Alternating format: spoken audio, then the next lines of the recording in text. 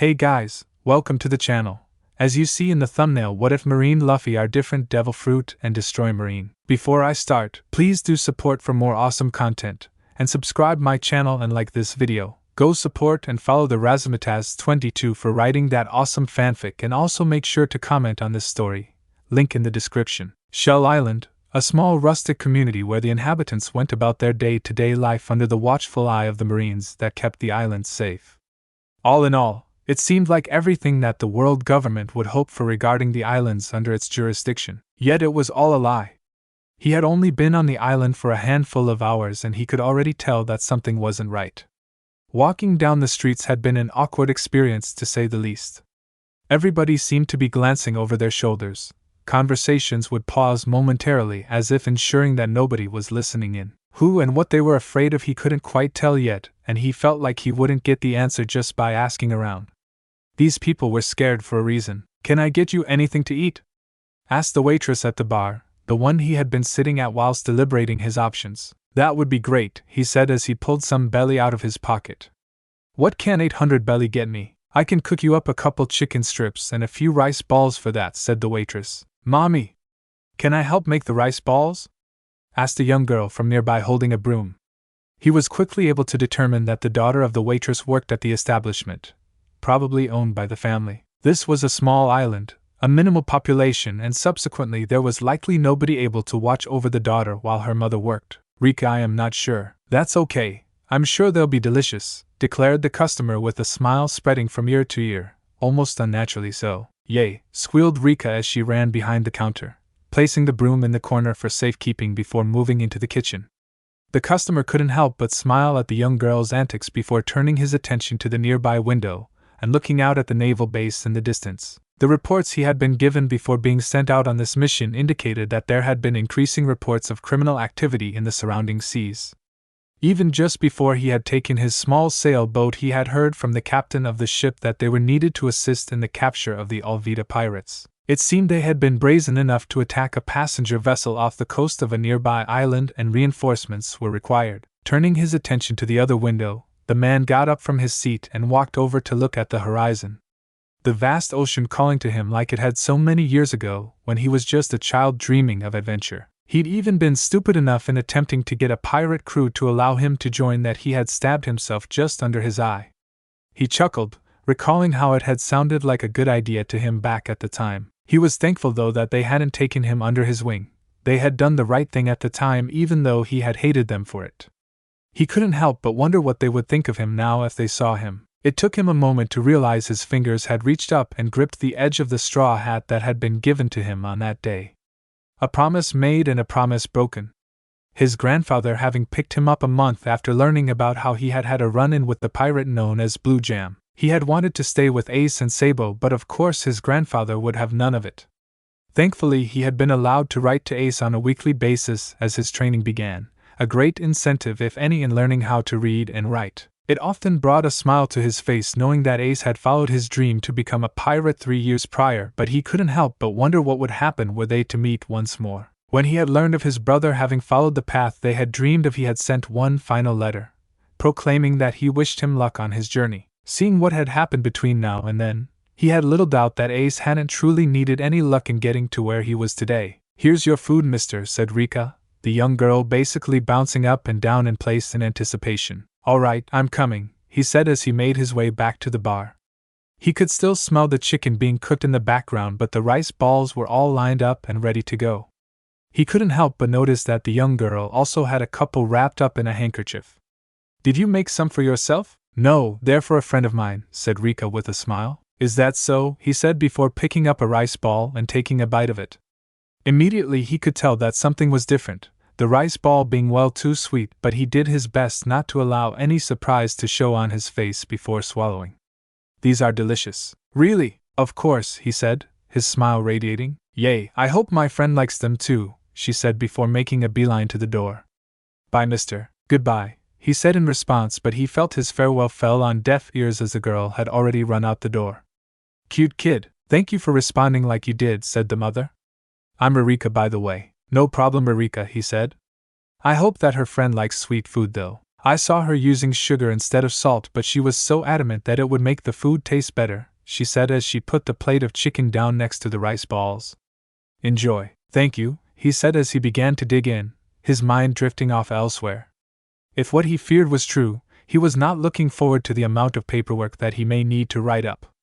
If he could pass it on to the captain of the naval vessel he had previously been on, he would, but his superior would crack the shits at him again. Last time he had gotten on his boss' bad side, it had been quite the training regime he had been forced into. Sparring with a Shichibukai was not a pleasant experience. So, he said in between mouth bites, I'm not from around here, as you probably guessed.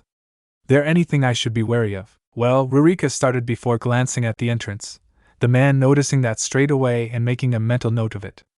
Whatever you do, don't get into trouble with the Marines. I thought that'd be a given, but I'm no pirate, he said before taking another bite of his meal. It's not really pirates they're after.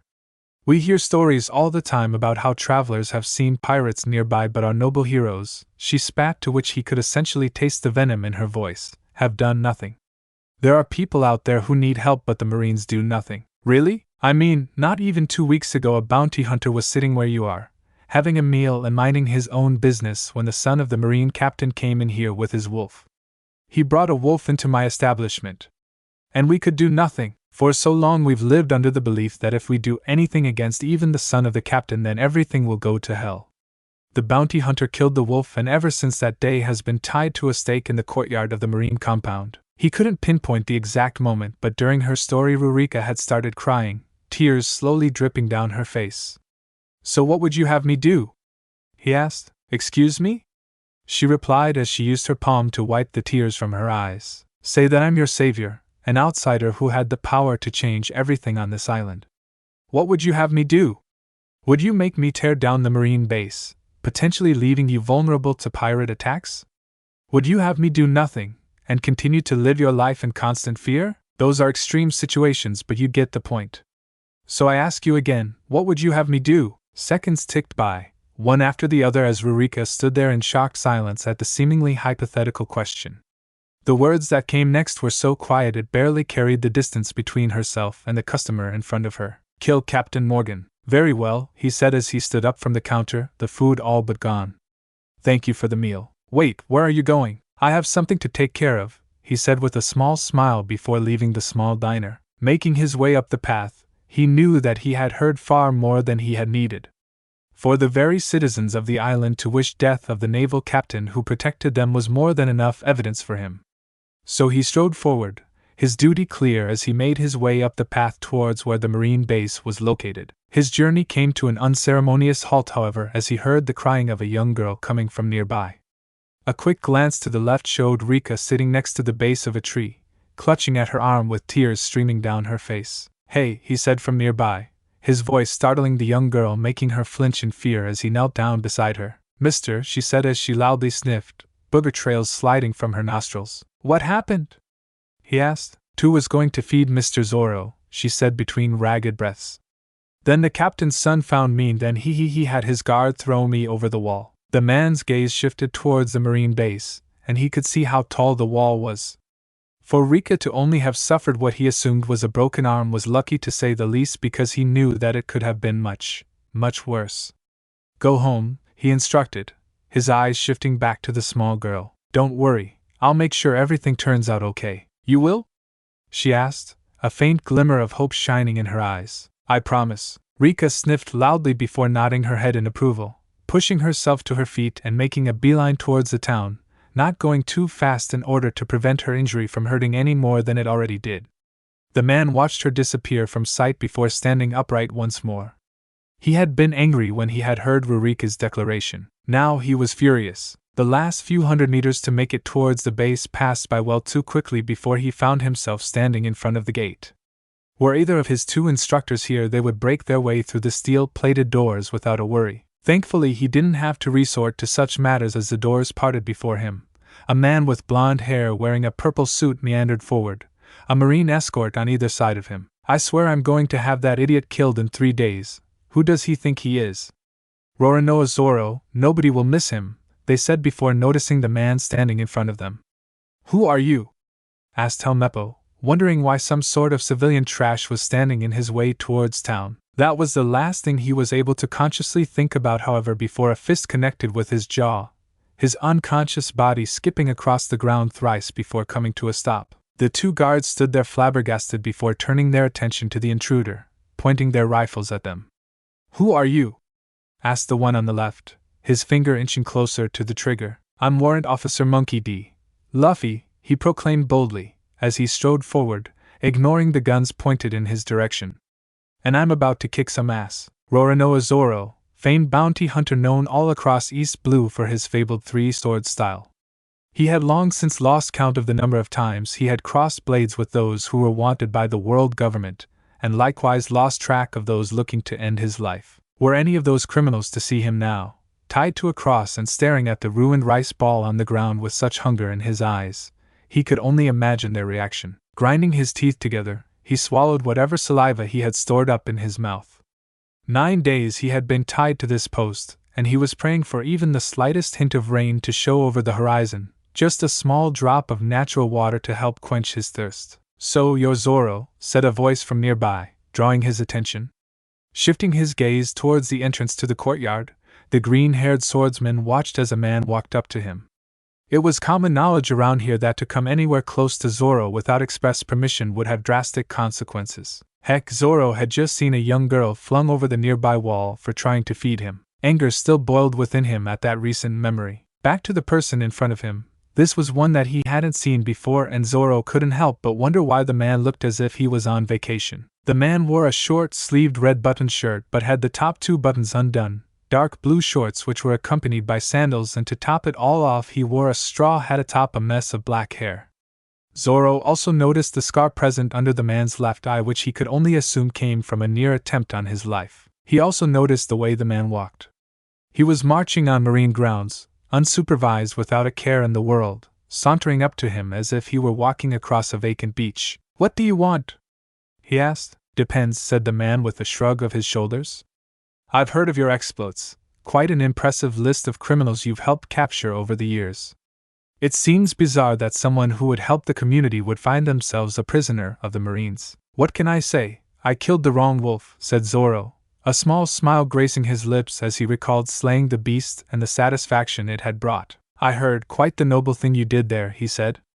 "I'll let you know that I ran into Rika on the way here. It seems she may have broken her arm." "Those bastards," growled Zoro. "Exactly. One of those bastards happened to be proclaiming about how he was going to have you executed in 3 days' time." "What?" "Now, I for one see this as such a shame, and I subsequently punched the boy in the face and knocked him out cold. Now, I have a proposition for you, Zoro. I'm going to untie you. I will not allow you to be executed to please some brat's ego. You then have 2 choices. One is to leave, get off this island, and go back to your days as a bounty hunter." "What's the second choice?" asked Zoro. "You sail under me." "And just who would you be?" "I'm Warrant Officer Monkey D. Luffy said, introducing himself. "You're a Marine?" questioned Zoro, wondering whether or not the person in front of him was truly on vacation and just so happened to come to this island and discover what was going on.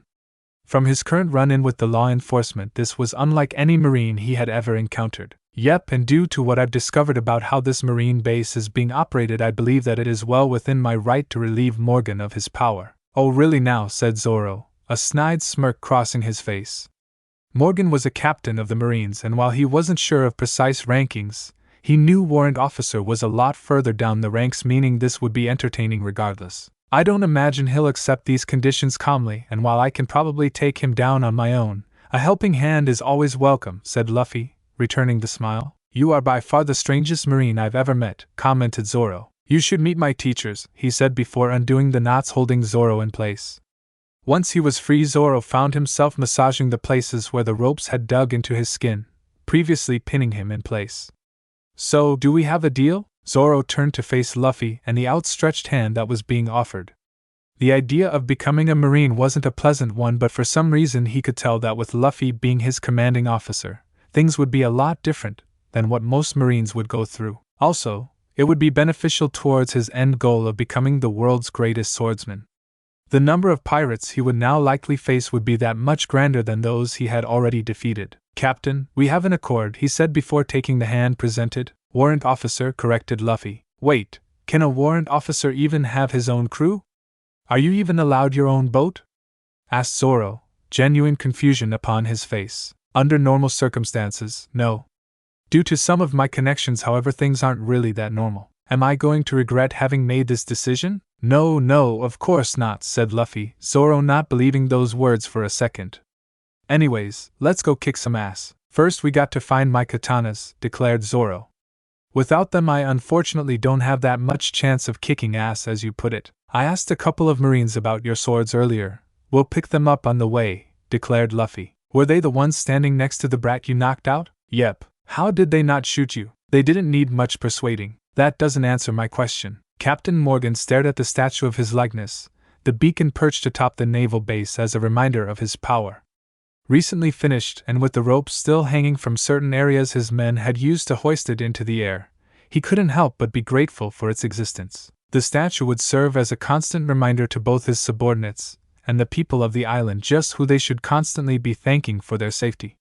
The Marine bleeding out on the ground by his feet was another reminder to those who served under him about what would happen to those who disrespected him in any way. The man had allowed his statue to get scratched, in turn disrespecting him and his position of power.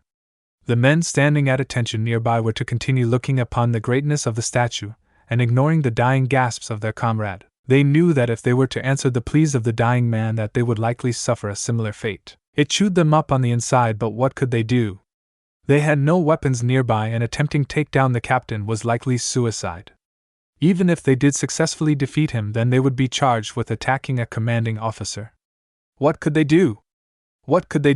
Turns out their mouths could almost hit the ground when someone whistled loudly, causing all attention towards them. That is an impressive statue, declared Luffy as he stepped onto the roof with Zoro following close behind, his trio of katanas now safely attached to his hip. During their procession upwards, Zoro's stomach had growled something fierce, and while Luffy suggested that they quickly find something to eat, the swordsman chose to decline the offer, saying that vengeance for his condition would be sweet enough, and that they could sate his starvation afterwards. Captain Morgan gazed at the intruders with hatred in his eyes. The green-haired swordsman was easily recognizable, but this other brat was new. Was he a fellow bounty hunter who had heard of the capture of Zoro and thought it unjust? Regardless of who he was, the fact that he was currently waltzing around a marine base meant that his subordinates had allowed this to happen. There would be blood for this treachery and disrespect. Seize them, he ordered of the men standing nearby. Luffy could see the moment of hesitation in the men before they started moving towards him and Zoro. I am Warrant Officer Monkey D. Luffy and I have been sent here under direct orders of Vice Admiral Garp. This, as you know, is Roronoa Zoro, who has accepted my deal to serve under me until such a time as our goals no longer align, declared Luffy, causing the men to pause in their tracks, once more faced with the same conundrum as they had with their captain. If any attempt to capture me or injure me in any way is made, he has my complete backing to come to my defense and protect me from harm. As a fair warning, I have a lot of pent-up aggression right now, declared Zoro, almost daring the Marines to try anything whilst his hands gently touched the hilts of the katanas tied to his waist. Warrant Officer, for what reason has Vice Admiral Garp sent you to my base? Asked Morgan, tensing somewhat from hearing the name of the legendary Marine. He didn't get to where he was today by pissing off the top dogs after all. Basically, my orders are to investigate the waters and islands of East Blue and report back what I find before returning to the Grand Line, said Luffy as he closed the distance between himself and the statue that rose into the air. I must say, what some of your men and the citizens have said about you is quite astounding. Grabbing onto one of the nearby ropes that was connected to the neck of the statue, Luffy played with the item before focusing on the top of the statue. If I may, I don't think your likeness is right in the center of the roof. Allow me. Before waiting for any sort of response, Luffy started running to the side, his hands still clutching onto the rope which swiftly went taut. While it had taken over a dozen men to raise the statue, as soon as that rope went taut everyone could see what was going to happen. While the peak of the statue became mildly unbalanced, a secondary yank sealed the fate of the structure as it tilted far enough for gravity to take effect. Morgan could only watch in horror as the construct fell before colliding with the roof, breaking upon impact and shattering into hundreds of pieces. He could hear the warrant officer say something that might have been an apology, but the words couldn't be understood, his rage only allowing him to know that this petty insect needed to die. Charging forward with speed few knew he possessed, Morgan raised the axe embedded within his flesh and fully intended to bisect the warrant officer straight down the center. Consequences be damned. His strike never descended as pain exploded from his chest, 3 large slashes having been created across his body where blood now freely poured. His gaze slowly shifted downwards to see Zoro standing there, the bounty hunter's blades coated in his blood. He tried to say something, curse at the insects before him, but was unable to utter anything as consciousness swiftly left his body, the hulk of a man falling backwards and crashing much like his statue had earlier. Chain that bastard up and get your comrades some medical assistance, immediately, ordered Luffy, pointing to the Marine who had previously been struck by Morgan. The Marines acted swiftly, no hesitation in their actions as several started to put pressure on the wound while others went to find a doctor to fix up the wound and chains to secure the defeated captain. Luffy rubbed his eyes with his forefinger and thumb, wondering how many others had found themselves on the receiving end of Morgan's unjustifiable wrath. How a commanding officer could treat his subordinates like this made him sick. "Are you okay, Luffy?" asked Zoro, noticing the unease the warrant officer was in. "Fine, I've just got a bit to think about. I'm going to head to Morgan's office and look at what I can find. That statue likely cost a stupid amount, and I doubt he paid a single belly for it.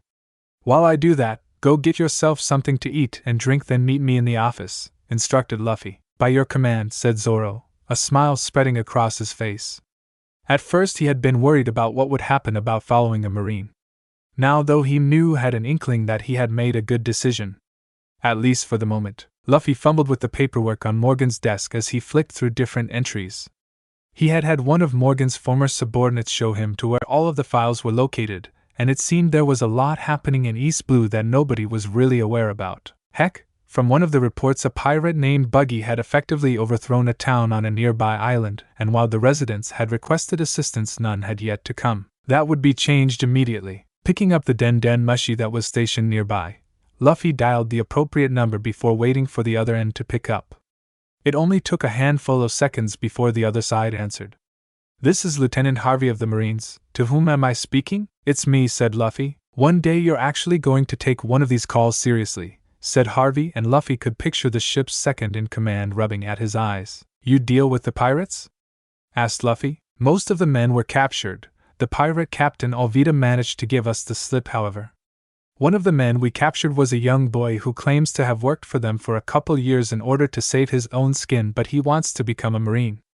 I think the two of you will get along. So you're letting him join? We'll do a background check, but he seems pretty determined. Heck, when we were rounding up the pirates, he attacked one of them and broke a plank of wood over their head. Be sure to tell him stories about me." "You won't be joining us, Warrant Officer Luffy?" "Not for the moment. Shell Island's base is now under the command of Commander Ripper.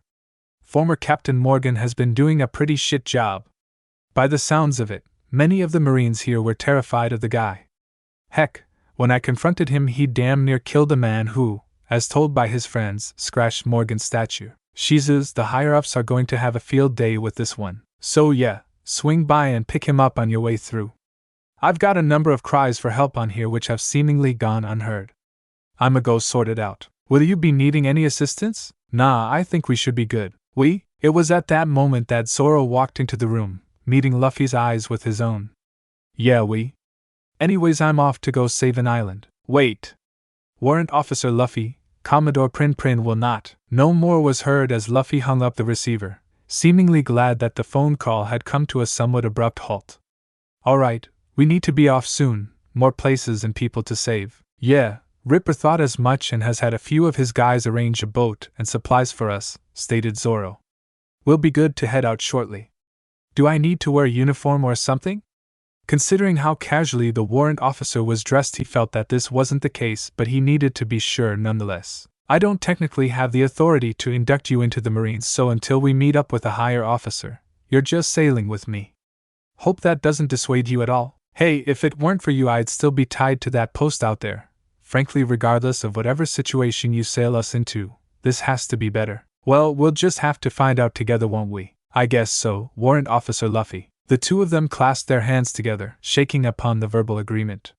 It was also at this moment that the door to the office smashed open, Helmeppo clutching his earlier wound. "Father, I need you to kill someone," he shouted before his words crawled to a stop as he noticed just who was in his father's office. Well, well, well, look who it is, said Zoro as he pulled a single katana out of its sheath. Not only do I get to cut up the captain, but I get to kill the sun as well. All the will to remain standing crumbled out of Helmeppo as he crashed to his knees, his bladder failing himself as the stench of urine quickly became apparent. On that note, let's head out, Zoro, instructed Luffy as he made his way past the quivering mess of a boy. I guess you survived for now, declared Zoro, his voice promising harsh punishment if Helmeppo were ever to cross his path again. With those promises, however, Helmeppo's will to remain conscious faded as he fell forward, his face bouncing once off the floor as his world went black. You want to fight him at some stage?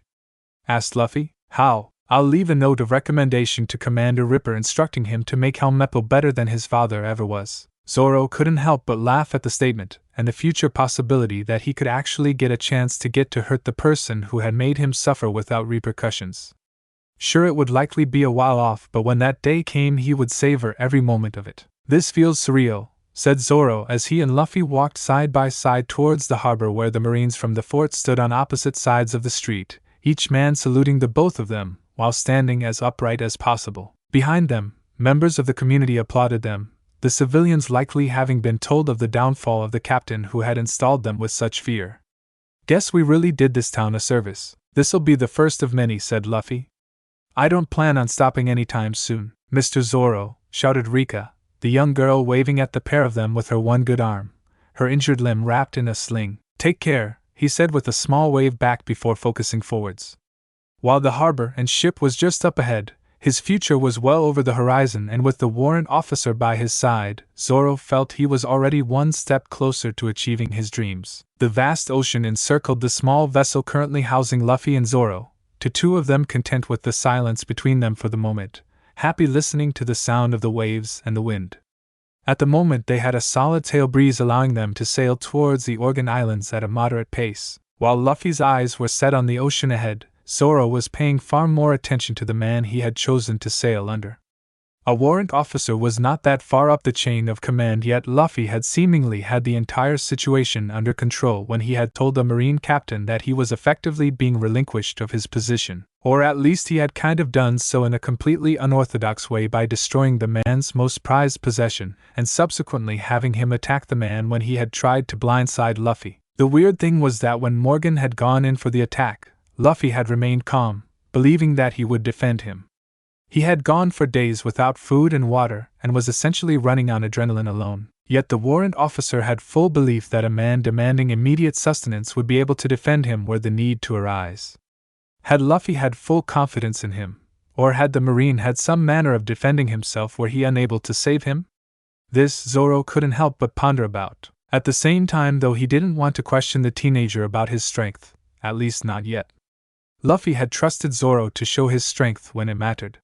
It was only fair that he did the same. They were on their way to encounter a pirate, who more than was worthy of his bounty were he and his crew able to take over and run rampant in Orange Town. The fact that according to the reports Luffy had read, this pirate crew had effectively held the residents captive for as long as they had, yet nothing had been done. As a bounty hunter, Zoro wouldn't have tackled such an opponent by himself. It was an entire crew, lodged into what was likely a well-fortified defense with all their firepower at their disposal. They were a man with 3 swords and one who only had his fists and feet at his disposal. That was including the fact that Zoro had yet to see the warrant officer use either of them in action. Then there was the potential concept that the man who sat casually before them possessed the devil fruit of some ability. He had come across a couple of devil fruit users in his time, and he had had to react accordingly, usually by having to go about his fights differently or overcoming a certain obstacle. Now that he was effectively working on behalf of the Marines, it was likely that he would eventually come across more people who had eccentric abilities. Did the man in front of him have an ability of his own, however? He didn't know. Just like how Luffy didn't know what Zoro was truly capable of. We got people overboard just ahead, declared Luffy, snapping Zoro out of his thoughts. 3 of them by the looks of it. Getting to his feet, Zoro shielded his eyes from the sun as he peered past the boat's bow. He could see them, barely, flailing about in the water, and if he focused his hearing he could just make out the sound of them calling for help. Had Luffy not pointed them out he likely wouldn't have noticed them for another minute or so. Grab the oars, instructed Luffy, having safely secured the mast. Row up to them and we'll give them a hand. On it, said Zoro as he went about as told. Luffy meanwhile focused his attention on those up ahead. With Zoro rowing them at a solid pace, it didn't take long for them to reach those in need, the swordsman stopping his charge when instructed and the boat drifting right next to the men. Need a hand, said Luffy as he knelt on the side of the boat and reached out to the closest of the men. Thanks, he said as he scrambled into the wooden boat, grateful to be out of the water.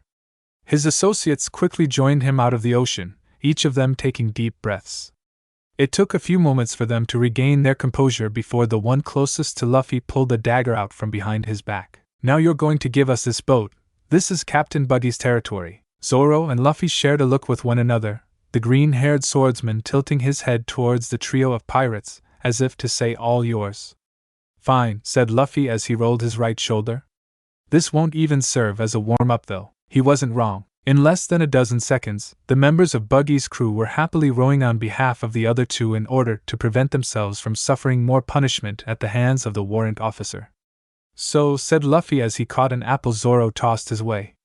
The three of you were tossed into the water for whatever reason. That's right, a witch interrupted one of the pirates, only to be silenced when Luffy looked at him, his eyes sharpened. I don't give a damn why or how you got into the water, what I want is information about your captain, said Luffy taking a bite from his apple before putting the fruit to the side. When we get to your hideout you can go run off and warn your captain that I'm coming. But until then you're going to tell me everything I need to know. If you don't, I'll just have to start breaking fingers now, won't I? Will never was as far as one of the pirates got before Luffy knelt forward and gripped the man's wrist, the man groaning in pain just from the grip alone.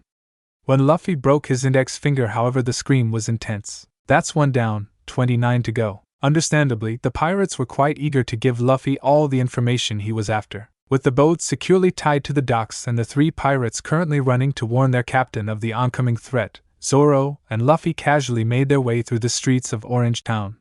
So how are we going to beat this Buggy guy? Asked Zoro. If what we got from those guys is true, my swords won't be able to do shit to him. The thing about pirates with devil fruit powers is that they're cocky. They fully believe that due to the ability they have they can't be beaten, said Luffy as he looked up into the sky. The power to split up and move body parts individually. Not the strangest power I've come across by any stretch of the imagination. What would be then? Asked Zoro. Try fighting a guy made out of ice. That is some real bullshit right there, declared Luffy, a small smile crossing his face of the memory of when Aokiji had agreed to duel him.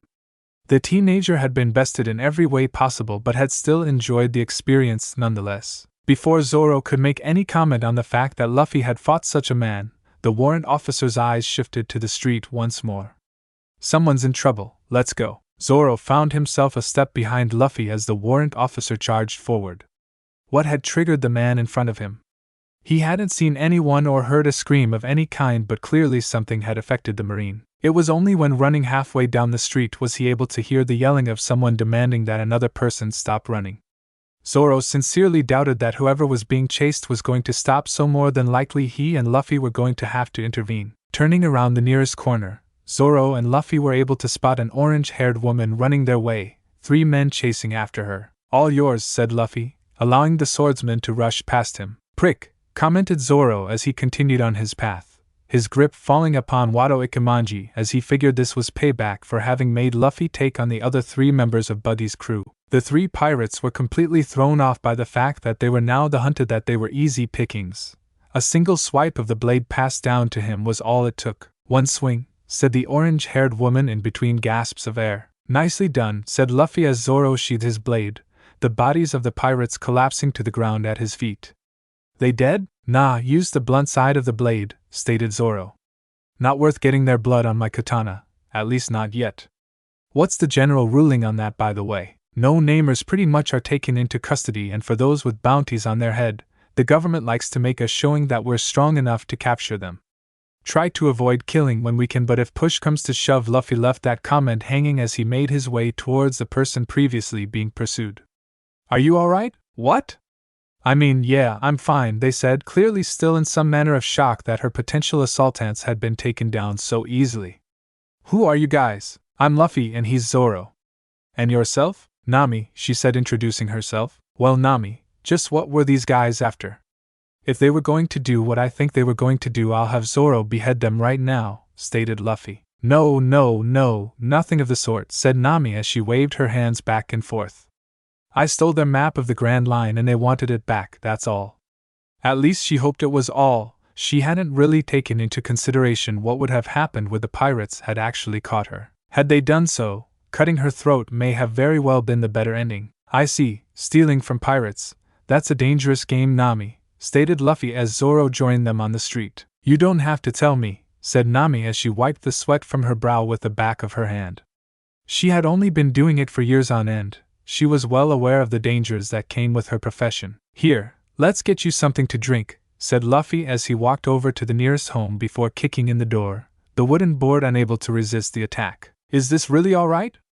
Asked Zoro. If anyone asks, the pirates did it, said Luffy as he went to the kitchen and rummaged around the cupboards until he found a glass.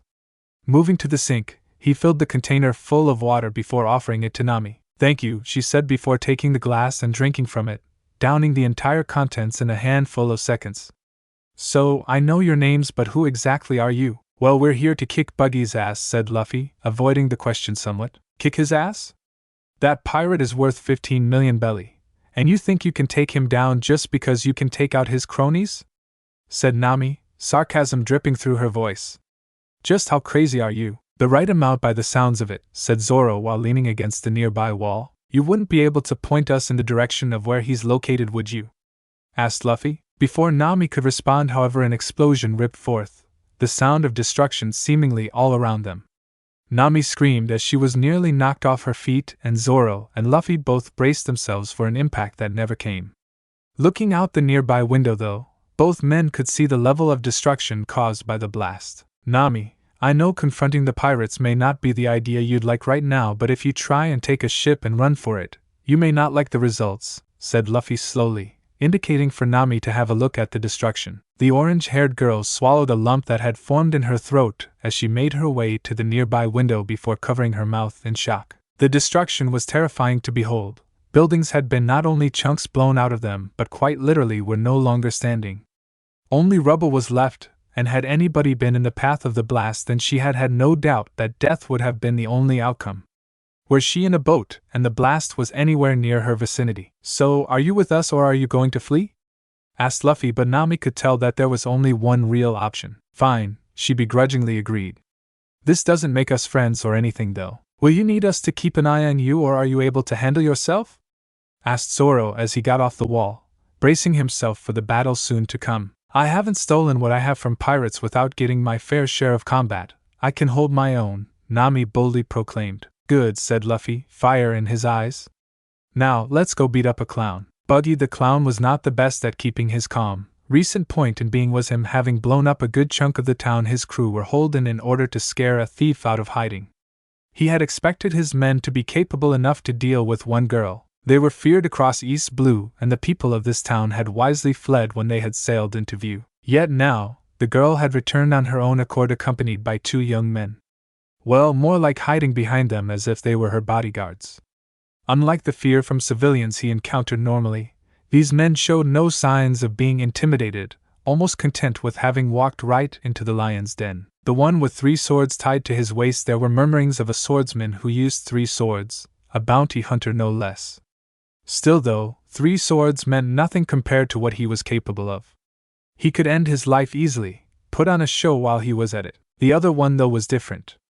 His eyes had already scanned the area, and Buggy could tell straight away that this one was trouble. He had seen that look on men quite often when he had first sailed as a pirate. It wasn't of overconfidence, that look often got whoever was wearing that expression killed. No, this was an eerie level of calm he hadn't seen in a long time. And that hat? There was no way it was the same one, it couldn't be. Grinding his teeth together, Buggy decided that he would play this slowly. He was safe. Of that he was certain, but he couldn't sail a ship by himself. For now, he would wait. Nami stared at the back of the 2 men standing in front of her who only earlier had managed to best a handful of Buggy's men with ease. Now, though, they stood in front of the rest of the crew, roughly 100 men if her quick count was anything to go by. That meant the 3 of them had to defeat more than 30 each. Well, she hoped that they would tackle more than their fair share and leave her only a handful of pirates if that. Yet that wasn't taking into consideration Buggy himself. A pirate captain worth 15 million belly. She couldn't help but shake, her fingers trembling as she gripped onto her weapon. She could feel sweat forming on her brow but dared not wipe it away and lose her line of sight for a moment. She had robbed from pirates before and had always been ready to risk her life if the moment demanded it. This, however, from her point, was insanity. They were but 3 against 100. What could they do? Zoro, Nami, said Luffy calmly, not looking at either of them as he did so, his eyes entirely focused on the pirate captain before him. If things get ugly, can you handle the lot of them? Nami's eyes nearly bulged out of her skull as she struggled to find words to accommodate the emotions she was feeling at that moment in time. Thankfully, Zoro was more than capable of saying his fair share. Easy. Unfortunately, it was not the same train of thought that Nami possessed. Wait as she started before Zoro lifted out his arm in front of her before Luffy started to march forward, purpose in his steps. Captain Buggy, I am Warrant Officer Monkey D. Luffy of the Marines, he said as he stepped forward, reaching into his back pocket. Zoro and Nami watched with intrigue as he pulled out what looked like brass knuckles. Applying them to his hands, Luffy came to a stop, men surrounding him from all sides. Now you can come with me quietly or we can do this the fun way. The fun way, said Buggy quietly as he stood up from his throne. Taking a step down so that he was on level footing as the Marine in front of him, he paused momentarily before laughing, cackling madly as his crew joined in. A warrant officer? You're nothing more than a glorified grunt. If you think you're such hot stuff, then you should be able to deal with this no problem. With a wide gesture, Buggy pointed to a cannon nearby, his men already lighting the fuse and aiming it towards the Marine. Luffy! Screamed Nami, afraid that the person in front of him was going to be blasted to pieces. It was not to be, however. The cannon went off with an explosive bang, shooting the lead ball directly at the Navy soldier. Seemingly disinterested, Luffy lifted up his arm quicker than many were able to comprehend before the cannonball made contact with it. There was a small step backwards to absorb some of the impact, but that was all. Seconds ticked by as those around the Marine processed the ridiculous sight they had just witnessed. Impressive, said Zoro, a devilish grin appearing on his face. How? Stuttered Nami, barely able to get the word out. The pirates meanwhile were much more vocal about it. He caught it! They shouted as one, taken back by the spectacle they had witnessed. Buggy meanwhile was growling, his fists clenched as he witnessed something that shouldn't have been possible for someone in East Blue. Into the Grand Line such a thing was much more likely, but here? If this brat was from the Grand Line, then he had to think about this carefully. His crew was more than capable of tackling Marines located in East Blue except perhaps for ship captains, in which case he was more than capable of picking up the slack. His eyes shifted over the shoulder of the Marine, who was currently lobbing the cannonball up and down casually as if it were a child's toy, and at his accomplices. The pirate hunter would be trouble but not unbeatable. The girl, however, the girl could be used. Well then, it seems you're not all talk, declared Buggy, a trio of knives falling from his sleeve to land in between his fingers. However long it took you to learn that fancy trick will mean nothing in the heat of battle. Victory will be mine. Buggy charged forward, Luffy taking a quick moment to acknowledge that the men surrounding him and their captain had returned to their smug look. It seemed this was something that they had witnessed more than once and had full confidence in their captain being victorious. Allowing the cannonball to drop to the ground, Luffy shifted in stance and braced himself for whatever attack came his way. When Buggy was only a couple of meters away, the pirate struck, sticking his arm out in front of him and shooting his armed hand off of his body and at the Marine. While Luffy had known this was the power of Buggy, it was still something that had been hard to predict when it would be used. Dodging to the side ever so slightly, Luffy paid brief attention to the fact that the attack was heading towards those behind him. It didn't matter. As another knife slipped into Buggy's remaining hand, Luffy was already on him. The distance between them crossed in a moment. As the pirate attempted to stab Luffy at close range, the Marine was that fraction quicker as he drove his fist into Buggy's stomach. Or at least attempted to. His blow had been on target, but the pirate's torso split from his legs, causing Luffy's strike to pass through nothing. Luffy grunted in pain as the blade penetrated his flesh, his spare hand clasping onto Buggy's wrist to prevent him from doing further injury, as the pirate rejoined his torso to his legs. He had felt pain before, his instructors had ensured that, but never once had they stabbed him. Jaya ha ha ha, that's what you get, Marine! Shouted Buggy before he felt the cold of the brass knuckles lightly press against the limb holding the knives in place. Then the pain set in. Buggy screamed in agony as blood gushed forth from the stump where his hand had been disconnected. Meanwhile, the separated limb fell from its direct path towards where Nami and Zoro had been. The swordsman already had a katana out ready to defend against the attack. Buggy's concentration shattered and unable to keep the limb mobile as pain struck at every nerve. "Captain?" shouted members of his crew, some in concern and others in confusion. One man and his pet lion actually had the idea to defend their captain, and Luffy had to disengage, the knife being removed from his wound to allow blood to openly flow. Still, that was better than having been struck by the lion's claws. "Captain Buggy, are you well?" "No," admitted Buggy as the blood stopped flowing from his wrist. With control over his power once more, Buggy quickly got his separated hand to connect once more to his wrist as he tried to figure out what the hell just happened. "Are you alright, Luffy?" asked Zoro. "I'll manage," stated Luffy as he applied a touch of pressure onto the wound to slow down the bleeding. "I'll need to get this bandaged up pretty quick though." "Leave that to me," stated Nami as she started to tear at the lower half of her shirt. "Zoro, you keep us defended until then." "Got it," said Zoro as he withdrew his remaining katana, putting the hilt of his precious blade into his mouth. "How do you want us to proceed, Captain?" asked Moji, the vice-captain of the Buggy Pirates, as he sat atop Richie, the vicious animal growling menacingly as it eyed the prey in front of it. "That brat, those weapons on his hands," said Buggy as he struggled to his feet, still trying to get used to the feeling of having lost so much blood. "I thought they were iron or steel at first, but they are much worse." "What do you mean?" asked the vice-captain. "It's sea stone," cursed Buggy. "As long as that kid is here, I can't use my powers." Buggy had barely been able to put up with the pain of having touched the rare element, when only a wrist had been detached. Had he been hit when his entire torso had been disconnected from his legs, it would have been instant death. "Your orders?" asked Moji. Buggy took a deep breath before giving his response, shouting loud enough for the whole crew to hear. "Kill them." "All right," mumbled Zoro from around the hilt of his weapon. "My turn." The clash of steel on steel rang out as Zoro did his best to keep the pirates at bay from those behind him. He knew that it wouldn't take long for Nami to patch up Luffy, but if someone got past him, then it would be disastrous. Any sort of movement Luffy made at the moment could threaten to do further damage, and that was even more so without the wound being properly bandaged. Ultimately, stitches would have been the much more preferable option, but considering the situation they were in, this would have to do until they secured better medical supplies. Gliding past one pirate's attack, the sword in his left hand sliced across the man's torso while the sword in his mouth deflected an attack aimed at his neck. The audible click of a pistol alerted him well before he saw the gun and ducked accordingly, the bullet passing over his head and into the chest of another pirate who had been trying to get the jump on in. "Enough! He is mine!" declared Moji, Richie roaring viciously as the lion's eyes set themselves upon the resilient swordsman. With surprising speed, the lion leapt forward and Zoro had to shuffle backwards in order to avoid the claw which had threatened to tear his head from his shoulders. Pain lashed into his right arm as he was struck with the whip that Moji held, the audible crack resonating with the cheer from the pirate ensemble.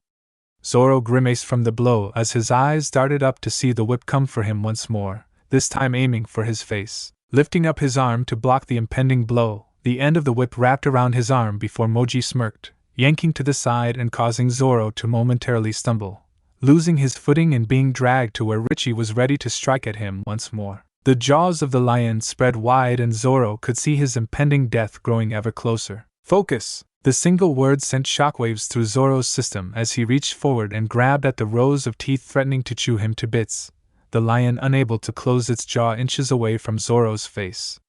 The sharp teeth threatened to penetrate the skin of his palms, but the calloused surface momentarily refused to give. Moji's whip retracted itself from Zoro's arm before crashing across the brow of the swordsman, blood swiftly leaking from the wound down the former bounty hunter's face.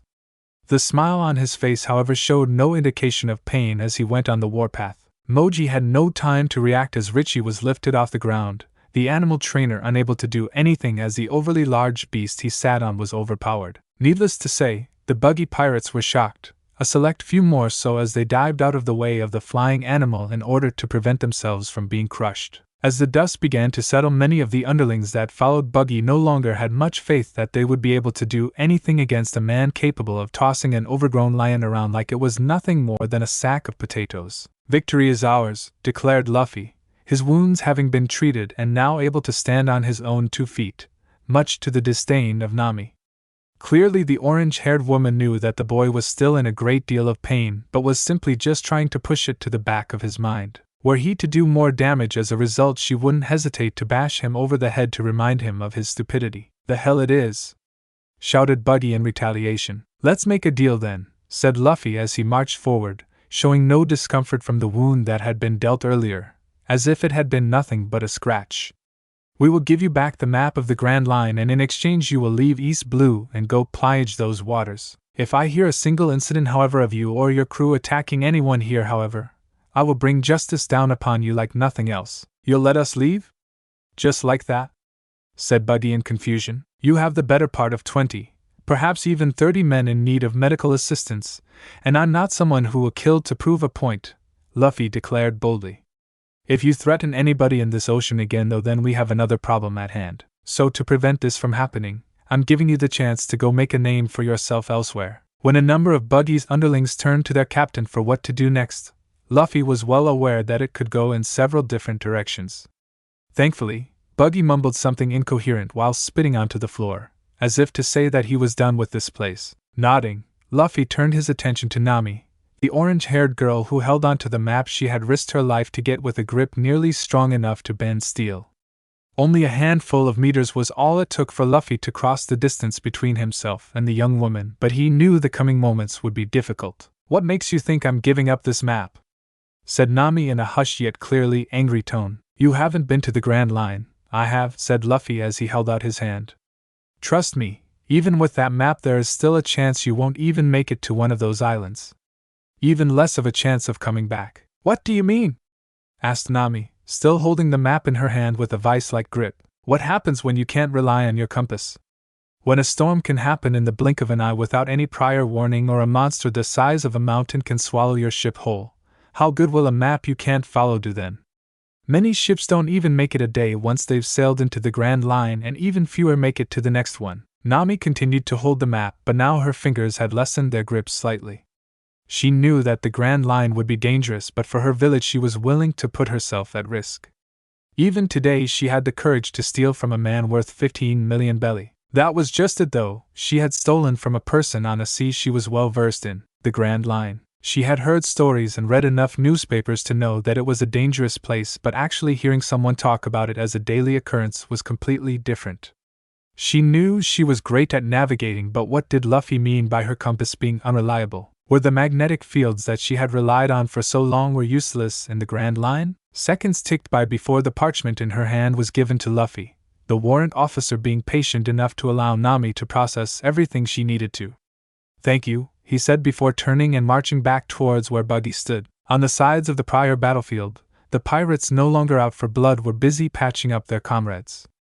A handful of bodies, however, had no attention being given to them, and Luffy knew that it wasn't because they were healthy enough to not need medical assistance. "With this we have reached an agreement," said Luffy as he offered the map to the pirate captain. "I'm just going to say this, you straw-hat brat," growled Buggy, his voice barely more than a whisper so that only the two of them could hear. "As a pirate, I hate this. Bargaining with Marines is something those shitty-ass warlords do. I bet you know just what you're doing, how the Grand Line will swallow me and my crew up and our deaths will mean nothing to you. I've been there, I've seen more than you can imagine and fought against odds which still haunt my nightmares. You think you're top shit, kid? You ain't nothing." "I know," Luffy said, agreeing with what the clown pirate was saying. "I know that out there are dangers I wouldn't believe unless I saw it. I joined the Marines in order to save people from those dangers, even if it costs me my life. Even here, you're threatening the lives of the people of this town, and if you go back on our agreement either I'll die or you'll spend the rest of your years in Impel Down." "You've got spunk, kid," said Buggy, a menacing smile crossing his face as he walked past the warrant officer. "When I read of your death I'll drink in your honor. Men, these waters are too soft for the likes of us, and it is time to carve our names into legend. Set sail for the Grand Line." Buggy's speech was short and to the point, but the roar of approval from even the most injured of his crew spoke volumes for how much they respected him. They followed their captain towards the exit, Zoro and Nami stepping to the side as a couple members of the pirate crew hauled whatever loot they could with them. All it took was a couple of minutes, and the remainder of the party they had crashed was all that was left for the trio to remind themselves that they had recently shared the space with pirates. What was that all about? Asked Zoro as Luffy made his way over to where some leftover food was still sitting on the table. We're Marines, aren't we? Shouldn't we have arrested them, and stowed them where? Asked Luffy in return, keeping his eyes as far away from the fallen members of the pirate crew as he could. Slowly turning to face Zoro, the swordsman could see the conflict in Luffy's eyes. Yes, our job as Marines is to capture and contain criminals. While many may see that as the highest priority, remember that before the pirates arrived here this was a town full of people who are currently either missing or in hiding. If possible, we could have maybe been able to restrain that entire crew, but that is a huge task. Also, there's no knowing when we can contact a passing battleship to pick up that many prisoners. During that time it is our duty to ensure they survive. I'm the adventuring type of person, not the babysitter. Letting them go is the better option. I don't like it, declared Nami, crossing her arms over her chest. Then tell me, Nami, how will you have handled getting rid of all these pirates? Asked Luffy as he picked up a nearby piece of meat, raised it to his mouth, and tore a chunk off whilst waiting for a response. The orange-haired navigator clenched her teeth and felt her hands form into fists as her mind went through the options she could think of. There was always the possibility of calling reinforcements.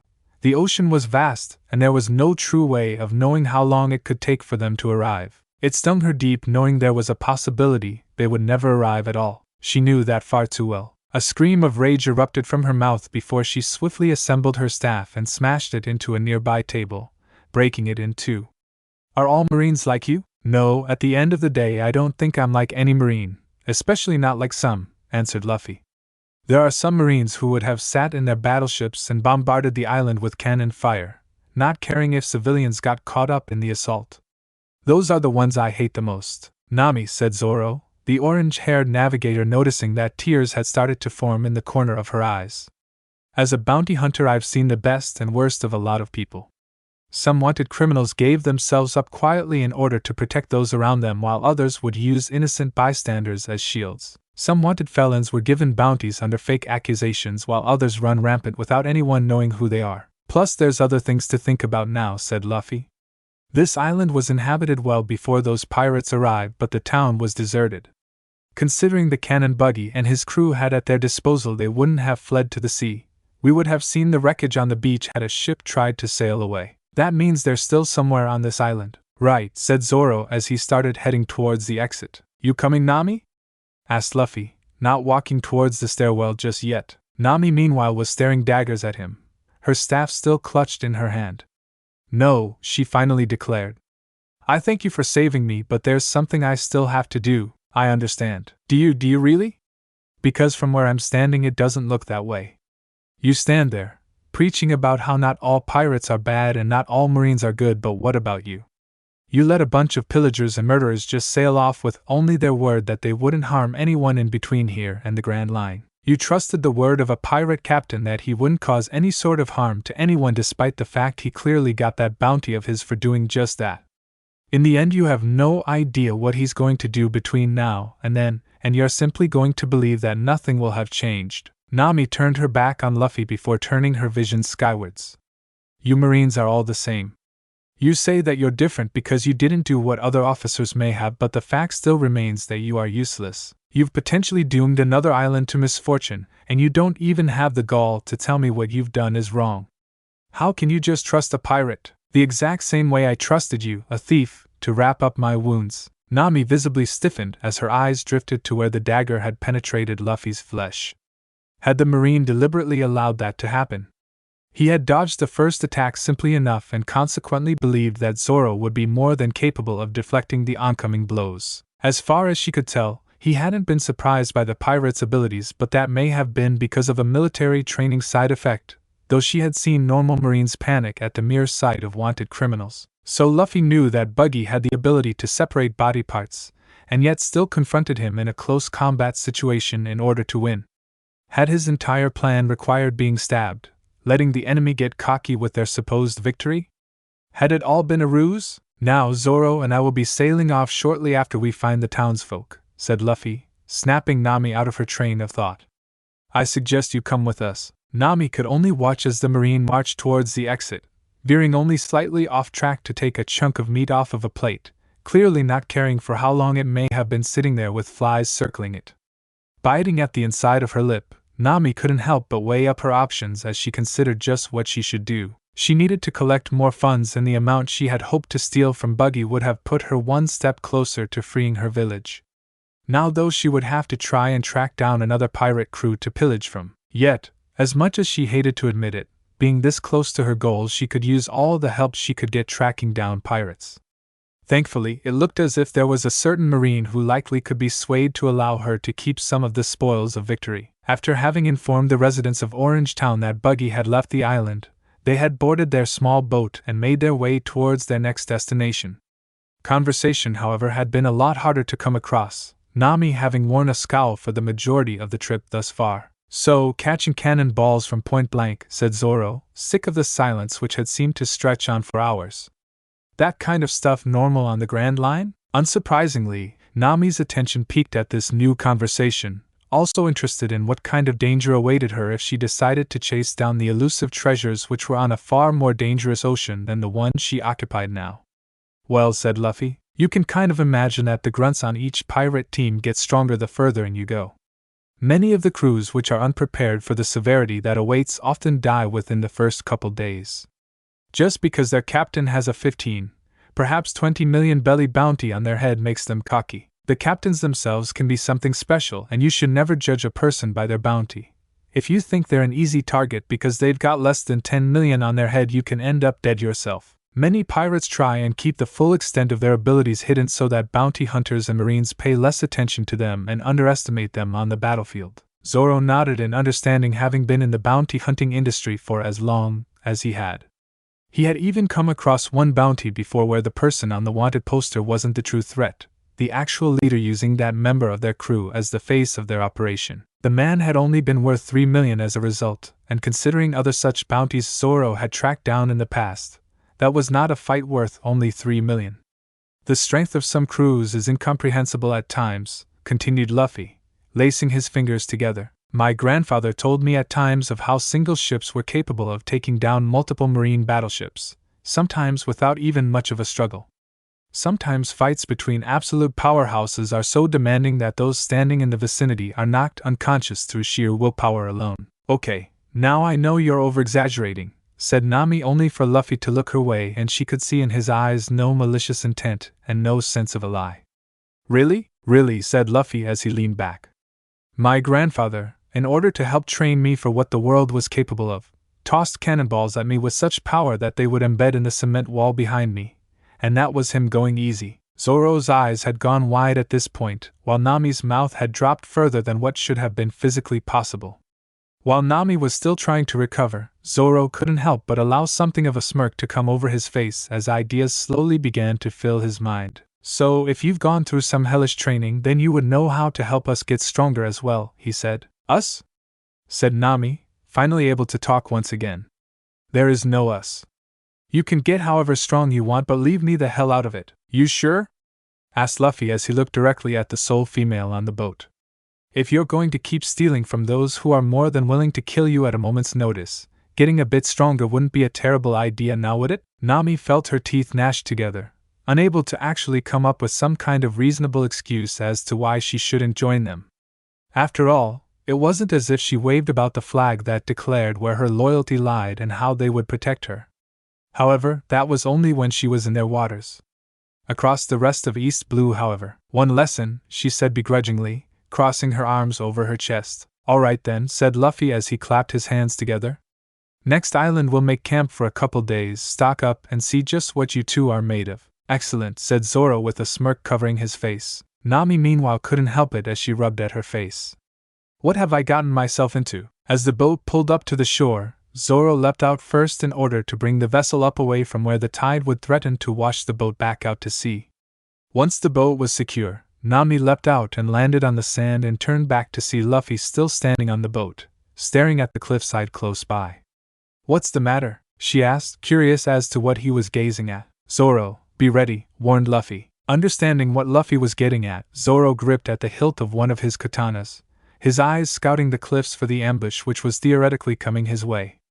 At first, he couldn't see the projectile, not until it was far too close for comfort. Leaping to the side, he was unable to avoid the shot completely with it crashing into his shoulder. Nami gasped, fearing that the swordsman had been shot by a pistol, but the lack of sound quickly debunked that theory. Next one's coming, stated Luffy. Heeding the warrant officer's call, Zoro focused close to where he estimated the original shot to have come from.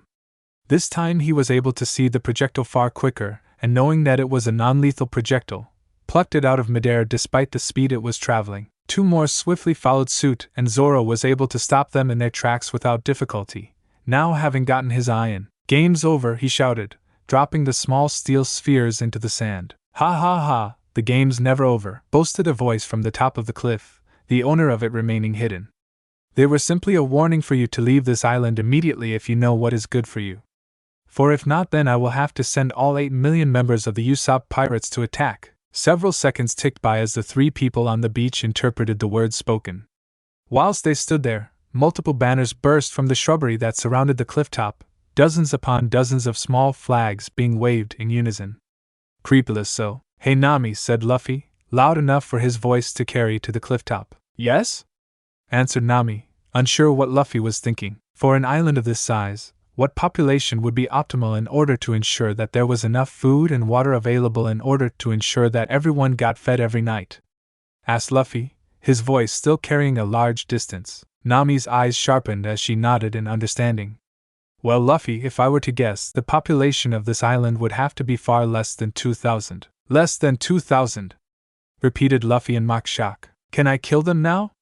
asked Zoro, unsheathing a katana and holding the blade high in the air where the sun glimmered off the polished steel. The effect was instantaneous as childish screams rang out, fading into nothingness as kids fled back towards the safety of the village.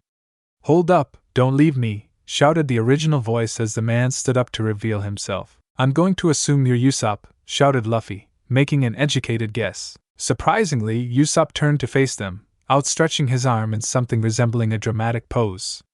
"That's right. I'm the feared Captain Usopp, protector of this island and the greatest marksman in all the seas." "Your knees are shaking," commented Nami, causing Usopp to scream once more. "To assure you that's just a medical condition that I have, shaking knee-itis," lied Usopp. "Well," said Luffy, briefly adjusting the hat on his head. "If you show us to somewhere we can purchase some food and drinks, I'll be sure to inform you about why you shouldn't lie to a Marine officer." "A Marine!" shouted Usopp, taking a step back before waving his hands back and forth apologetically. "I assure you, sir, the whole pirate captain thing is just something I play with the kids of the island to keep them entertained." "Sure," said Zoro in a long drawn-out manner as he sheathed his katana. "Now, where's the food at?" "Right this way, please follow me," said Usopp, beckoning the trio to follow them. While they could probably find the village themselves, the three travelers opted to allow the liar to lead, only taking half of the stories he stammered along the way at face value. "You really took out the Buggy pirates?" said Usopp in disbelief. "Took out is really overselling it," said Nami, still hating the fact that they had allowed such vicious people to roam freely without some sort of supervision. "You guys must be super strong," said Usopp as he leant back in his seat. "I'm sure a crew of your caliber would love to have someone of my strength fighting by your side." "Well, if you wanted to join I wouldn't say no," said Luffy in between mouthfuls. "Wait, you mean it just like that?" asked Usopp, surprised if it was really that simple. "I don't really know if we're an official group as of yet," said Zoro as he poured himself another glass of sake. "It's hard to believe this guy is a warrant officer to begin with. If I hadn't seen how he behaved at the Marine base on Shell Island I wouldn't believe he was a Marine at all." "Which does raise a few questions," said Nami leaning forward with her chin cupped in the palm of her hand. "What is your mission? If you are a Marine soldier, on duty no less, then why aren't you with a proper military crew patrolling the waters? What gives you the ability to pick up crew members on the fly without any rhyme or reasoning behind it?" Luffy leaned back in his seat, his plate polished clean of anything resembling food as he rubbed at the back of his head.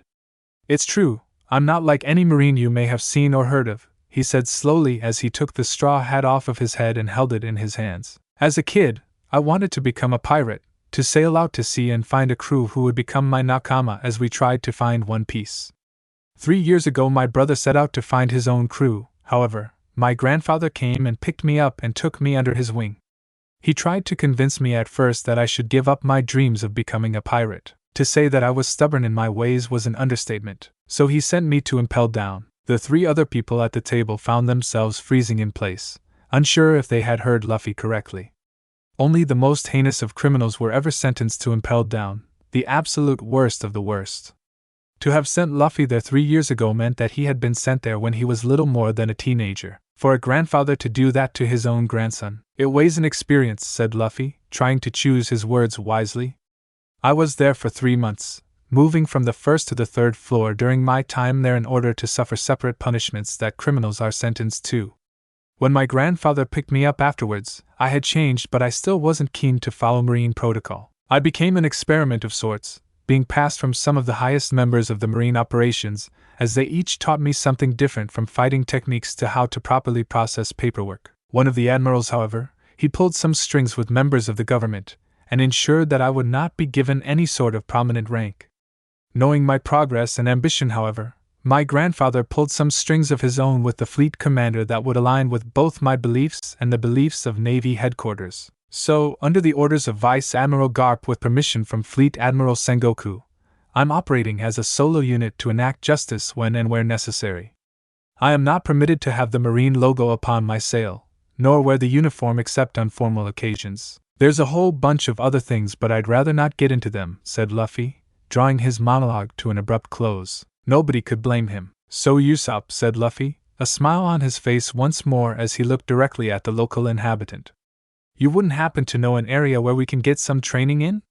Nami and Zoro were keen to see what I can teach them. What? Said Usopp, as if shaken out of a stupor he had been unaware he was in.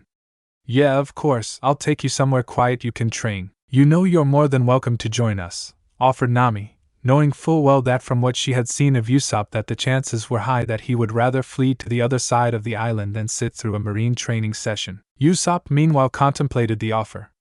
He knew that he was supposed to meet Kaya shortly to tell her some stories and make her laugh and smile.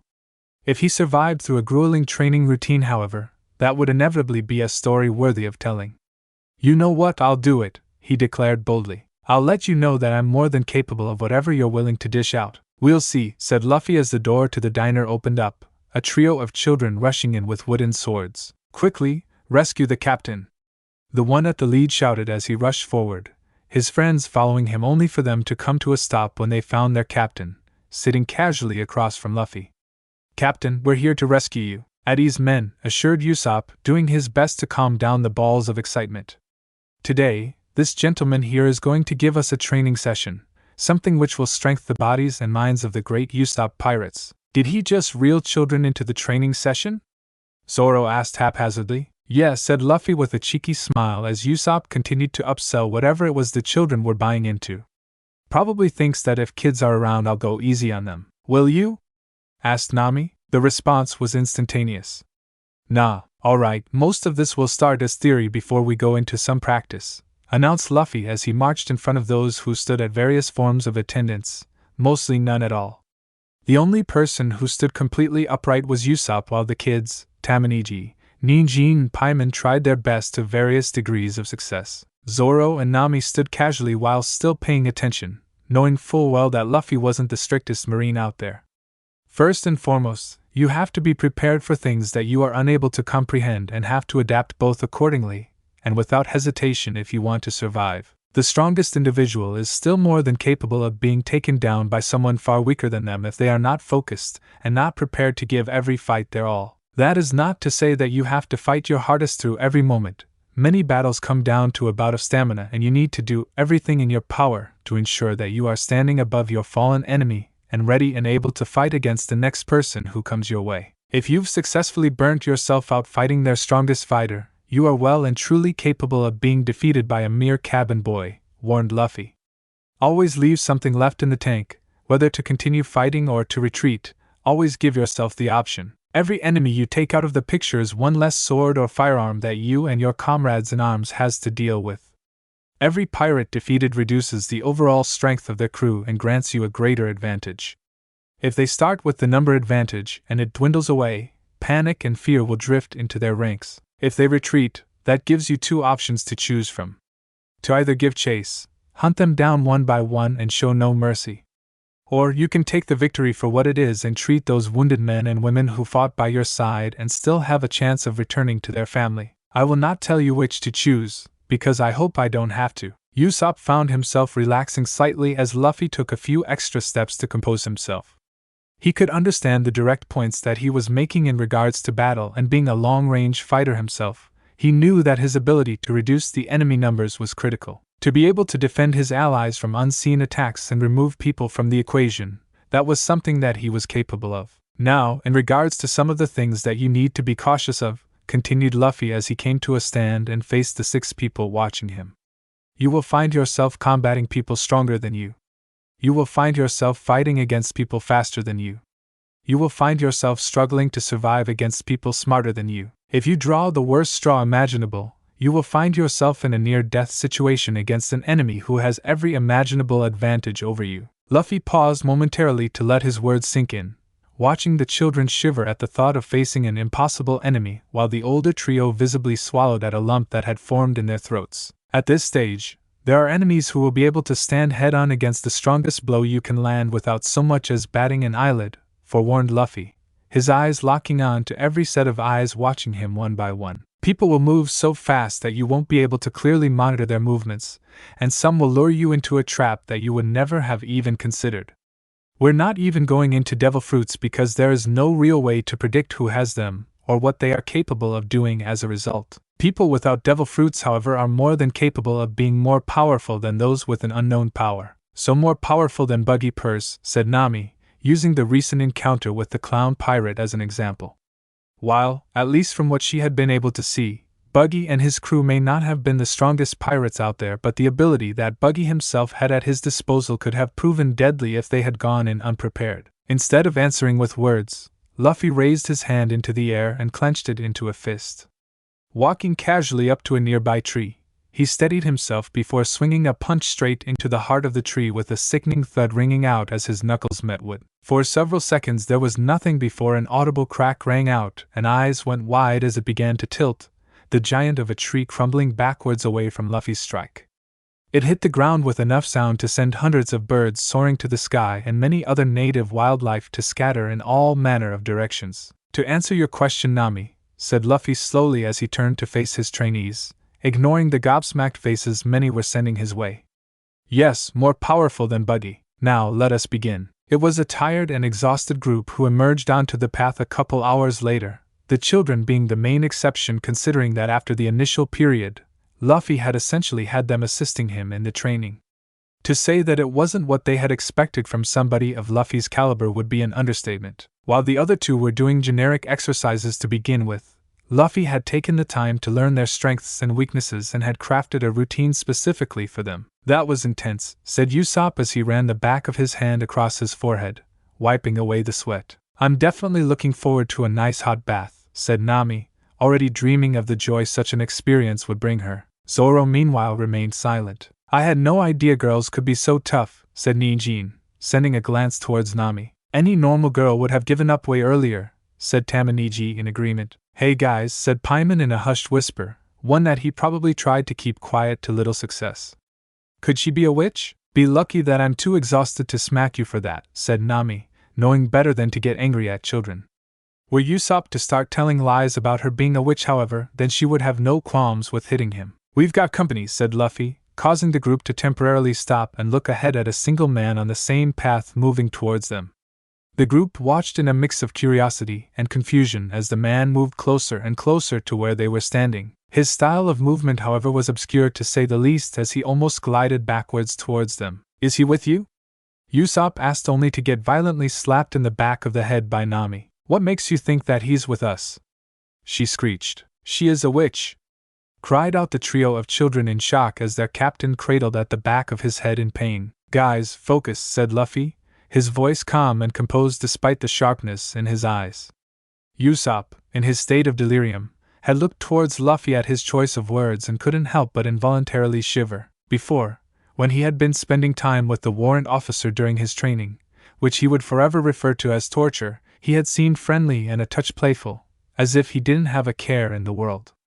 In only a handful of seconds, all of the cares in the world had crashed upon his face. Hardened eyes which spoke of experience now glared at the person steadily moving closer to them. From Usopp's observations as well, Luffy's muscles had tightened ever so slightly, as if he was preparing himself to react at a moment's notice. When the man was only a handful of meters away, he spun on the spot several times before coming to a sudden stop, his arm pointed high in the air as he struck a dramatic pose. The children, completely missing the point of what Luffy was saying, couldn't help but applaud the actions. "You like my cool actions, kids?" he asked them, to which they couldn't help but shout out in enjoyment. Usopp likely would have joined them to some sort of degree, but seeing the stark contrast between the kids' happiness and how Luffy and those who followed him now seemed prepared to attack, he somehow found himself stuck somewhere in the middle, genuinely not knowing what kind of danger the warrant officer thought the man in front of him was. "If you think that was impressive, let me show you something even cooler," they said as he reached into his pocket before pulling out a thin metal ring. With a simple gesture, it started to swing back and forth, the children mesmerized by the actions and watching the ring intently. "When I call 1, 2, Django, you will feel very sleepy." 1. He never got further than that before Luffy's fist found itself embedded into his cheek, knocking him to the ground. "Zoro, restrain him," ordered Luffy. "Ow, what's the big idea?" asked Django as he rubbed at his rapidly swelling cheek, scrambling back momentarily as one of Zoro's blades pierced into the ground mere inches away from his neck. "I wouldn't make any sudden movements if I was you," warned Zoro menacingly. "To him, just a traveling hypnotist," Django said shakily, waving his hands back and forth to try and show that he didn't mean any harm. "A traveling hypnotist with a 9 million belly bounty," stated Luffy, words which made Zoro unsheath a secondary katana, if only to emphasize the point that choosing to try and run would not be in Django's best interests. "Django, you're under arrest." For his own health and well-being, Django chose not to resist as Luffy hauled him up to his feet, gripping his wrist and holding it behind his back. The children watching the display happening before them were unsure whether to feel glee, shock, or horror at the fact that an actual felon was being arrested right in front of them. "Usopp," said Luffy, snapping the man out of his stupor. "Is there anywhere on this island we can lock him up?" "Lock him up," repeated Usopp. "Yeah, there's a holding cell in the village. It's usually used for when there's a brawl of some kind, but it should work for this. I'll run ahead and tell them to get ready." "Nami, go with," ordered Luffy, knowing that Usopp's word alone from what he had witnessed in the village wasn't likely to stand. "Yes," said Nami, already seeing belly signs light up in her eyes. Right in their hands was a man worth nearly 10 million belly, already captured without so much as a scratch.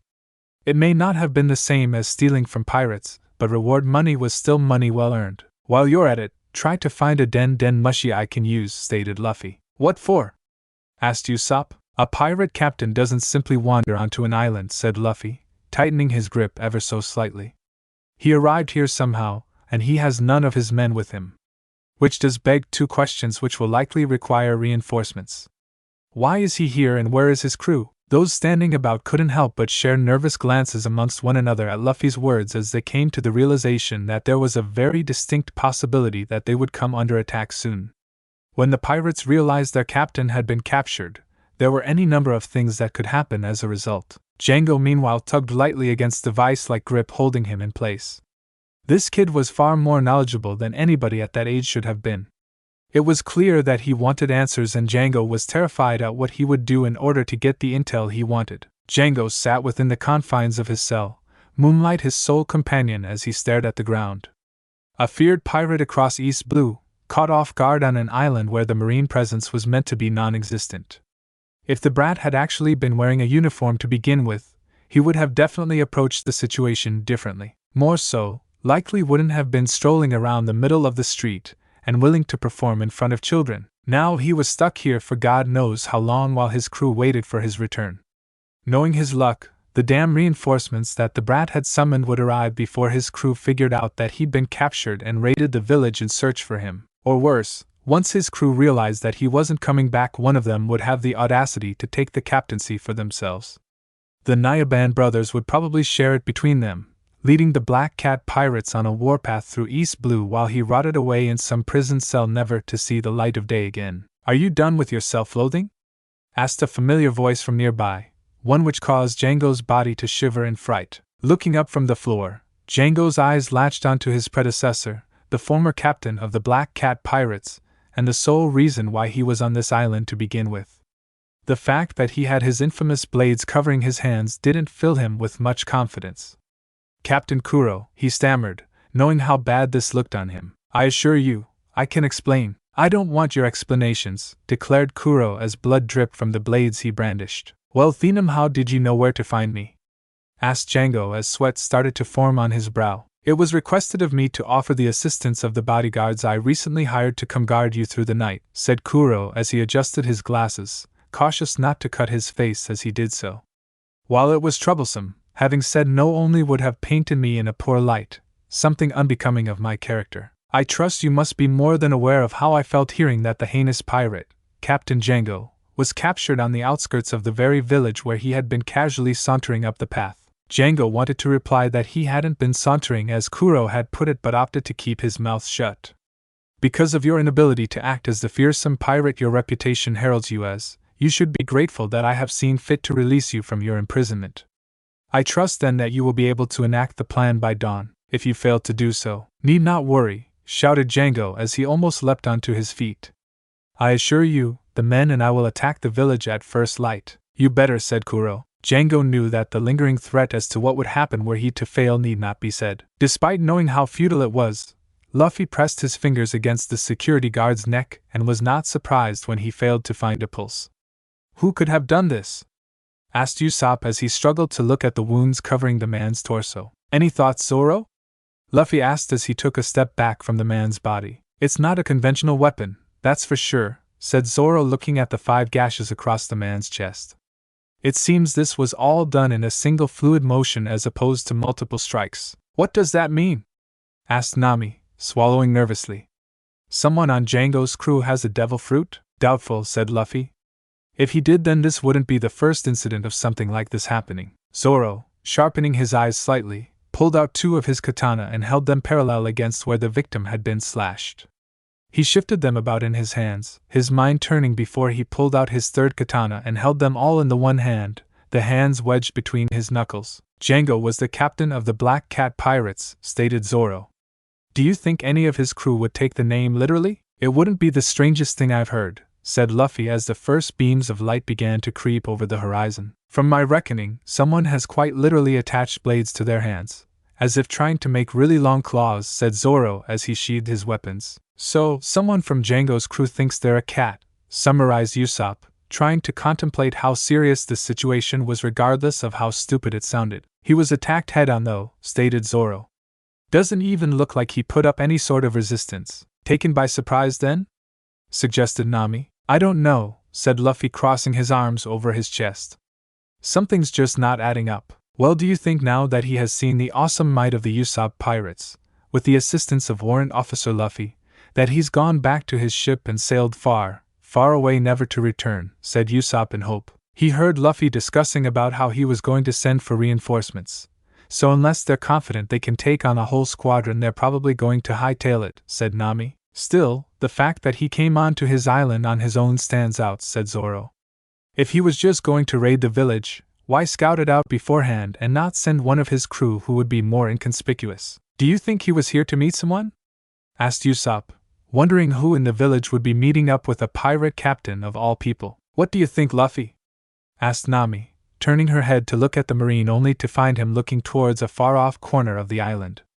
Luffy, Usopp, Nami, I'm going to need the 2 of you to wake up everybody in the village and get them somewhere safe, he said slowly. They didn't flee. They said Usopp in shock as he looked towards the side of the island where he knew the landing was located. You don't mean, we're under attack, declared Luffy. I've been meaning to ask, said Zoro as he and Luffy stood in the open, a good distance away from the village as Nami and Usopp did their best to rally every citizen to retreat somewhere safe. How do you know where these attacks are coming from? Even when we rescued Nami you knew where to go without seeing or hearing anything. Nothing to indicate that somebody was in trouble, but you knew where to go straight away. Is that something you learned from one of the top tiers at a marine base? It's a really advanced technique, admitted Luffy. So advanced that very few people who try even get through the first step. I haven't gotten the whole thing down properly yet, not even close. At advanced levels you're meant to be able to see an enemy's attack before they even throw it, allowing you to counter them with ease. What other high-level techniques do you know about?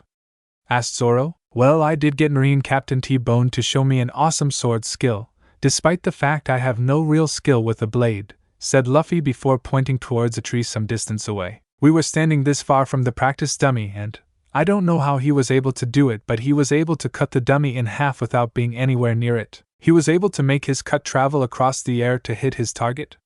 Said Zoro in astonishment. He fared himself as a decent swordsman, but he didn't even know such a technique existed, let alone knew how to even begin trying to learn how to accomplish something like that. It seemed that he still had a long way to go to make his name known across the world. I'll see if I can talk to someone who can give you some pointers, said Luffy as the first few pirates came into sight, brandishing their weapons in hand. Don't go dying on me before then. Wouldn't dream of it, said Zoro with a cheeky smile before he placed Wado Ikemanji in his mouth and brandished a katana in each hand. The battle for Syrup Village was about to begin. What's all this nonsense? Said Klahadore, addressing the panicked mob that had arrived on the doorstep of the mansion. Pirates, said Usopp in between large intakes of air, exhausted from having ran to every corner of the village. Pirates? Repeated Klahadore, before reaching up and adjusted the glasses on his face with the palm of his hand. You have the whole village believing one of the lies you spew on a day-to-day basis? I don't know whether to applaud your tenacity in finally convincing the townsfolk of such a brazen or be disappointed by their gullibility. The pirates are real, shouted Nami boldly as she leant on her staff. Warrant Officer Luffy and Pirate Hunter Zoro are currently engaging them on the outskirts of town, and are going to try and hold them off as long as they can until reinforcements arrive. Really? Such a fabricated tale, laughed Klahadore. Klahadore, even if it isn't true, what's true is that someone is dead and the pirate captain escaped, stated one of the villagers, their cry being rallied by those around them. Even if this is all an elaborate lie, it's better to be safe than sorry. So you thought that the safest place for you to stay was the biggest target of them all? Asked Klahadore of the populace in front of him. The walls are the thickest here. We'll be safe. Think of the children. They're terrified. As loath as he was to admit it, the townspeople had some points that made it difficult for him to turn them away. It was an inconvenience, especially since the body of the mansion's other butler Mary was currently present in one of the upper rooms. Very well, he said begrudgingly. I must insist, however, that you stay away from the upper floors as the young miss is still unwell and such a sight may only serve to deteriorate her health. I trust you can allow me this if I am to provide you sanctuary. There was a general murmur of acceptance as Klahadore stepped out of the way, allowing the public access to the building. He watched through his glasses as both Usopp and the orange-haired woman who had clearly helped him rally the people assured the villagers that it would be okay. The two of them had created a problem in his plan, and he would have to trust his former crew and their ability to adapt to change for everything to go smoothly. These two, however, posed potential problems with multiple outcomes, and as such, he would deal with them accordingly. Usopp, he said as the last of the villagers entered the mansion. Would you and your companion be so kind as to join me in private momentarily? There is something I wish to show you that may provide some insight into what these fiends are thinking. Usopp and Nami both nodded, but as Klahadore turned and gestured for them to follow him, they shared a single look amongst one another, an unspoken thought shared between them. Nevertheless, they followed the butler with a sense of foreboding unease permeating the air. He may not have picked up that he had done it, but after having denied the fact that the pirates existed in the first place, something which was even more absurd considering the fact that the captain of a pirate crew had been captured only the day prior, but then to double back on himself and say that he had some insight of some kind, something didn't add up. They followed Klahadore for what seemed like far too long as he escorted them to an isolated wing and walked up to one of the doors. I didn't want to cause a panic before, he stated as he gripped the handle. What you are about to see shows that not even this mansion is safe from intruders. Without a further word, he opened the door wide to allow Nami and Usopp to see the body of Mary, unmoving in a pool of dried blood. Mary! Shouted Usopp as he rushed forward, Nami quickly following behind. Without hesitating, Usopp rolled Mary over onto his back, and to discover the 5 identical sword strikes that had been present on the security guard cleaved into Mary's chest. A chest that was still moving up and down, however little. Usopp? Said Mary in confusion as he struggled to open his eyes wide enough to get a clear view of who he was looking at. Mary, you're alive, said Usopp in relief as Mary pointed a bloodied finger at the door. Headed it, he said weakly, struggling to hold on to consciousness. Oh dear, it seems I failed to kill you after all, said Klahadore as he locked the door, entrapping the 4 of them in the room as the morning light crept through the curtains.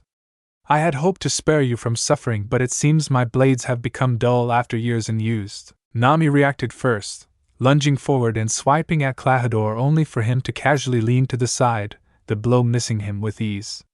Nami swung once more in horizontal arc, but Klahadore ducked beneath it before striking forth and connecting brutally with Nami's stomach. The thief couldn't help but crumple to her knees as she clasped at her stomach, doing her best to try and get her breathing under control. The brief few seconds that Nami had provided, however, had allowed Usopp to drag Mary's body to the side and place him by the filing desk in the corner, hopefully away from any further harm. "You know," said Klahadore menacingly as he stalked across to a cupboard nearby, opening it up and reaching inside, "I have always hated you, Usopp. The way you parade your pirate father as some kind of hero is sickening. That is merely a part of the reason, however, as to why am I going to find a good deal of enjoyment in the next few minutes." By this stage, Nami had forced her way back to her feet, while Usopp had armed his slingshot and was pointing the steel pachinko ball at Klahadore's head.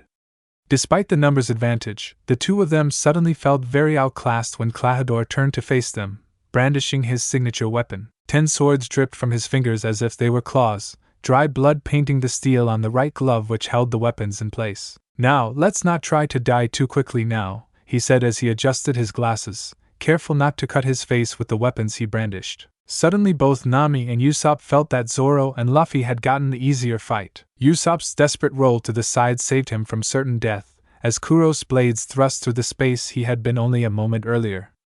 The butler, however, didn't follow up, choosing to instead toy with his prey, slowly and methodically. Usopp could understand why. To him, he and Nami were essentially fish in a barrel, too weak to fight against the strength that he possessed. Usopp was merely grateful that while he and Nami were rounding up the villagers, he had stepped foot into his home and gathered his supplies, giving him some manner of hope in this battle. Reaching into his satchel, Usopp fired 3 rapid-fire shots at Kuro, the trio of steel balls swiftly coursing through the air only to miss their target as Kuro lunged to the side. His movements, however, did put him in range of Nami, who thrust her weapon froth only for it to be knocked to the side by Kuro's blades. Nami, seeing what was coming, took a quick step back to avoid the swords that threatened to rip into her flesh. While her skin remained unscathed, the tips of the blades did tear at her shirt, showing just how close she had been to being incapacitated. "I must say that I am mildly impressed," said Kuro as he adjusted his glasses. "The two of you have some semblance of teamwork, and against a less competent opponent, might even have stood a chance." "We stand more than a chance!" shouted Usopp as he let his projectile fly. Kuro reacted swiftly, his weapons swing forth to deflect whatever had been aimed at his head. However, steel balls weren't knocked to the side, but rather the glass vial was shattered, spraying the contents across Kuro's face. The cloud of pepper quickly assaulted his senses, choking up his airways and painfully irritating his eyes. As much as he wished to reach up and try to cleanse his face, he was more than aware of the weapons he carried and knew that doing so could end up doing more damage than good. The blow that Nami sent his way cracked him across the side of the head, shattering his glasses and sending the former captain to the floor. Nami attempted to follow up, striking down at Kuro only for him to lash out blindly, preventing her from dealing more damage. "You insolent children and your games!" he growled as he struggled back to his feet, staggered from the assault he had taken. "You truly think that you have the upper hand?" Nami and Usopp braced themselves as Kuro began to sway from side to side. Usopp, not waiting for whatever it was that Kuro had planned, shot one of his steel balls straight at the man's head. The shot never struck its mark as Kuro vanished. Chaos swiftly ensued as sword marks cleaved at the walls. The windows shattered, glass raining on the garden outside. The floorboards were carved at, the curtains shredded. Nami couldn't help but scream as she bailed for the nearest corner. An instant later, multiple sword marks appeared on the wall that she had been standing by. She couldn't help but crawl into a ball, making herself as small as possible in the hope that the devastation terrorizing the room would leave her be. Usopp wasn't faring much better but reached into his bag before tossing what he had grasped hold of out into the open. As soon as the objects had left his hand, he partook in the same action that Nami had, leaping wildly to the side. He merely hoped that his plan worked before he found himself cleaved in two. Kuro hadn't left the room, he was simply moving faster than what he and Nami could see. The fact that he was moving, however, meant that a primal rage-filled roar escaped Kuro's mouth as he stopped his assault, the caltrops he had stepped on during his attack buried deep into the soles of his shoes, sinking deep enough to pierce his flesh. The agony he was in was clearly evident as he tried his best to avoid putting any excess pressure on the items digging into his feet. Slowly but surely, the criminal removed the caltrops from his feet as Usopp and Nami tried to comprehend the mayhem that they had just gone through. "You wretched brats," growled Kuro through clenched teeth, blood openly seeping through the holes in his shoes. "I thought I would make sport of this, but it's clear that I should have simply gutted you when I had the chance." Usopp reached into his satchel once more, desperately wondering what he had left in his arsenal capable of taking down the man hellbent on ending their lives. While he couldn't find ranged weapons, however, his fingers did grip around the handle of his hammer. Pulling out the crafting tool, he realized his only defense against a man wielding 10 swords was an item primarily used to drive nails into timber. Kuro took slow, painful steps towards where Usopp was, the young man pushing himself into a standing position as his mind raced into overdrive. Nami still had her staff available to fight, but Usopp could see the blood running down her leg, her thigh having been clipped by 2 of Kuro's blades as she had scrambled for safety. So, it was up the brave Captain Usopp in the end, facing down the butler from hell. 1 hammer against 10 swords. Kuro's senses, however, had not recovered, and with his glasses broken, Usopp hypothesized that he had some manner of advantage there. He had disadvantages, however, in speed, skill, and overall killing ability. At least he could see. Stealing whatever nerves he was able, Usopp braced himself as Kuro crept closer and closer. The bang from a pistol shocked everyone in the room, Kuro looking down to his abdomen where the bullet had pierced him. Usopp could only watch on in shock as Kuro collapsed to the ground, defeated. Looking about the room, he saw Mary sitting there, his hand barely gripping on to the pistol that he had pulled out of the drawer. Usopp allowed the hammer he had been holding to drop from his hands, as he himself collapsed to his knees. They had won. Zoro parried the thrust that had been aimed at his chest, the lunging pirate having his nose consequently broken as Zoro hit him square with the pummel clutched in his left hand.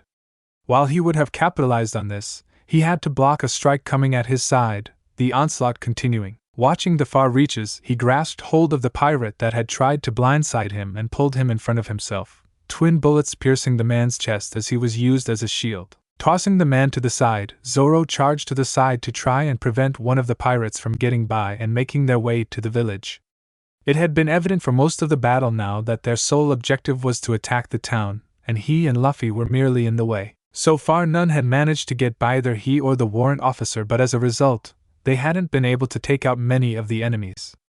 The Black Cat pirates as well seemed to take their name to heart, many of them leaping in and out of combat in an attempt to disorient he and Luffy. Unable to continuously battle the same opponent did make it difficult to judge which of the foes before them were the biggest threat. He could make out some of the pirates shouting out to Django, the captain having remained at the back of his men to ensure his safety, at least for the moment. Many crew members currently not engaged in combat, or at least prepared to leap into battle to assist their comrades, were facing the hypnotist whose ring was held in front of him and swinging side to side.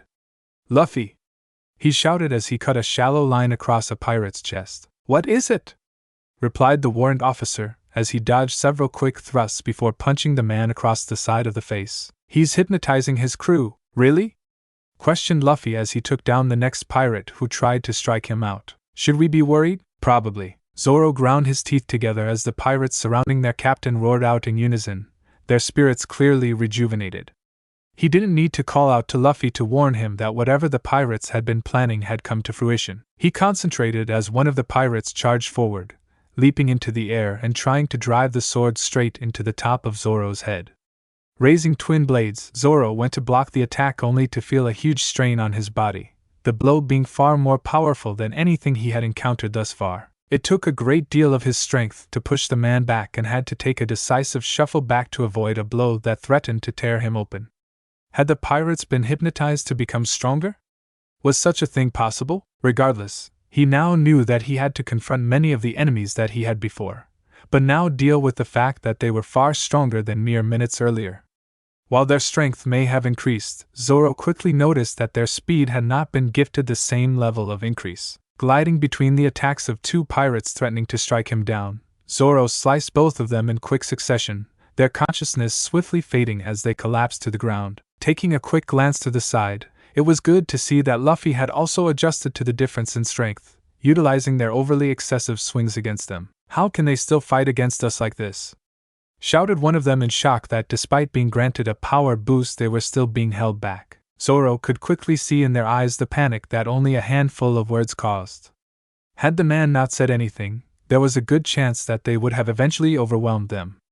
Now, however, they were almost overly cautious, scared to make the first move and waiting for someone else. "Somebody get back to the ship and summon the Nyaban brothers," ordered Django, his voice carrying across the whole area. "Yeah. The Nyaban brothers will kill these two. The Nyaban Borthos can do it. The Nyaban brothers." The pirate was cut off by the sound of a mighty explosion coming from behind them, back where their ship was located. "What the hell was that?"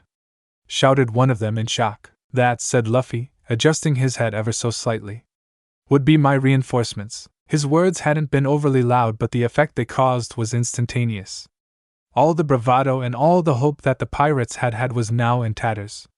Their ship was being bombarded and they had yet to make it to the village, well past the time frame that the former Captain Kuro had allowed them. The main difference though was that if the Marines got to them before Kuro did, they would be spared. It only took one to toss their sword to the ground to create a chain reaction, and Zoro could watch the conflict across Django's face, as if trying to find some reason to keep on fighting.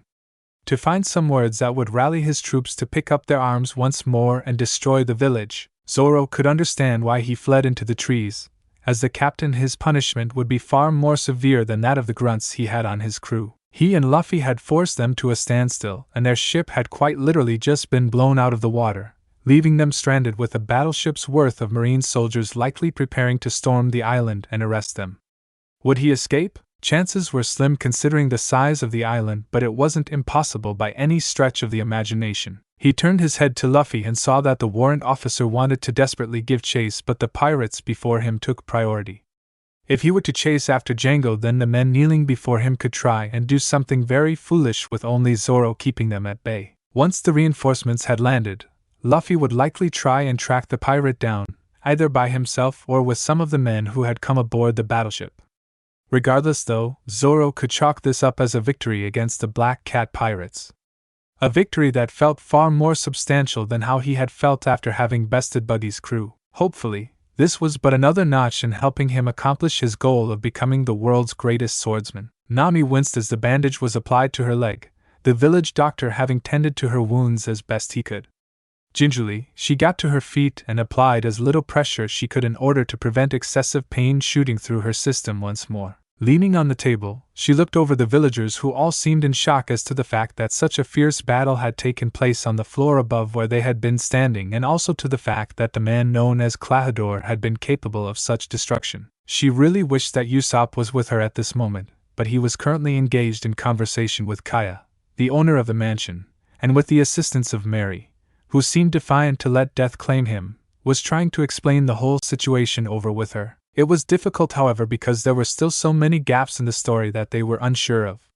Regardless of his end goals, however, the fact remained that he had been bested, and they were alive. A quick glance out the window showed no smoke rising from the village, so it was safe to assume that Luffy and Zoro were successfully keeping the pirates at bay. As the thought finished crossing her mind, the doors to the mansion were pushed open, and while the villagers initially backed away from the entrance, there was a group's sigh of relief to see Marine soldiers marching in. Straight away, many of the civilians approached and started thanking them for arriving, while others pointed to where Klahadore was bound tightly, his weapons far away from his reach. While the man had yet to regain consciousness, the fact remained that even after the damage he had taken he was still alive, and thus considered highly dangerous. As the Marine soldiers set about detaining the criminal, Nami managed to spot Zoro, the swordsman having come in behind the rest of the soldiers. His eyes scanned the area before locking onto her, and he made his way over, Nami ever so grateful that she wasn't required to walk over to where he was, however short the distance was. "Seems the reinforcements got here," she said before looking over Zoro's shoulder. "Luffy not with you?" "Django made a break for it," explained Zoro. "Luffy's leading another squad in an attempt to track him down." "Well, it's not like he's got many places to run," said Nami with a huff. "I was hoping capturing would have netted us the belly on his head." "I'm not sure how much of the bounty we would receive anyways," said Zoro. "I know that when I was a bounty hunter I got the full amount when I brought them in, but for Luffy this is work. He gets paid a salary on the side, so I imagine that he might get half of what the bounty is, maybe a little more depending on how big it is. So even if he tracks down Django, We might only get 5 of the 9 million on his head, said Nami, shaking her head from side to side. That's also on the pretense that one of the guys that came off the battleship don't take him down and claim the money for themselves. I'm just speculating, said Zoro with a shrug of his shoulders. Considering that he doesn't exactly operate as a standard marine, he might be on a completely different set of rules. Also, I don't think you have to worry about 5 million. We managed to get a couple of the pirates to talk. If that's who I think it is, that guy was their former captain, guy worth 30 million. What? Screeched Nami in shock. Surely she didn't hear that right. There had to be some kind of mistake. In what world was she capable of holding her own against a pirate worth 30 million, let alone be a part of a group capable of taking them down? The largest bounty she had been aware of was his, and that was 20 million. Still though, the two of them were vastly different. The butler was fast, incredibly so, and if he'd actually taken them seriously from the start, then there was a high possibility that she would not be standing where she was. Him, however, was just him, vastly different. Hey guys! Shouted Usopp from atop the stairwell.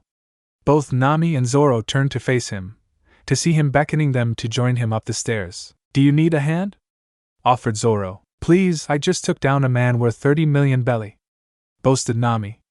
A little pit of pain for that kind of reward is nothing. Have it your way, said Zoro as he started to make his way towards the stairwell, Nami still remaining rooted to the spot.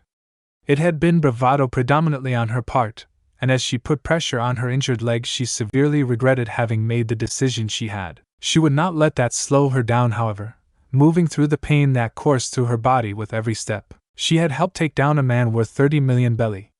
She could walk up a flight of steps, no problem, right? Nami couldn't help the mixed bag of feelings that were going through her system at that moment. First and foremost being that the 30 million belly pirate didn't so happen to be a 30 million belly pirate after all. 16 million was still nothing to scoff at, but whoever had given Zoro his intel had been off the mark. She couldn't really blame them though. It was difficult trying to recollect the bounties of pirates that were currently active, let alone pirates who had long thought to have been captured. The positive takeout of all this, however, was that Kaya, the lady of the manor, had offered them the use of a caravel blessed with the name, Going Merry.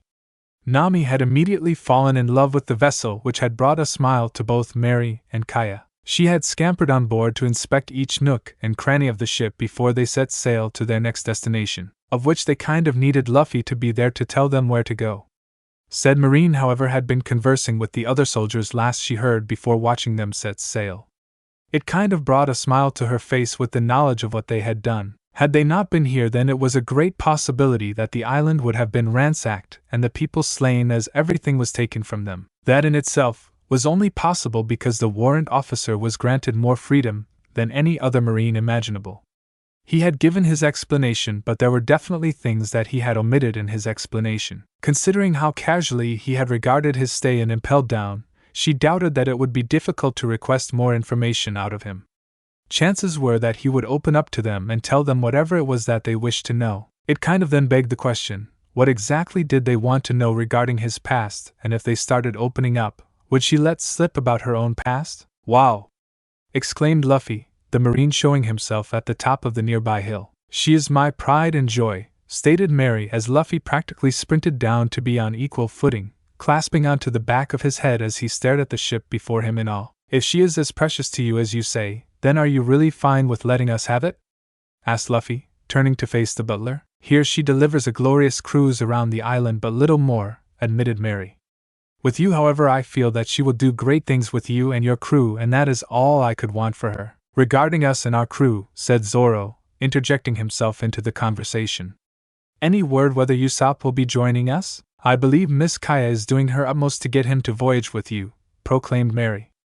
As much as she adores having him around, she knows that remaining here will only hurt him in the long run.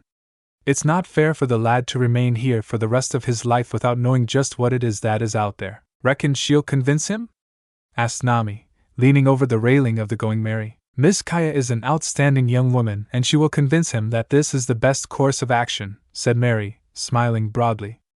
I believe her line of thought will be to tell him that if he goes on wondrous adventures, he will look forward to what he will tell her when next they meet. Well then, we'll be sure to take him on many awesome adventures then, said Luffy, smiling from ear to ear. I would like that very much. This is amazing. proclaimed Usopp as he leant over the railing, the wind crashing against his face as they sailed across the ocean. Glad you're enjoying yourself, said Luffy, clapping Usopp on the back as Nami merely sighed as she steered the boat. Zoro meanwhile had taken the opportunity to have a snooze on the deck. On a more pressing issue, do you have any idea where we are sailing to? Asked Nami. Or is your plan to just literally sail around until we find trouble? Let's go with that one, declared Luffy. Well, before all that, however, we need to figure out how we're going to survive from here on out, said Nami as she stepped away from the wheel temporarily. Do you know how to cook, Usopp? Well, I should let you know. No lies regarding our health and well-being, stated Nami sharply. I can cook enough to get by, concluded Usopp. So you're probably on the same level as the rest of us then, said Nami. So then our first order of business needs to find a chef to join our crew. As much as we may be able to do enough to get by, we will need variety, and somebody to actually manage dietary proportions and such. Alright then, said Luffy. Our next order of business is to find ourselves a chef. Then some manner of entertainment. Entertainment? Repeated Usopp. Think about it, said Luffy, gesturing to the rest of the ship. Cleaning the deck along with all the other chores is going to take an hour per day, if that. Provided everyone pulls their weight, of course. Both Nami and Usopp nodded in unison. They had just gotten their hands on the Going Merry. They weren't going to let it become filthy within the first week of sailing. So that's a lot of time where, while one person is manning the wheel, multiple crew members are going to be idling about, continued Luffy. As you may have guessed from our little practice session back near Syrup Village, we will be using some time to train and become stronger. We need to be prepped and ready to repel any assault that is sent our way. That, again, will only take so much time each day. If you keep pushing yourself and burn out, I will show no sympathy. So between cleaning and training, you believe we need to keep entertained, concluded Nami.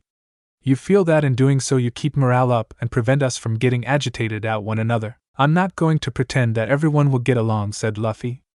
I mean, it would be great if we do, but if there's some sort of issue between crewmates, I feel it is better to air it out before it stews into something more troublesome. Laughter is a good medicine. The saying is laughter is the best medicine, commented Usopp. As much as I'd like to think so, laughter can't cure many ailments out on the sea. Which reminds me, we should get ourselves a doctor as well, announced Luffy as if he was having a light bulb moment. That should be a higher priority, shouted Nami, smacking Luffy across the side of the head. If you think for a moment you're going to reprimand me for striking you, you've got another thing coming. Don't worry, said Luffy, sheepishly rubbing the back of his head. I'll expect you guys to help keep me in line, just like how you'll trust me to keep you in line if need be. Usopp smiled at that. He wished that his father was on a pirate ship with the same sort of mentality. It may have been a different path he was taking, but one day he truly wished to see him on the open seas. Nami, swing us towards that outcrop, ordered Luffy, pointing towards the rock breaching the surface of the ocean. Why? Asked Nami, uncertain why they needed to change their course. I heard a cry for help, explained Luffy. A cry for help? Repeated Usopp. But I didn't hear anything. Is this one of those, you've achieved a ridiculous level of technique that we can't access? Asked Nami. Well, if you guys can't hear that, then maybe, said Luffy, uncertain as he shrugged his shoulders. Alright then, said Nami, turning the ship with a slight adjustment to the wheel. Wait, said Usopp, looking from Luffy to Nami. You told us before that you would trust us to keep you in line. You sending us off on different paths because of voices you heard in your head feels like one of those things that we should be telling you not to do. I don't know, it's just that I feel someone needs our help, said Luffy. Follow the order, declared Zoro, the swordsman standing on the side of the ship with his eyes focused on the outcrop.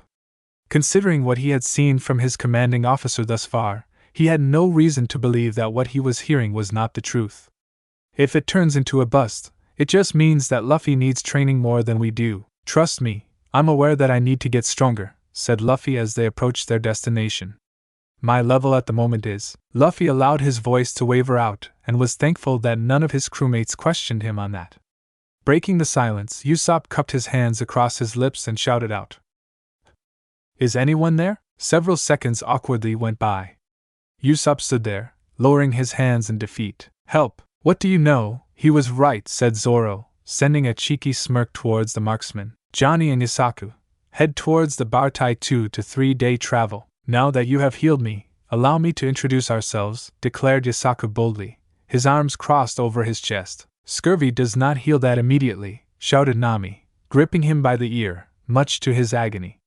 What you're going to do is go downstairs and get some rest, and you will stay there or I will tie you to the bed myself. Johnny could do nothing as he watched his compatriot get dragged away by the very one who had saved his life.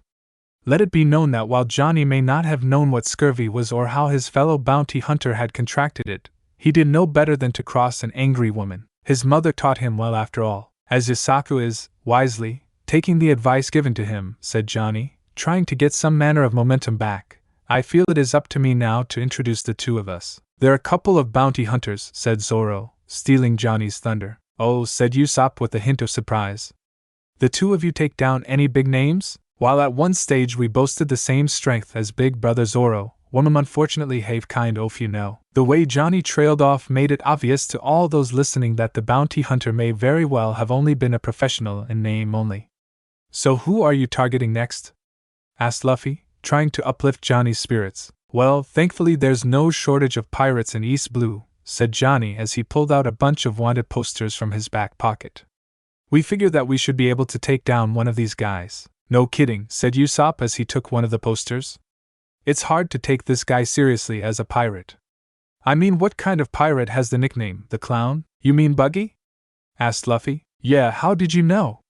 Asked Usopp in return. We've already encountered him terrorizing a town, stated Zoro. You caught Buggy the Clown? Exclaimed Johnny in shock. We saved the town, said Zoro after several seconds of pause. Thankfully, both Usopp and Johnny took that at face value and didn't follow up on the topic. This is interesting, said Luffy, taking one of the posters. Him? Said Johnny. What's so interesting about him? Outside of the obvious, of course. Well, as far as I know, Fishman Island is directly below the red line on the complete other side of the Grand Line. I just find it odd that fishmen have located themselves so far from their home, stated Luffy. What are you guys looking at? Asked Nami, resurfacing after having forced Yusaku into bed. Couple of bounty posters, said Luffy, flashing the poster he was holding at Nami. It was a split second after Nami had witnessed what was in Luffy's hand that their eyes met, his gaze focused before relaxing into normality. Part of her fully believed that she had just imagined the look that he had sent her way. If anything, she truly hoped that she did imagine it. Whatever, she said, waving her hand back and forth. Johnny, you seem to know your way around here somewhat. Any idea where we might find ourselves a chef to help us on our journey? You looking for a chef? Well then, you might struggle to get anybody off of it, but you can't look past the bar tie. It had been a 2-day sail to reach their destination. 2 days which included an hour of rigorous training in each. Nami, Usopp and Johnny were somewhat miffed with Yusaku and annoyed that he had successfully avoided joining them in their suffering. Understandably though, he was still recovering, but that didn't mean that they couldn't still hate him for it. There she is, proclaimed Johnny boldly, pointing off into the distance. Looks like we're not the only Marines heading there, stated Zoro, looking out towards the horizon. That's odd, said Luffy. What makes you say that? Asked Nami. A full Marine vessel of that caliber would have no fewer than 15 chefs on board, explained Luffy. They restock at almost every island they visit, so I wouldn't see why they need reason to actually go to a floating restaurant. Could they be using it as a meeting place? Suggested Usopp. Meeting up with an informant, or something like that. Maybe, said Luffy, scratching at his chin. It doesn't seem likely though. Why are you worrying about this? Asked Johnny. It just seems off, proclaimed Luffy before turning his gaze onto Nami. What are you thinking? Asked Nami, looking him in the eyes. Well, I'm thinking that I need someone to join me for lunch, preferably at a table close enough to listen in to whatever conversation is going on, said Luffy. Nami nodded in understanding, figuring out where Luffy's train of thought was going.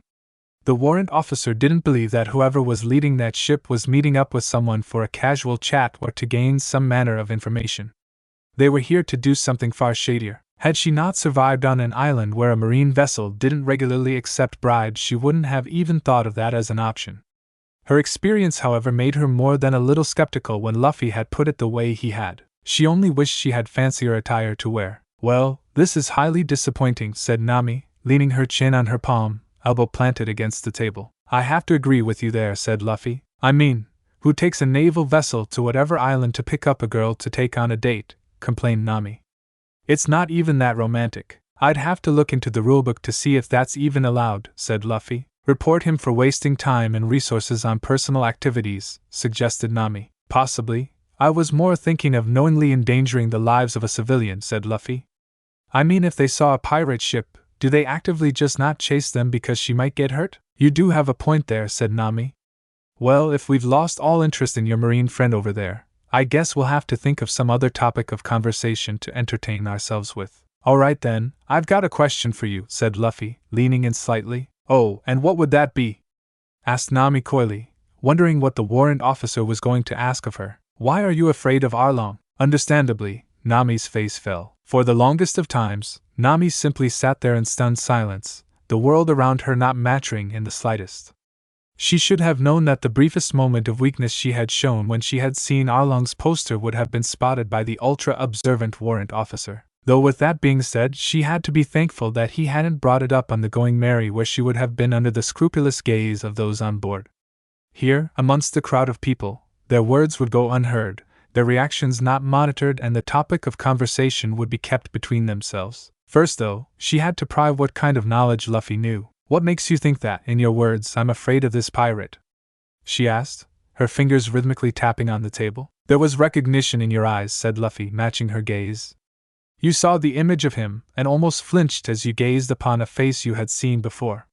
The way you also deflected the topic of conversation told me that you didn't want to dwell on the topic where you may have said something you would regret. You garnered all of that from a handful of seconds, huh? Said Nami, her fingers continuing their dance across the table rim. You seem well educated in the ways of the world, so I'm going to assume you know more than your fair share regarding the strength of fishmen. You could say that, said Luffy. Several more seconds ticked by as the customers around them broke out in a fit of giggles at something which had happened, but neither of the two people sitting at the table paid it any attention. There was something far more important happening right there, right now. You are correct, I have encountered Arlong before, many years ago, said Nami. He killed someone in front of you, stated Luffy. It may have been an assumption, but it didn't seem like one in the slightest. My mother, said Nami. I'm sorry to hear that, said Luffy. You seem to come up to that conclusion rather quickly, declared Nami. I came to that solution when you mentioned the number of years, said Luffy. Given your past in robbing pirates, I had originally believed that you had had a less than successful endeavor trying to rob from him, but I sincerely doubt you were doing that when you were a child. Nami chose not to say that it was because of Arlong that she began stealing from pirates in the first place. I guess that begs the question then, said Luffy, leaning back ever so slightly. If we encounter Arlong during our travels, what will you do? Nami's fingers stopped moving as she swallowed the noticeable lump that had formed in her throat at the question. Given Luffy's travels, it was a distinct possibility that he would encounter the fisherman pirate somewhere down the track. Were she to be in his company at that time, she would inevitably focus on her long-term goal, the goal she had spent so long working towards, the purchasing of Kokoyashi Village. She was close, painfully close. A couple more expeditions and she would complete her task without failure. She couldn't fail. Luffy, Zoro, Usopp, those three created an issue she didn't know how to deal with. She had seen how Luffy had dealt with pirates in the past, and if he were to somehow be victorious over the mammoth of an obstacle that was Arlong and his crew, he still needed to arrest them and have them hauled off. Were the marine officers under Arlong's thumb the ones to come in and arrest them, chances were they would simply vanish for a limited time before returning and everything would just go back to the way it was. That was a scenario she couldn't allow to happen. She couldn't allow her friends and family to have their hopes raised at the revelation of freedom only to have it taken away a couple weeks later. She couldn't do that to them. She just couldn't. I would started Nami before the shattering of a table caused a majority of the customers to gasp in shock and horror. Nami meanwhile was just grateful for any kind of distraction. It seems your marine friend is making a scene. Luffy glared at Nami momentarily in a way that told the woman that what they were discussing was merely being put on hold before turning to have a look at what Lieutenant Fullbody was doing. Turns out that he had destroyed the table he had been sitting at in what seemed like a fit of rage as the waiter casually stood over the debris, mildly annoyed if nothing else. You want to step in before he does something to sully the Marine's bad name, said Nami, gesturing for Luffy to go and do something about the situation. Fine, said Luffy after a long exasperated sigh, pushing himself up from the table. It seemed, however, that his movements were too slow as Fullbody launched his fist at the waiter's face, rage controlling his actions. The waiter, however, took a casual step backwards to avoid the highly telegraphed attack before countering, twisting on the spot as his leg rocketed up and his foot connected with the side of Fullbody's head. While a normal man may very well have fell to the attack, Full Body remained standing, albeit struggling a little bit after having taken the blow. Before he could make a mockery of himself by trying to attack again, Luffy did step forward. "Lieutenant, stand down!" shouted Luffy, his voice carrying through the entirety of the venue. Nami meanwhile watched on in curiosity. She had eavesdropped on Zoro when he had been chatting with Johnny and Yasaku about when he had been a prisoner of Captain Morgan.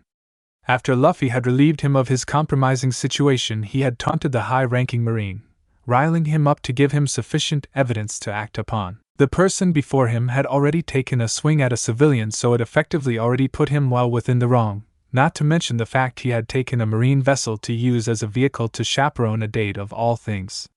From her standpoint, Luffy had more than enough reason to act. "Just who do you think you are, whelp?" sneered Full Body as he rubbed at his cheek with the back of his hand. "I'm Warrant Officer Monkey D. Luffy," proclaimed Luffy as he stepped forward, all eyes on him. Straight away Nami could see people gossiping amongst one another, probably wondering what kind of upstart warrant officer would dare speak in such a way to someone with a higher rank. She couldn't help but find it somewhat amusing. Many likely expected Full Body to lash out, but it seemed he had been informed of Luffy's presence in the area and as such did his best to compose himself. The glare he sent the blonde-haired man who had struck him, however, did not simmer down in the slightest. "Warrant Officer, would it be prudent of you to allow me and my date to join your table? It would seem that this one is currently unfit for customer use," said Full Body, gripping his blazer tightly. "By all means," said Luffy as he gestured to his table, watching as Full Body's date seemed to follow the man out of fear rather than anything else. He didn't blame the woman. She had come out for what was meant to be a nice time between herself and her date, only to have the man react in such a way. Nami meanwhile smirked as the number of patrons on their table doubled, Luffy being a gentleman and pulling back the woman's chair for her.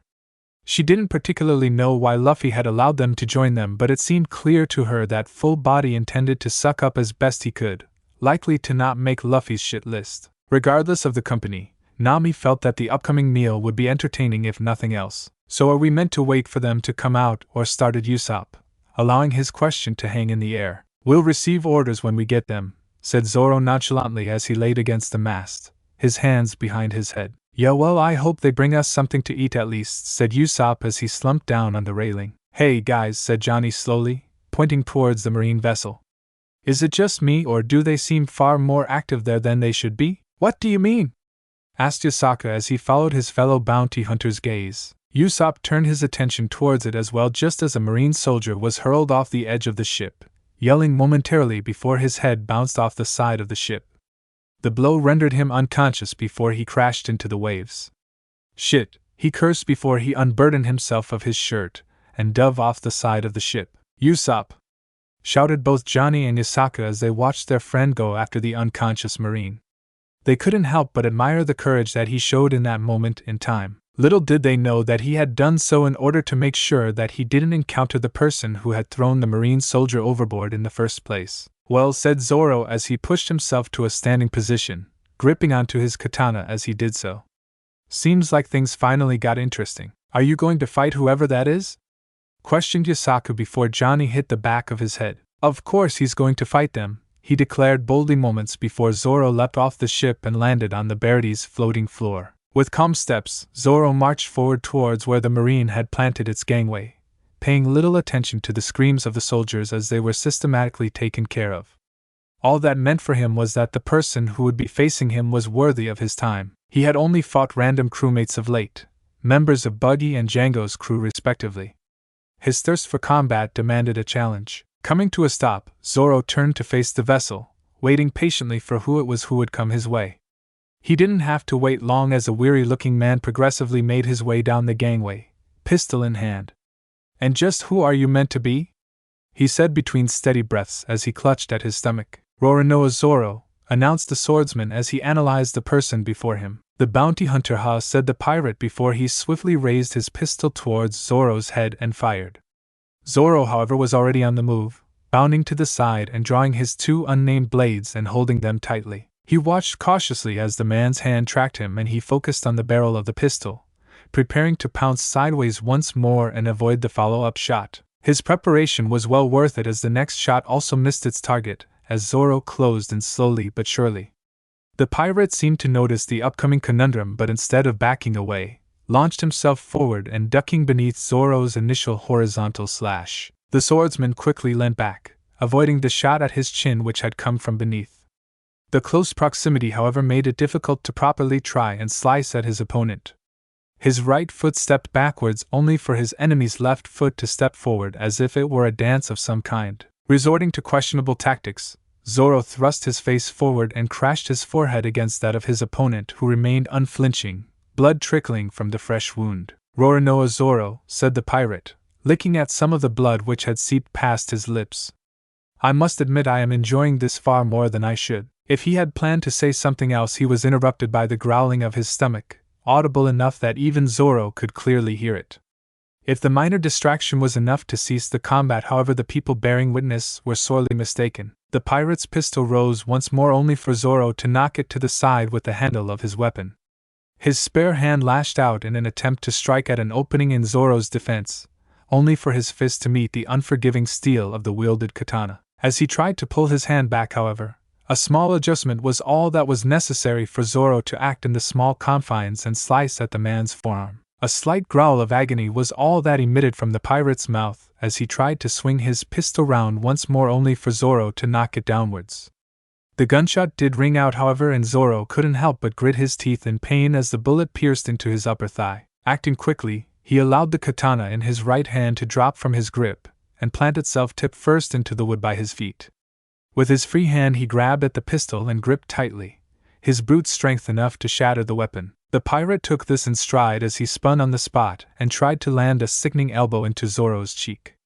His blow failed to land, however, as Zoro used that brief window to duck and grab hold of his katana once more, holding it close and using his momentum against him, the edge of the katana cleanly cutting through the man's skin and flesh. The pirate couldn't help but drop to his knees as he clutched at his wound, pain searing through his system. "The wound isn't fatal," said Zoro as he took a step back and sheathed his katana, knowing full well that the cut was too shallow to be lethal. "Hey, you think that after starving me for days they're going to treat my wounds?" said the pirate as he looked up at the man who had bested him. At this Zoro could only scowl as men rushed down from the marine vessel, rifles in hand. A couple of them ran over to the edge of the platform where Usopp was treading water and had been for quite some time while holding on to the body of the marine who had fallen into the ocean. While he had surfaced with the man, he had had no intention of garnering any attention to himself until the fighting was well and truly done. "Take him back to his cell," ordered one of the marines, pointing at a couple of the soldiers. Before they could move too far forward, however, the sound of a katana unsheathing caused everything to slow down. "Oh, Zoro, what are you doing?" shouted Usopp, clearly thinking the man had gone insane. "Zoro, the pirate hunter?" A couple of the pirates had clearly heard of him, and Zoro had full intention of using that to his advantage. "We will be taking custody of this pirate," he declared boldly, his eyes scanning those around him. "Would you deny me my bounty after having defeated this man?" Several seconds passed by as the Marines looked amongst one another awkwardly. The pirate had just killed multiple men on his route to freedom only to be stopped by the man now wishing to take custody of him. Considering he had broken out of his cell once before, there was nothing saying he couldn't do so again and kill even more men out on the open water. However, this was not a decision they could authorize. "We will have to authorize the transfer of the prisoner with Lieutenant Fullbody," said one of the Marines, stepping forward and taking charge of the situation. "Very well," said Zoro as the men surrounding him and the pirate raised their weapons. "Usopp, go inside and get some food for our prisoner." "Ah, yes," said the sniper, quickly rushing off to do as told as the Marine who had taken charge went to speak with the lieutenant. "Johnny Yusaku, get some medical supplies ready," ordered Zoro to those still on board the Going Merry as he knelt down before helping the pirate to his feet. "Why are you doing this?" asked the pirate as he clutched at his wound. "Because not all the people on this ocean are shitheads," said Zoro, helping move the pirate towards the Going Merry. He didn't comment on the tears that began to slowly seep down the pirate's face. Luffy watched as Fullbody listened into a whispered conversation from one of his subordinates, as Usopp requested some food in the background. While they had been conversing, something which had mostly consisted of Fullbody sucking up to him to try and boost his standing with a certain vice-admiral, something had been going on outside. "Everything all right?" asked Luffy as the lower-ranking Marine stepped back 2 paces. "It would seem," started Fullbody as he clenched his hand into a fist, that a prisoner of mine broke free from his confines and killed several of my men before being apprehended by pirate hunter Zoro. So he got recaptured by a member of my crew, did he? Said Luffy, leaning back in his chair. I take it that means that he's my prisoner now. Lieutenant Full Body glared at Luffy before pushing himself up from the table. I believe that is fair. After all, with him no longer keeping my cell occupied, it means I have a place to stash his captain. I wish you well in your endeavors, said Luffy as the high-ranking Marine turned and left, his date swiftly following behind him. So we're going to be transporting a wanted felon then, said Nami as she turned her attention to Luffy. Seems that way, said Luffy. The Going Merry doesn't really have any sort of holding area though, so we're going to have to figure out where to stash him. Oh well, we can figure that out while we scout ourselves a chef to join us. It was at that moment the blonde-haired waiter that had struck Full Body earlier approached the table. I feel that I must apologize to the lovely mademoiselle for my display earlier, he said with a light bow. Please, after having had to sit through his drivel, I wouldn't have minded had you beaten him worse, said Nami, laying her feelings on the table. Then next time please do not hesitate to tell me so, and it will be done, said the waiter as he stood at full height once more. Oh, I like you, said Luffy as he looked up at the person serving them. On a separate topic, your long-nosed friend said that you recently gained custody of a pirate who apparently hadn't been fed in quite some time. Is this true? Asked the waiter. As far as I know, yes, said Luffy. Then I will be sure to whip them up a meal they will never forget, declared the man before he made his way towards the kitchen. I like him a lot, said Luffy as he stood up from the table. He's the one you're going to try and get to join our crew, aren't you, said Nami. Was it really that obvious? Yes, it was. The Going Merry swayed gently with the waves as Zoro and Usopp watched the marine vessel prepare itself for the journey ahead. I do have to admit that I'm grateful that I'm not on a ship like that, said Usopp. There's no personality, no sense of style. It's just the same as so many others. You know, you can talk about what you did, said Zoro. What I did? My whatever do you mean? Asked Usopp, puffing his chest out ever so slightly. If you're going to act that way, then I'm going to take a nap, said Zoro, slightly edging away only for Usopp to grip onto his arm. All right, said Usopp quickly. I know I didn't have to do what I did. I could have stayed here on the ship with Johnny and Yasaku, but I just acted. It was the right thing to do, and even if I had failed, at least I would have known that I had at least tried. But you didn't fail, said Zoro. Because of you, someone is going to return home to their family as opposed to being given a notification that they had died at sea. Take pride in that. Usopp turned his attention back towards the marine vessel as it began to make its way out to open sea. Yeah, I saved the man's life, didn't I, said Usopp. You did what now? Asked Luffy, he and Nami close enough to the base of the ship almost hear what the two of them were talking about. I saved a man's life, repeated Usopp enthusiastically, as if the weight of the whole thing suddenly crashed down on him. And how do you feel? Asked Luffy as he started making his way on board, Nami not far behind him. I feel great, shouted Usopp as he threw his hands into the air. All right, settle down, said Nami as she boarded the Going Merry.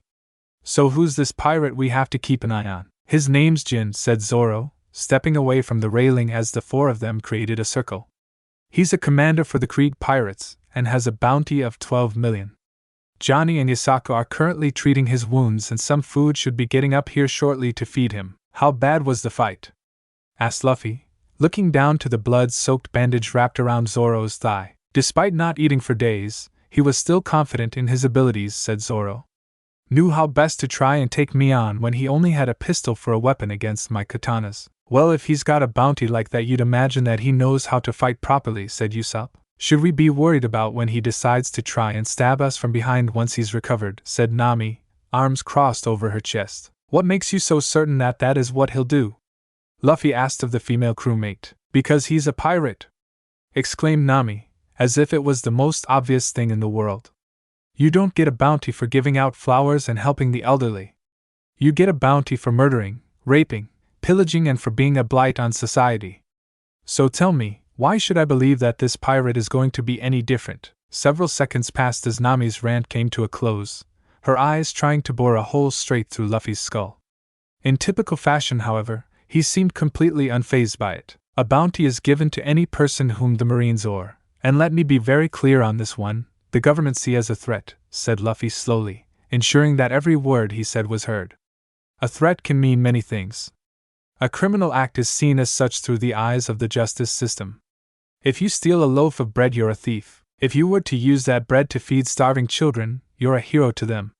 The fact remains, however, that you did a criminal act and will be punished accordingly. We're not talking about petty theft, though. We're talking about people who commit the most heinous of acts against other people, stated Nami. Tell me, what kind of crime do you believe somebody did to receive, let's say 79 million? Usopp, your thoughts?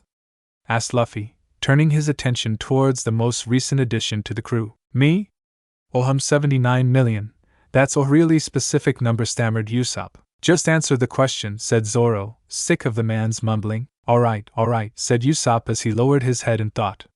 From those bounty posters Johnny showed us, the largest bounty in East Blue was 20 million. So to get a bounty near 80 million would mean that the person was 4 times as dangerous as the most wanted person in East Blue. Alright, Zoro, your thoughts?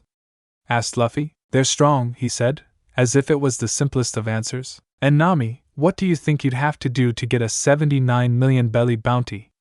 Luffy asked of the navigator. You'd have to be the most vile scum on the planet, huffed Nami, wondering what the whole point of this was. Well, what would you think, however, if I was to tell you that said bounty worth 70 million belly hadn't been given to a pirate? It hadn't been given to an arms dealer, or a slave trader, or even a cultist which sacrificed people to whatever deity they worshipped. That bounty had been given to an 8-year-old girl. What? Exclaimed Usopp in shock while Zoro's eyes visibly widened. Nami felt herself freeze in place. Luffy walked over to the railing and gazed off to the horizon. During my training, I often looked through bounty posters to see just how many criminals were out there. Many of them it was pretty easy to find out why they had achieved the bounty they had. Like you put it earlier, Nami, pillaging and murder mostly. A couple bounties, however, seemed to be given for reasons I couldn't quite understand. I mean, one bounty I looked at had been issued because the man had freed slaves. Why was freeing slaves a bad thing? Shouldn't the person receiving the bounty be the person who had slaves in the first place? It took me a while before I realized that the world wasn't so simple. And then there was this bounty, continued Luffy as he turned to look at his friends once more. 79 million given to a girl by the name of Nico Robin. No matter who I asked, they seemed to either not know why she had received that bounty in the first place or chose not to tell me. One answer I did get once chilled me down to the core, however, as they said, and I believed to the very bottom of my heart that they were telling the truth, that her crime was being alive. Being alive, repeated Nami as she struggled to catch her breath. No way, said Usopp in disbelief. It's because of her that I don't judge a criminal by their bounty, said Luffy. Their bounty might show what kind of threat they pose to the government, but it doesn't indicate what kind of person they are. I'm starting to think that part of the reason you won't get promoted is your way of thinking, said Zoro. To the wrong kind of people, it might even seem treasonous. Well, if they ever put a bounty on me, I doubt I'd be the first person to have done so for thinking outside the norm, said Luffy with a sheepish smile spread across his face. Before any of them could continue on, however, the blonde chef from the restaurant made his way on board with a plate of food in his hand. So where is he? Asked the chef. Here, I'll show you, said Usopp, gesturing for the man to follow him. One last question for you, Zoro. You don't have to answer it, but just keep it in mind, said Luffy. If you were to run into a child who could secure you enough of a paycheck to your belly full for years, would you have it in you to sentence them to death? Luffy's question hung in the air awkwardly as the warrant officer trailed after Usopp and the chef, likely to question the pirate currently aboard the vessel.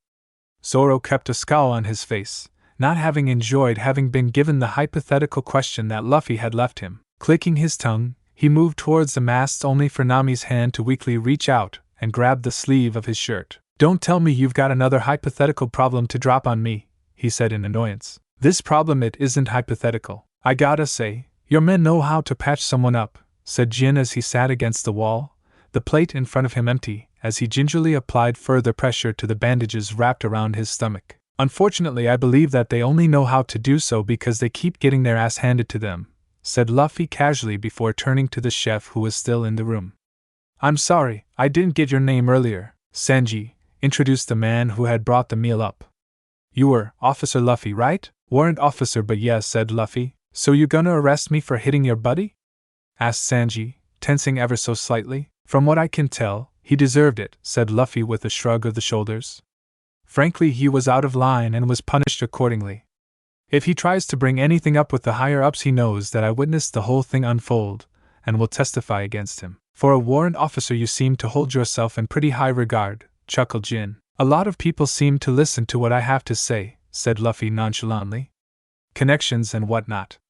I guess the big question, though, is what are you going to do, Jin, knowing you are a captive aboard a marine vessel? Funny-looking marine ship, commented Sanji. Point is still valid, said Luffy, focusing on Jin. Well, the lack of manacles makes me believe that you don't see me as a threat, said Jin, raising his wrists into the air. I don't see you as a threat, at least not yet, clarified Luffy. From what I could tell from watching the lieutenant leave, he's gone to track down the rest of your crew in an attempt to garner himself your captain. Please, he could barely contain me. There's no possible way he'll capture Don Krieg, said Jin with a vicious smirk across his face. I didn't say anything about capture, said Luffy. I reckon that he's going to plant himself at the edge of cannon range and bombard wherever Don Krieg has holed himself up. A dead body may not be worth as much, but it's still a reasonable target for him to boast about. Well, perhaps he's not as much of a fool as I thought, said Jin, slumping ever so slightly. That's it, you're just going to give up like that, said Sanji, somewhat annoyed with how aloof Jin was being. Don't you want to rescue your friends? Of course I do. I wish I could steal myself a ship and chase after them, but I know I would be blown out of the water as soon as I was spotted. Even if I survived the initial blast, if I tried to get on board the ship I would be shot at without hesitation.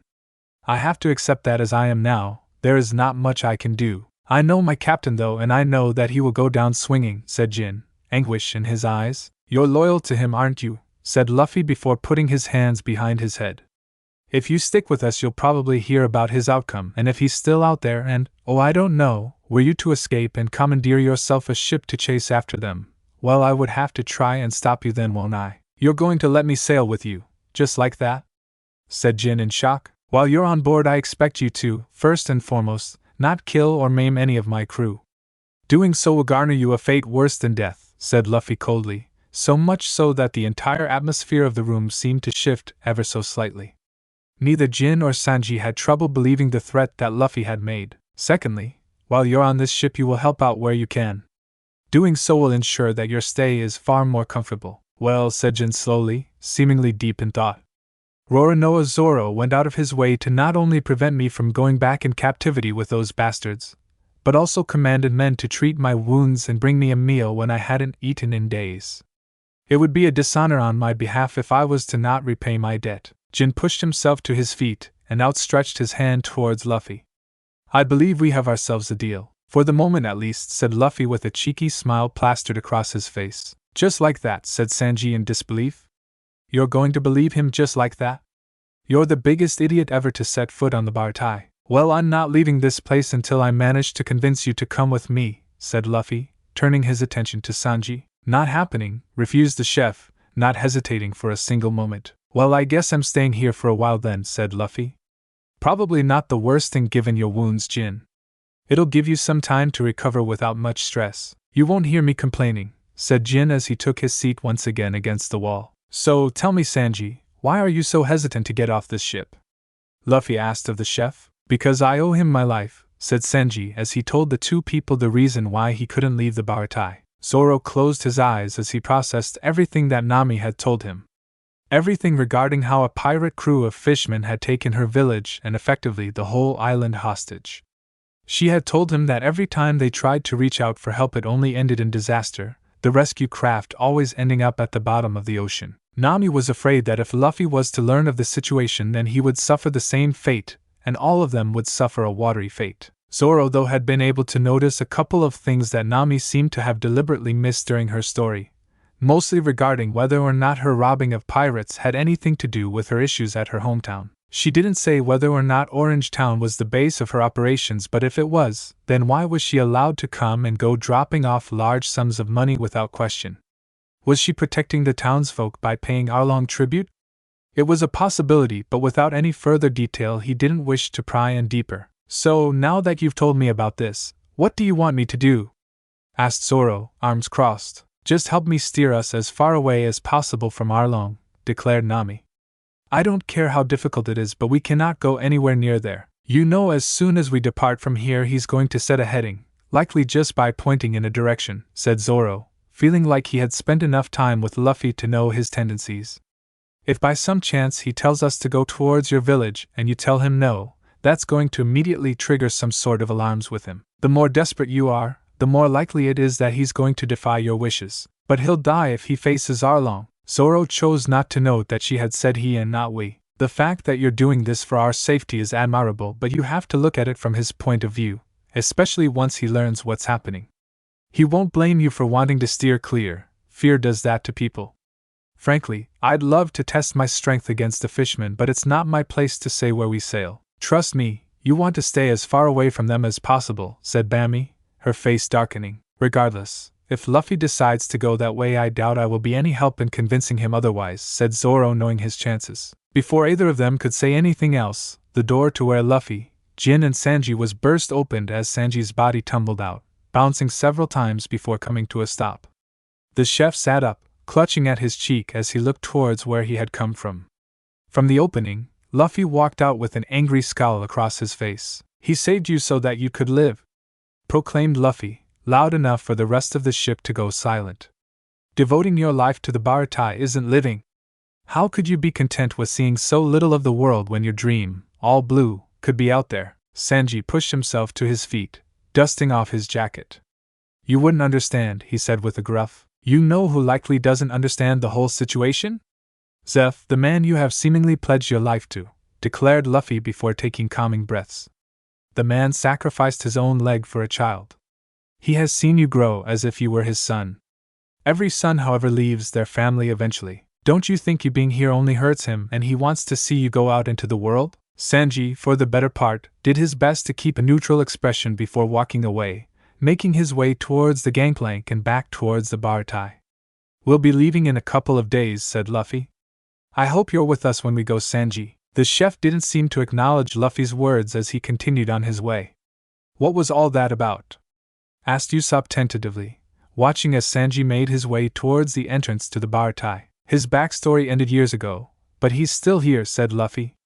Something about that just doesn't make sense to me. Maybe you just need to take the time to get to know him better, said Usopp, patting Luffy on the back. Maybe, said Luffy, moments before Jin popped his head out of where he had been treated. Quick side note, guys, nothing important, but Jin here isn't going to be locked up or anything. Needless to say, the response was fairly predictable. Unbeknownst to anybody on the Going Merry, the scuffle between Sanji and Luffy had been watched by one other. The head chef of the Baratai, Zeph, had witnessed the whole thing unfold, and he truly hoped it would lead to Sanji doing the right thing. The clash of steel on steel rang forth much to the cheer of the crowd. The kitchen staff who were not currently needed and customers who were still curious as to what was going on watched on with admiration of the display. With the lunch service effectively having ended, it meant that only those doing dishes and those finishing off their meals were the only ones not bearing witness to the spectacle. Luffy was forced backwards, bouncing off the ground and skidding to a kneeling position before raising the katana in his hand to block the oncoming slash from Zoro. Despite the strength of the strike, Luffy's defense remained strong. With a primal roar he lashed out, pushing Zoro's sword up into the air. In doing so, however, he left himself wide open for Zoro to retaliate, his katana gliding through the air before stopping mere inches from Luffy's neck. Winner Zoro! Announced Usopp, the crowd roaring in approval. Looks like you got me again, chuckled Luffy as he got to his feet, handing the katana he had borrowed from Zoro back to the swordsman as the crowd started to disperse. You are getting better, said Zoro as he sheathed his blades. These entire conflicts had come about when Luffy had haphazardly mentioned that he had partaken in some of the Marines' sword training exercises. He had gone on to explain that he had managed to swiftly pass through a number of the initial tasks before starting to struggle when it came to some of the more difficult techniques. Zoro, of course, had taken this as an opportunity to spar against someone that could put up something of a fight. Johnny and Yasaku didn't count. As much as I'm improving, it still doesn't quite feel right, said Luffy as he raised his hands up to his chest. It just doesn't feel natural. Well, for not feeling natural, I reckon you would have been able to take on any of Django's men one-on-one, said Zoro as he placed a hand on Luffy's shoulder. Who knows? One day you may even come across someone with a devil fruit which makes them impervious to anything but impalement, like a devil fruit that would turn their skin to glue, or rubber perhaps. Do powers like that exist? Asked Zoro. Probably, said Luffy with a shrug of the shoulder. Given how many random things could theoretically happen when you ate one. Luffy left his comment hanging in the air as the two of them made their way back towards the Going Merry. Usopp was not too far behind with his hands full of money that he had made with some bets with some of the customers and kitchen staff. Apparently some of them thought that a warrant officer who had single-handedly forced the notorious Captain Buggy and his crew to retreat, as well as hold off the invading forces of the Black Cat pirates, would be able to defeat pirate hunter Zoro in a sword fight. It wasn't like he had lied when he had been breaking down Luffy's recent accomplishments. He had simply avoided going into great detail about what had happened. Considering when he had been told the story of how Luffy had managed to negotiate Buggy into leaving in the first place, he doubted whether anybody would have believed him if he had said it. He also didn't make mention that the Black Cat pirates had been repelled by not only Luffy, but also the person whom he was competing with. Understandably, more than a handful of people had been willing to put their belly on the up-and-coming Marine. There had been a couple who had been reluctant to part with their money afterwards, proclaiming the whole ordeal to be rigged. Usopp had managed to assure them that the pride of the two combatants would not permit them to even consider throwing a bout. He simply knew between the two of them who the better swordsman was. None of those betting their money had to know that Luffy fought primarily with his fists. "A meal for the combatants," announced Zeph, the head chef of the Baratai, holding a plate in each of his hands. "You don't have to, chef," said Luffy as Zeph walked towards the two of them. "Nonsense, the two of you have been putting on a show for my clients. If you intend to stay here for an extended period, I can start charging for a meal and a show," said Zeph. "Well, if you insist," said Luffy as he took the offered plate and started to devour the contents. Zoro took his plate, giving the chef a light nod of the head in thanks. "I take it your other chef is still moping inside," said Zoro as he grabbed his own meal. "Given that he almost refuses to take any notice when the other chefs try to get any sort of reaction out of him, I'd definitely classify it as moping," said Zeph with an exasperated sigh. "Do you think he'll cave anytime soon?" asked Luffy between mouthfuls. "Given that he hasn't come out since you hit him, I think you're the last person he wants to see," said Usopp as he eyed the food that Zoro and Luffy had before them. "He just doesn't know any better," said Zeph. "The moment you guys leave, he'll realize that he missed his chance and that another opportunity to follow his dream may never come round. But he won't see that as a bad thing until we're gone," said Zoro. "Maybe not even for weeks after we've left," added Usopp. Zeph meanwhile focused on the Marine in front of him, who seemed deep in thought. Despite his intense concentration, it didn't take away the fact that he was still consuming his meal at a rapid pace. It was a rather perplexing sight. "What's on your mind, kid? Still thinking about Sanji?" "Actually, I've been thinking about you," said Luffy, causing the chef before him to raise an eyebrow in curiosity. "You're red-leg Zeph, aren't you?" It wasn't a question. "Who?" asked Usopp, unsure where Luffy was going with his question. "I was," said Zeph, Luffy taking full notice of the man's choice of words. "That was a lifetime ago, though, I imagine," said Luffy, not so subtly glancing at the wooden peg that was situated where Zeph's right foot was once located. "You know the Marines classify you as dead. Well then, what do you intend to do with this information?" asked Zeph. "Why should I do anything?" asked Luffy as he tossed the last piece of his meal into his mouth. "As far as I can tell, you're spending your time helping others lead a good life. Doing anything wouldn't be in my best interest." "Much obliged," said Zeph with a light nod of the head as he turned his back to the trio of Marines and made his way towards the Baraty's front door. "What was all that about?" asked Usopp. "Zeph was a pirate," said Zoro, having been able to piece together the bits of information that hadn't been said. "Yeah, proclaimed dead a long time ago," said Luffy, running his finger around the rim of his plate and picking up as much leftover sauce as he could. "So why don't you arrest him?" asked Usopp. "I mean, he could be doing a Klahadore Kuro thing." "I wouldn't worry about that," said Luffy. Kuro had weaseled his way into a manor and had intended to steal its wealth. Zeph here had made a home for chefs from all across East Blue, regardless of their upbringing. "I've talked to a number of them, and no two stories are the same." "Couldn't he be building some secret evil crew or something?" asked Usopp, his imagination starting to go wild. "An evil crew that spends their days serving customers? I don't really see it," said Zoro as he finished off his own meal. "If we'd heard of thefts from the ships while they were docked here, that would be a different story. Far as I can tell, he's not going to be firing cannons at anyone soon." "Well, at least I hope not," said Luffy, his attention now out on the horizon. "You're sensing someone or something again, aren't you?" said Zoro, having already seen Luffy look out into the distance on more than a single occasion thus far. "Zoro, please promise me you're not going to do something stupid in the coming hour or so," said Luffy, causing Zoro to look at him with his interest now piqued. "Who the heck are you sensing?" asked Zoro, turning his eyes out in the direction that Luffy was looking. If I'm right about this, which I'm pretty sure I am, it's a pirate that I couldn't arrest even if I was strong enough, said Luffy as he braced himself. I should let the staff know who's coming. Who is it? Asked Usopp, his knees starting to shake beneath him. Gentlemen, I believe the two of you are about to meet one of the 7 warlords. Sanji worked away in the kitchen in his own little corner, scrubbing away at the pot currently in his hand. It was one of many that was stacked by his side that needed to be cleaned before the next wave of patrons arrived. It wasn't a difficult task and shouldn't take him too long, at least normally. Given the fact that he hadn't succeeded in cleaning at a rate faster than a plate per minute, the pile was not going down anytime soon. None of the other chefs wished to assist him, fully knowing that the blonde-haired man wanted to spend some time to himself. At first they had tried to rile him up and get him to react, but no matter what they tried, nothing they did managed to get a reaction out of him. The only person who had been able to get him to so much as say a single word was the head chef. You still sulking brat, said Zeph from behind Sanji, glaring daggers at him. Please, as if I would be sulking, said Sanji, not bothering to turn and face the person who had rescued him all those years ago. You've served your due, said Zeph, trying to get to the crux of the matter. I owe you my life, said Sanji. Then what happens after I'm gone? Asked Zeph, his voice raising ever so slightly. Then I'll run this place in your stead, as if a kid like you'd ever run the Baratai. What did you say? Said Sanji, finally turning to look at Zeph. If you're acting like a stuck-up brat, then I might as well treat you like a stuck-up brat, said Zeph. Ever since this crossroad opened up before you, all you've done is hole yourself up like a terrified little mouse. Sanji's hand clenched into a fist. I'm not hiding away from anything. Look at yourself. You haven't stepped outside in 2 days for anything other than a smoke.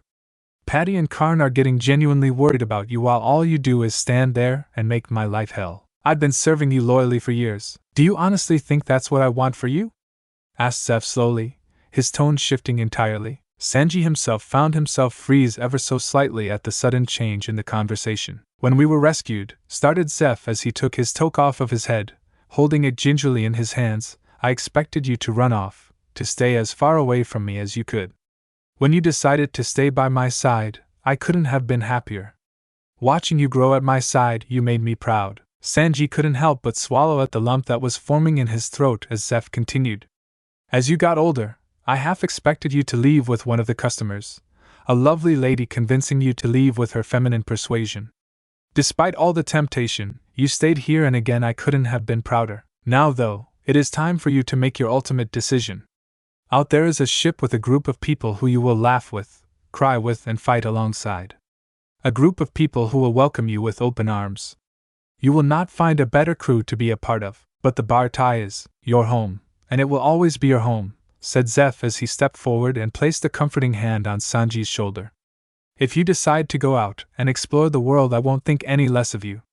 If you squander the opportunity, though, I would hate to watch you regret your decision. On your journey, no matter how far away and how many islands you've visited, you will always be welcome aboard my ship. Zeph. Hey guys, sorry to interrupt what I'm sure was a very touching speech, said Luffy, brazenly standing within the kitchen as if at public spacing. You better have a good reason to be back here, runt, growled Zeph while Sanji wiped away some dust in his eyes with the back of his fist. Just coming to say, your lunch service ain't over yet, said Luffy, raising his hands up in peace. I already gave you food, brat, grumbled Zeph. Yeah, this meal ain't for me. I don't believe it, said Jin as he held on to the railings of the Going Merry, his knuckles going white from the pressure he was exerting.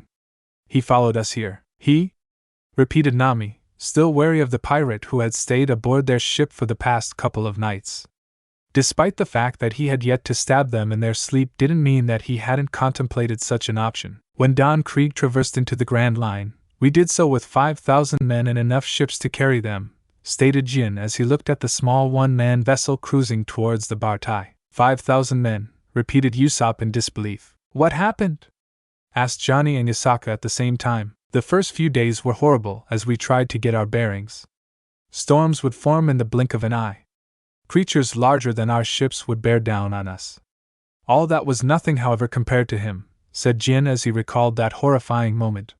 The moment he locked his eyes on us, our fates were sealed. Those piercing eyes. From nearby, Zoro's fingers wrapped around the hilt of Wado Ikemanji, and he found himself taking a deep breath in. The man was only just in view, but there was no mistaking the sword he carried on his back. He sunk the entire fleet as if it was nothing and we only managed to sail away on luck alone, said Jin as he lowered his head in terror. Behind us we could hear the screams of thousands of men as they scrambled for any piece of debris they could cling onto. I don't know how many he killed or how many he simply left to die. What kind of monster is he? Said Usopp, visibly shaking. He's no monster, said Zoro, drawing all attention to him. He's Dracula my hawk. My hawk! Shouted Yasaka. You mean the Hawkeyes? Shouted Johnny. The one and the same, said Zoro as he allowed a devilish grin to cross his features. Now he could understand why Luffy had tried to get him to promise to not do anything stupid. Unfortunately for him, he had not made any such promise. There was one promise he had made though, many years ago, and now he was going to keep it. The crew on the Going Merry was silent, deathly so. It was understandable given the situation unfolding before them. They had watched as the world's greatest swordsman landed his vessel on the side of the bartide before stepping upon the decking.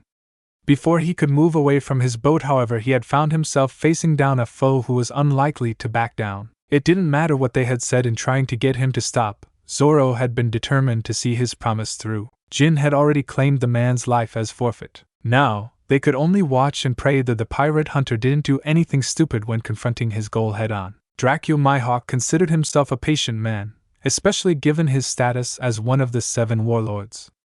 Arguably, the only pirate amongst his peers who was more patient was Bartholomew Kuma, but given the apparent inability to show emotion that the tyrant possessed, that was always going to be a difficult task. Still, it was due to his level of patience that as he eyed the swordsman standing before him, he had opted to not end his Liffy as of yet. I assume you wish to do battle with me, but I assure you, I have no current interest in battling with you, declared Mihawk as his gaze pierced forward. Be that as it may, said Zoro as he undid the bandana from around his bicep and tied it atop his head. I set sail so that I could one day meet you. To meet the one who stands at the top of the mountain, the strongest swordsman in the world. Now that you have met me, what is it that you wish from me? Choose your words wisely, cautioned Mihawk. Zoro couldn't help but allow a smirk to befall his features. I have heard from my commanding officer of some of the skills those on the sea are capable of. I have heard how a sword, when wielded by great swordsmen, are capable of altering the trajectory of bullets, and are even able to slice an enemy from a distance. Your commanding officer sounds well versed for someone in the East Blue, the weakest of the seas. To my knowledge, nobody on this sea is capable of such techniques, commented Mihawk. Well, as he has said on multiple occasions, he's unlike any other warrant officer, let alone Marine, that I'm ever likely to meet, said Zoro as he withdrew his katanas. Warrant officer, repeated Mihawk. I see. I ask again of you, what is it that you wish from me? I know that I am not the strongest in the world, declared Zoro. I know that I can't deflect bullets or strike at you from where I stand. I know there are other techniques out there that I am yet to comprehend, but it matters not. Right now, all that matters is the world's greatest swordsman stands before me, and I wish to see just how high the mountain is. It is often that I hear my opponents boast of their accomplishments, hence it is refreshing to hear someone acknowledge their weaknesses, said Mihawk. Tell me your name, boy. Roronoa Zoro. Very well. Roronoa Zoro, you wish to know the challenge ahead of you, then come at me and I will show you just how high the mountain is. Zeph and Sanji worked in tandem, the two of them working as one to craft the best meal that they could. No words were said between them as they prepared to serve up a dish for the strongest customer they had ever received. The rest of the Barides crew watched with their nerves well and truly on edge. The lot of them knew that in the past they had dealt with those who had disrespected their meals and pride as a chef with violence. Their incoming customer, however, was not somebody who could be dealt with in such a way. Your everyday pirates, not an issue. Rowdy civilians, they were taught a lesson. Smart-ass Marines, got what they deserved. A warlord of the sea, this was beyond anything they had ever come across, and they knew it. No ordinary pirate could simply become a warlord. Those who had that title to their name had undoubtedly deserved it one way or another, and the world government opted to use that to their advantage. Powerful pirates that wouldn't be arrested but were at the beck and call of the Marines. Encountering one was paramount to death itself. What's the fanciest wine you've got?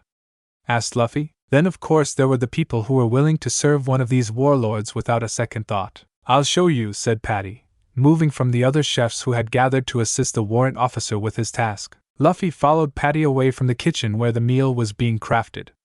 Even when they left the room, the aroma was still quite potent, wafting through the air. I'm going to assume that whatever is being cooked back there is for me. Patty froze up only for Luffy to give the man a reassuring pat on the back.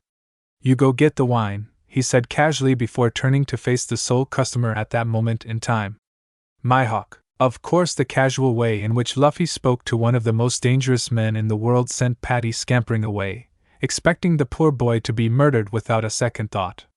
The pirate sat with his feet up on the table and his infamous blade by his side.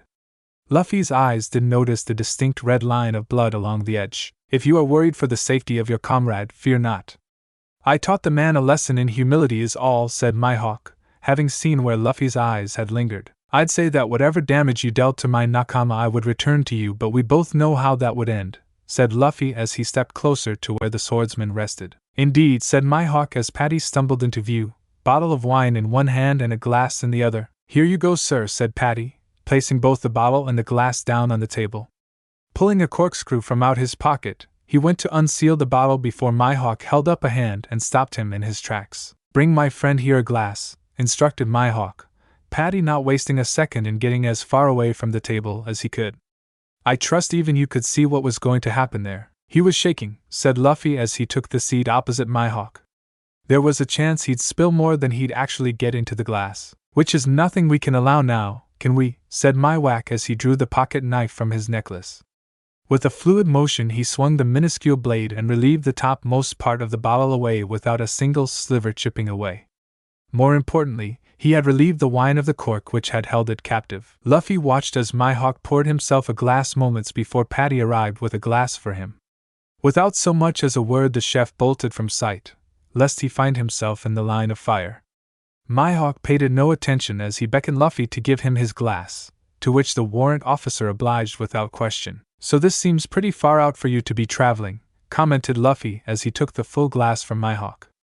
Any reason you'd come to East Blue? Killing time, said Mihawk as he took a sip. Prevented some upstart from doing anything stupid and came to finish the job. Don Krieg? How should I know the name of every pirate on these waters? Fair enough, said Luffy with a shrug of his shoulders. Take it you killed him then. Last I saw a Navy vessel was bombarding their remaining ship. I saw no reason to aid them, stated Mihawk. Luffy merely nodded, stashing that bit of information away to inform Jin of later. It was at that moment the door to the kitchen opened up and Sanji walked out, a plate of food in his hand. Luffy nervously held his breath as the chef closed in on them before depositing the meal down in front of the warlord. The chef said nothing as he stepped a couple of paces back before glancing at Luffy, unsure as to why the Marine was sitting opposite the pirate. Or, more importantly, why Luffy was so casually sitting there with a felon of Mihawk's notoriety. Understandably, Sanji was not the only one currently thinking this. During the brief conversation that had gone on between Luffy and Mihawk, the restaurant had become a lot more populated.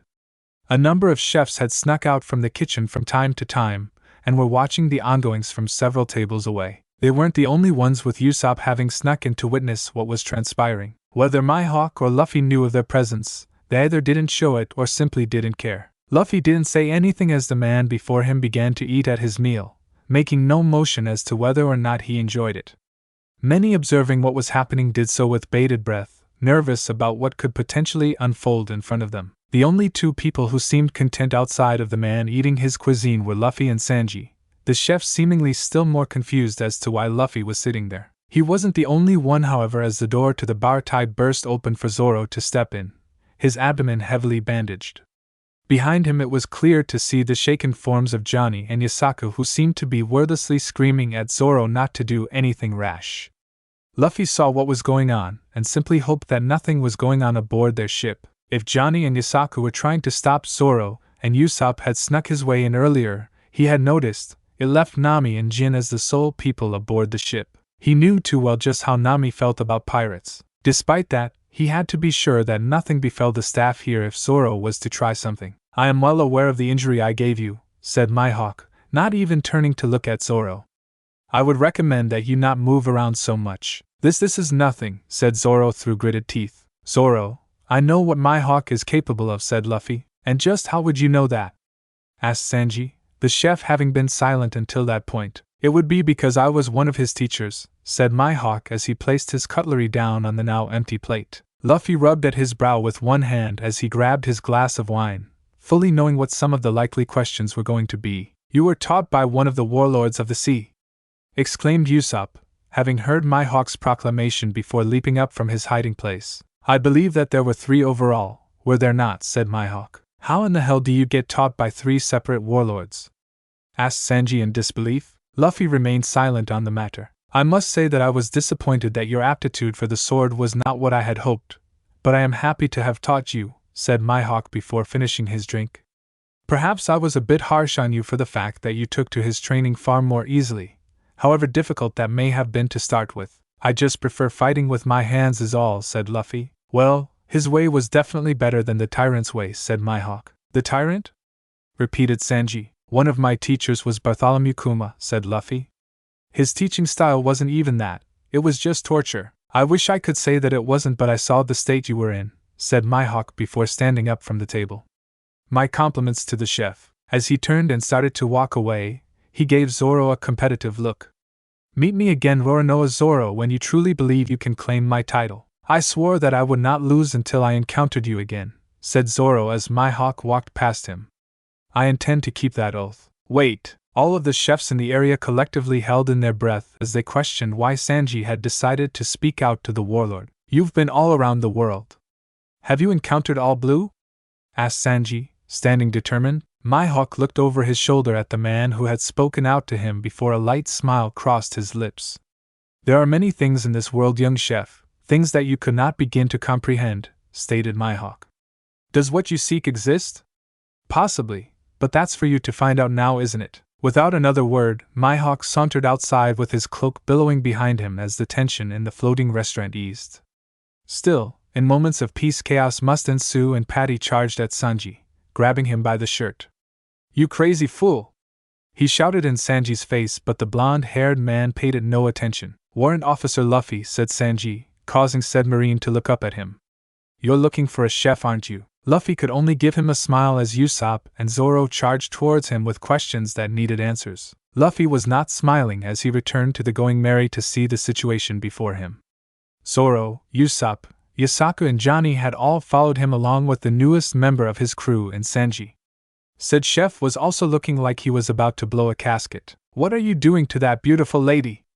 He growled between grinding teeth. The scene in front of them was a simple one as Nami lay on the ground struggling against a hopeless situation as Jin held his foot down on her back, pinning her in place. In his hand he held his pistol, aiming it down at Nami's head. Luffy, she managed to say as tears swelled in her eyes. Is this your answer, Jin? Asked Luffy. If only it were that simple, said the former member of the Krieg Pirates. You're probably thinking that I'm taking this woman as my hostage, to use for my own gain and to steal your ship and your treasure. As tempting as such an idea is, the offer you've given me is the finest I have had in a long time, and I still owe Roronoa my life. Therefore, it was only right that I prevent this woman from stealing your ship. The look on Nami's face shifted ever so slightly, but it was noticeable by a few select individuals. Luffy being one of them. Let her up, said Luffy, Jin obeying his order without question, though he still kept his pistol aimed at her. As Nami got to her knees, Luffy walked forward before kneeling in front of her. Luffy, Nami, I know you are hiding something from me, said Luffy sternly. To hear that you attempted to steal the Going Merry, the ship that was given to us for having defended Syrup Island, hurts me, Nami. I feel that I know you, however, and I know that you wouldn't have done such a thing without reason, so I'm going to give you one chance, one single chance to come clean. Tell your story and we will listen. Nami struggled for words initially, looking at all of those who were gazing upon the scene in front of them. It was then that she spoke the truth, and true to his word, Luffy and the rest of the crew listened. When her story was finished, the decision between all those on board had already been made without so much as a word being said between them. A pirate was holed up in Kokoyashi village, and it didn't matter if he was a fisherman or not. What mattered was that there were people that needed saving, and they would be saved. As the Going Merry sailed along the open water with its destination lying beyond the horizon, Luffy leant over the railing with his usual demeanor all but sapped from him. What's on your mind? Asked Zoro, the swordsman walking up to stand by Luffy's side. I just feel bad for Nami, you know, he said as he rubbed his eyes. Her town gets taken over by pirates, and the people who are meant to come to her aid are getting paid off for their silence, allowing the pirates to run rampant. It's just these things aren't meant to happen. The people should have faith that there are those that are coming to save them, not allow them to suffer. I take it this is the first time you've heard of something like this, said Zoro. No, replied Luffy with a shake of his head.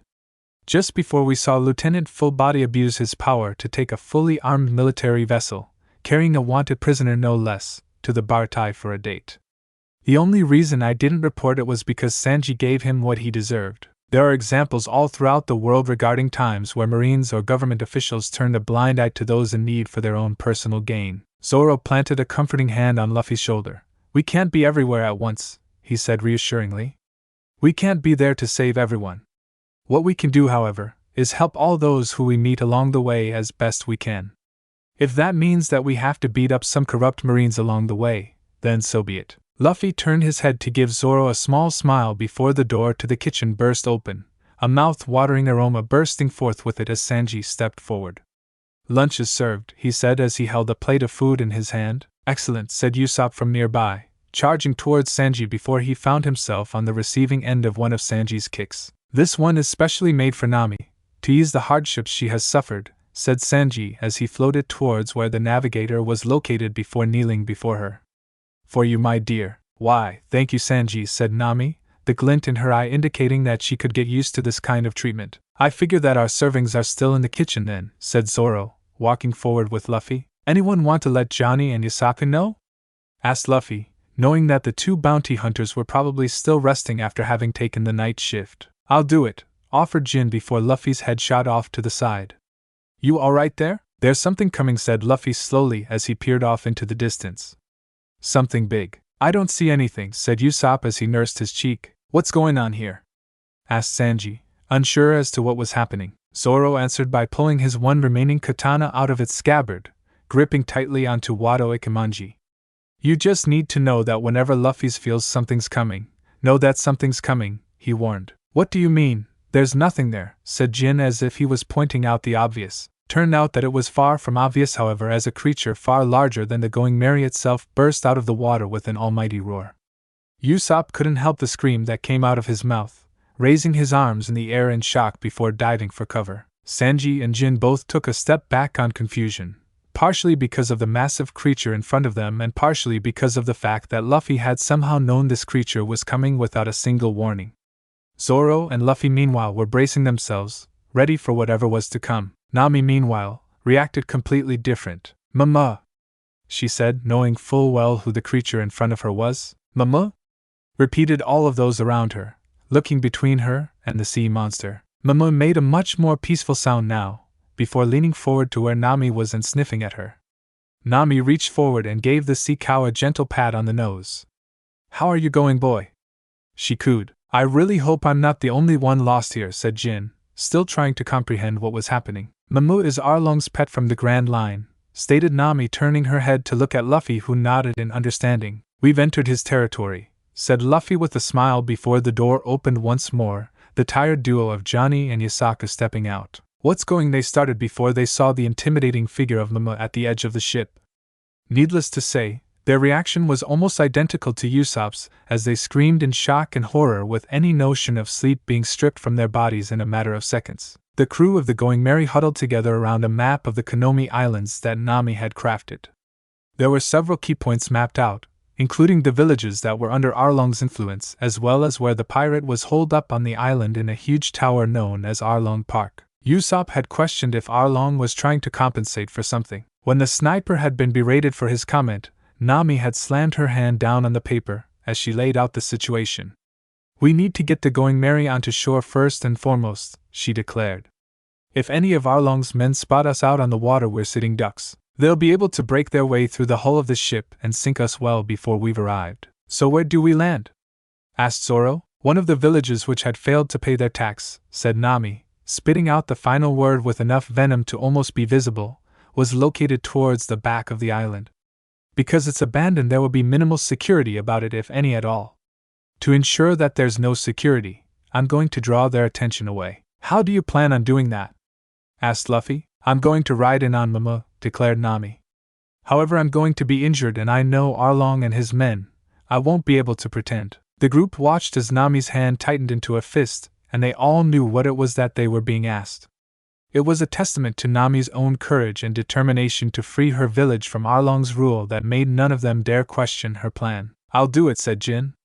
"And I won't take pleasure in it." It really felt that the last bit of what he had said had been merely added on to prevent the other's lashing out at him. "You better not hurt her too much, or you will have to answer to me," declared Sanji boldly. "Jin will hurt me as much as he has to make it look convincing," said Nami, shutting up the men before an argument broke forth. "When Arlong's men find me, they'll likely take me to Arlong himself, and I'll explain that I was in the process of robbing the pirate Captain Jin and I got caught, barely making it out of there alive, and it was sheer luck that Mama just so happened to be there. If we're lucky, that'll mean that Arlong will send a number of his men to try and track down any pirates in his territory, reducing the numbers we have to take down," said Zoro. "There shouldn't be much time difference in between when I arrive and you guys arrive on the other side of the island," stated Nami.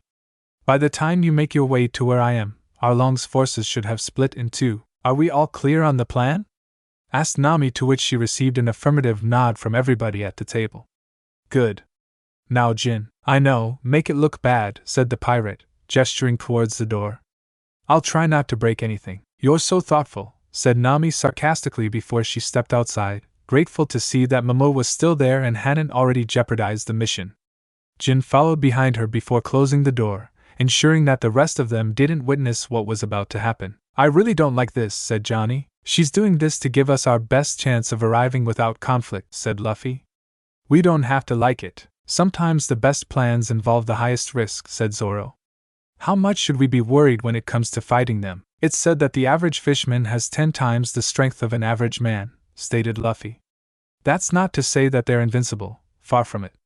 It's because of this fact, though, that there's a good chance they'll be arrogant and not take us too seriously." "That's a good thing, right?" said Usopp. "No," said Luffy with a shake of his head. "I don't want to beat them when they're taking us lightly. I want them to be pissed. I want to face them at their full force, and I want them to suffer for what they've done to these people." "What are your orders?" asked Zoro. "There's going to be a slight change of plan for when we land is all." Nami was in pain. True to his word, Jin hadn't broken anything and hadn't dealt any lasting damage, but he had still made sure that it would look convincing. Her clothes were ripped and a trail of blood ran down from her forehead. Bruises littered her arms, and it did look as if she had truly been through hell. Thankfully, while Momo may not have had any clue as to why she was getting beaten up, the sea cow did have enough understanding that it needed to do its best to get Nami to safety. So there she lay, atop Momo's head as the creature from the Grand Line cruised through the ocean. Slowly but surely, the Konomi Islands came into view, and with it the sight of the prison she had found herself locked in for far too long. Arlong Park may have been seen as a symbol that the territory was ruled by the pirate, but for her it symbolized far too many years of hardship and suffering. Not only for her but for those she cared about. Could the warrant officer and his band of men truly be enough to deal with the scourge that had plagued the citizens of Kokoyashi village for so long? She truly didn't know. If they failed in their task, she knew that there was a good chance that they could escape, that they could flee into the world, and that she would resume her task of robbing pirates and close in on her target. To change her strategy so close to her goal was risky, terrifyingly so. To have accomplished her goal of reaching her target would have only needed 1 or 2 successful trips. For the first time, however, she had been given another option, another way to go about her goal, and people who believed that they could help her. When she had told her story, she had had no idea how they would react. Knowing that their enemy was a fishman, someone who was born with far more strength than a human, should have turned them away. She didn't know whether or not it was her story or their own confidence that drove them towards battle, but she knew firsthand that it would not be an easy one. Keeping them on land was their only option to fight to begin with. If it got dragged into the ocean, then any semblance of victory was as good as gone. She believed that Luffy knew this and would act accordingly. Even if he was a little crazy, surely he wouldn't be stupid enough to challenge a fishman underwater. He was crazy, not suicidal. "Mama! Time for dinner!" shouted a familiar voice from close to the shoreline. Hachi. Of all the members of Arlong's crew, she was glad that he would be the one to find her. At least he would likely care for her well-being. "Come on, guys, it's not that heavy." "It might not be heavy, but this hill isn't exactly a gentle slope. Less whining, more working." "Are we sure this is the wisest idea?" "Wisest, no." "Will it get their attention?" "Yes." "Get that smile off your face, Zoro. I should have stayed on the other ship." "No backing out now, Jin. Arlong wasn't the most peaceful of fishmen at the best of times. Only the other day he had turned an entire village on its head, and not in the metaphorical sense. Using sheer strength, he had ripped houses straight out of their foundations and flipped them. That was a mere example of what happened when people disobeyed him. To have one of his men charge down from Arlong Park to inform him that he had to return immediately had not put him in the greatest of moods. Especially when he was told that one of his crew had been assaulted. It didn't matter that it had been the sole member of his crew to be a human. She bore his mark, and to attack her was an attack on him. The doors to the complex exploded open as he pushed his way through, the fishmen who had been traveling with him shadowing closely behind. His eyes sharpened as he saw Nami being treated by Hachi, the fishman using all 6 of his arms to gently apply bandages to her wounded frame. What happened to her? Arlong growled through pointed teeth. I found her like this, explained Hachi. She was the top Mamu who rescued her from sea. If Mamu rescued her, then she couldn't have been too far from our borders when she was attacked, added Kurubi. Or in them, stated Arlong, piercing eyes shooting out to the horizon. If they're still nearby, then we will make them suffer. Arlong's crew knew that their captain wasn't doing this to protect one of his own. If anything, his anger and rage was solely directed at the fact that his map maker had been attacked in his waters. Any who foolishly tread upon his territory had already forfeited their lives. He would see to it himself if he had to. Men, arm yourselves, Arlong started before there was an almighty crash as a cannonball burst through the uppermost room of Arlong Park, raining debris down on the pirates below. Arlong merely stood there in shock as the roof of his home crumbled in on itself. His men sidestepped and leapt away from the carnage raining down on them before another cannonball struck the building, tearing through the walls as if it was little more than paper. If Arlong was angry before, that was nothing compared to the pure hatred coursing through his veins right now. Somebody was going to die by his hands today, there was nothing more certain. Nami cracked an eye open as she watched the destruction rain down on Arlong's crew while Hachi carried her away to a safe distance. This wasn't the plan, this was so far away from what the plan was that it wasn't funny. Despite that, as yet another cannonball struck the tower where she had suffered for so long, she couldn't help but find happiness flooding through her body. Keep firing away, Usopp, ordered Luffy as the marksman adjusted the aim of the cannon ever so slightly. Johnny and Yasaku ready to load another round into the weapon as soon as it was fired. After Luffy watched another chunk of Arlong Park fall away, he turned his attention to Jin, Sanji and Zoro, the 3 of them fully knowing what was likely to come next. Get ready for the fight of your lives, he said with a cheeky smile. They're going to come at us angry, and they're going to come at us hard. If they hit you, hit them back harder. I will not have the people of this island suffer for a minute more. We're the Marines. We're here to save these people, and we are going to do just that. Brace yourselves for what's to come, and when we eat and drink tonight, remember just what it is you're about to do. Now give them hell. The civilians of Kokoyashi village had at first been terrified by the sound of cannon fire. For several tense moments they had thought that the island as a whole was under attack and that they would be getting bombarded in the coming seconds. It was not to be, however, but when they saw that the target for whoever was unleashing cannonballs was Arlong Park, none of them felt any sense of relief. For they all knew, were whoever was currently attacking the resident pirates unable to defeat Arlong and his crew, the fishman's ire would not stop there. It would spread to the village, and each and every one of them would suffer for it. From atop their clearing, Luffy altered his viewpoint from the destruction that Usopp had wreaked upon Arlong Park to the forest area where the enemy would be approaching from. They're on their way, stated Zoro, having seen the slight adjustment from Luffy. Yep.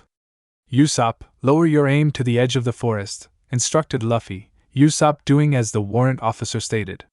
Hold fire. Usopp unleashed the cannon, firing the metal sphere right at where Luffy had indicated.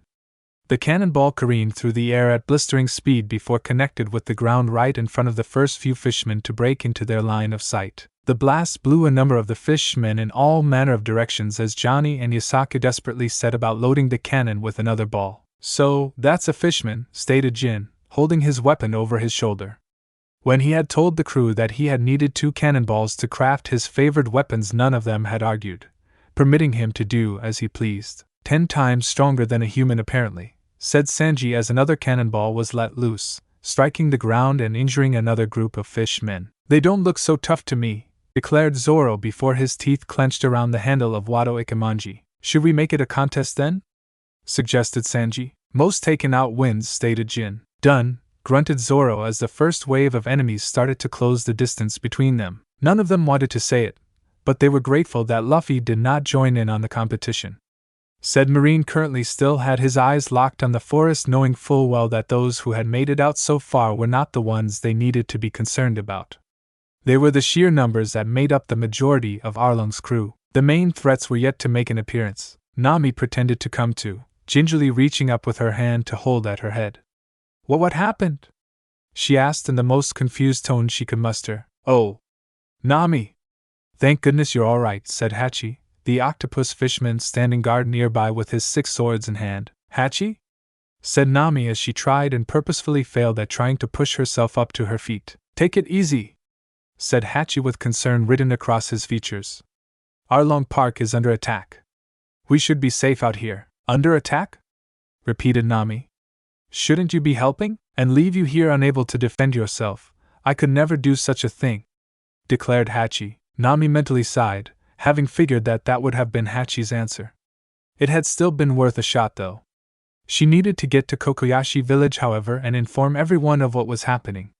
While it wasn't the plan she had formulated, she wasn't opposed with this outcome, provided they could all survive Arlong's onslaught. Given the cannon fire into Arlong Park, she could pretty much construct the plan that the men had gone with. You're too kind, Hachi, she said softly. Ah, thanks, Nami, said Hachi as he used one of his arms to rub at the back of his head. Nami meanwhile let out a shrill scream and pointed off into the thicket. What is it, Nami? I just saw someone with a pistol through there, she lied, knowing full well that nobody was in that direction. Hachi didn't know that though. Just you wait here, Nami, he said before he charged off into the trees, leaving Nami behind. If she couldn't get him to leave one way, Nami could sure make him leave another. Now on her lonesome, she got to her feet and brushed some of the dirt off of her body before running in the direction of Kokoyashi village.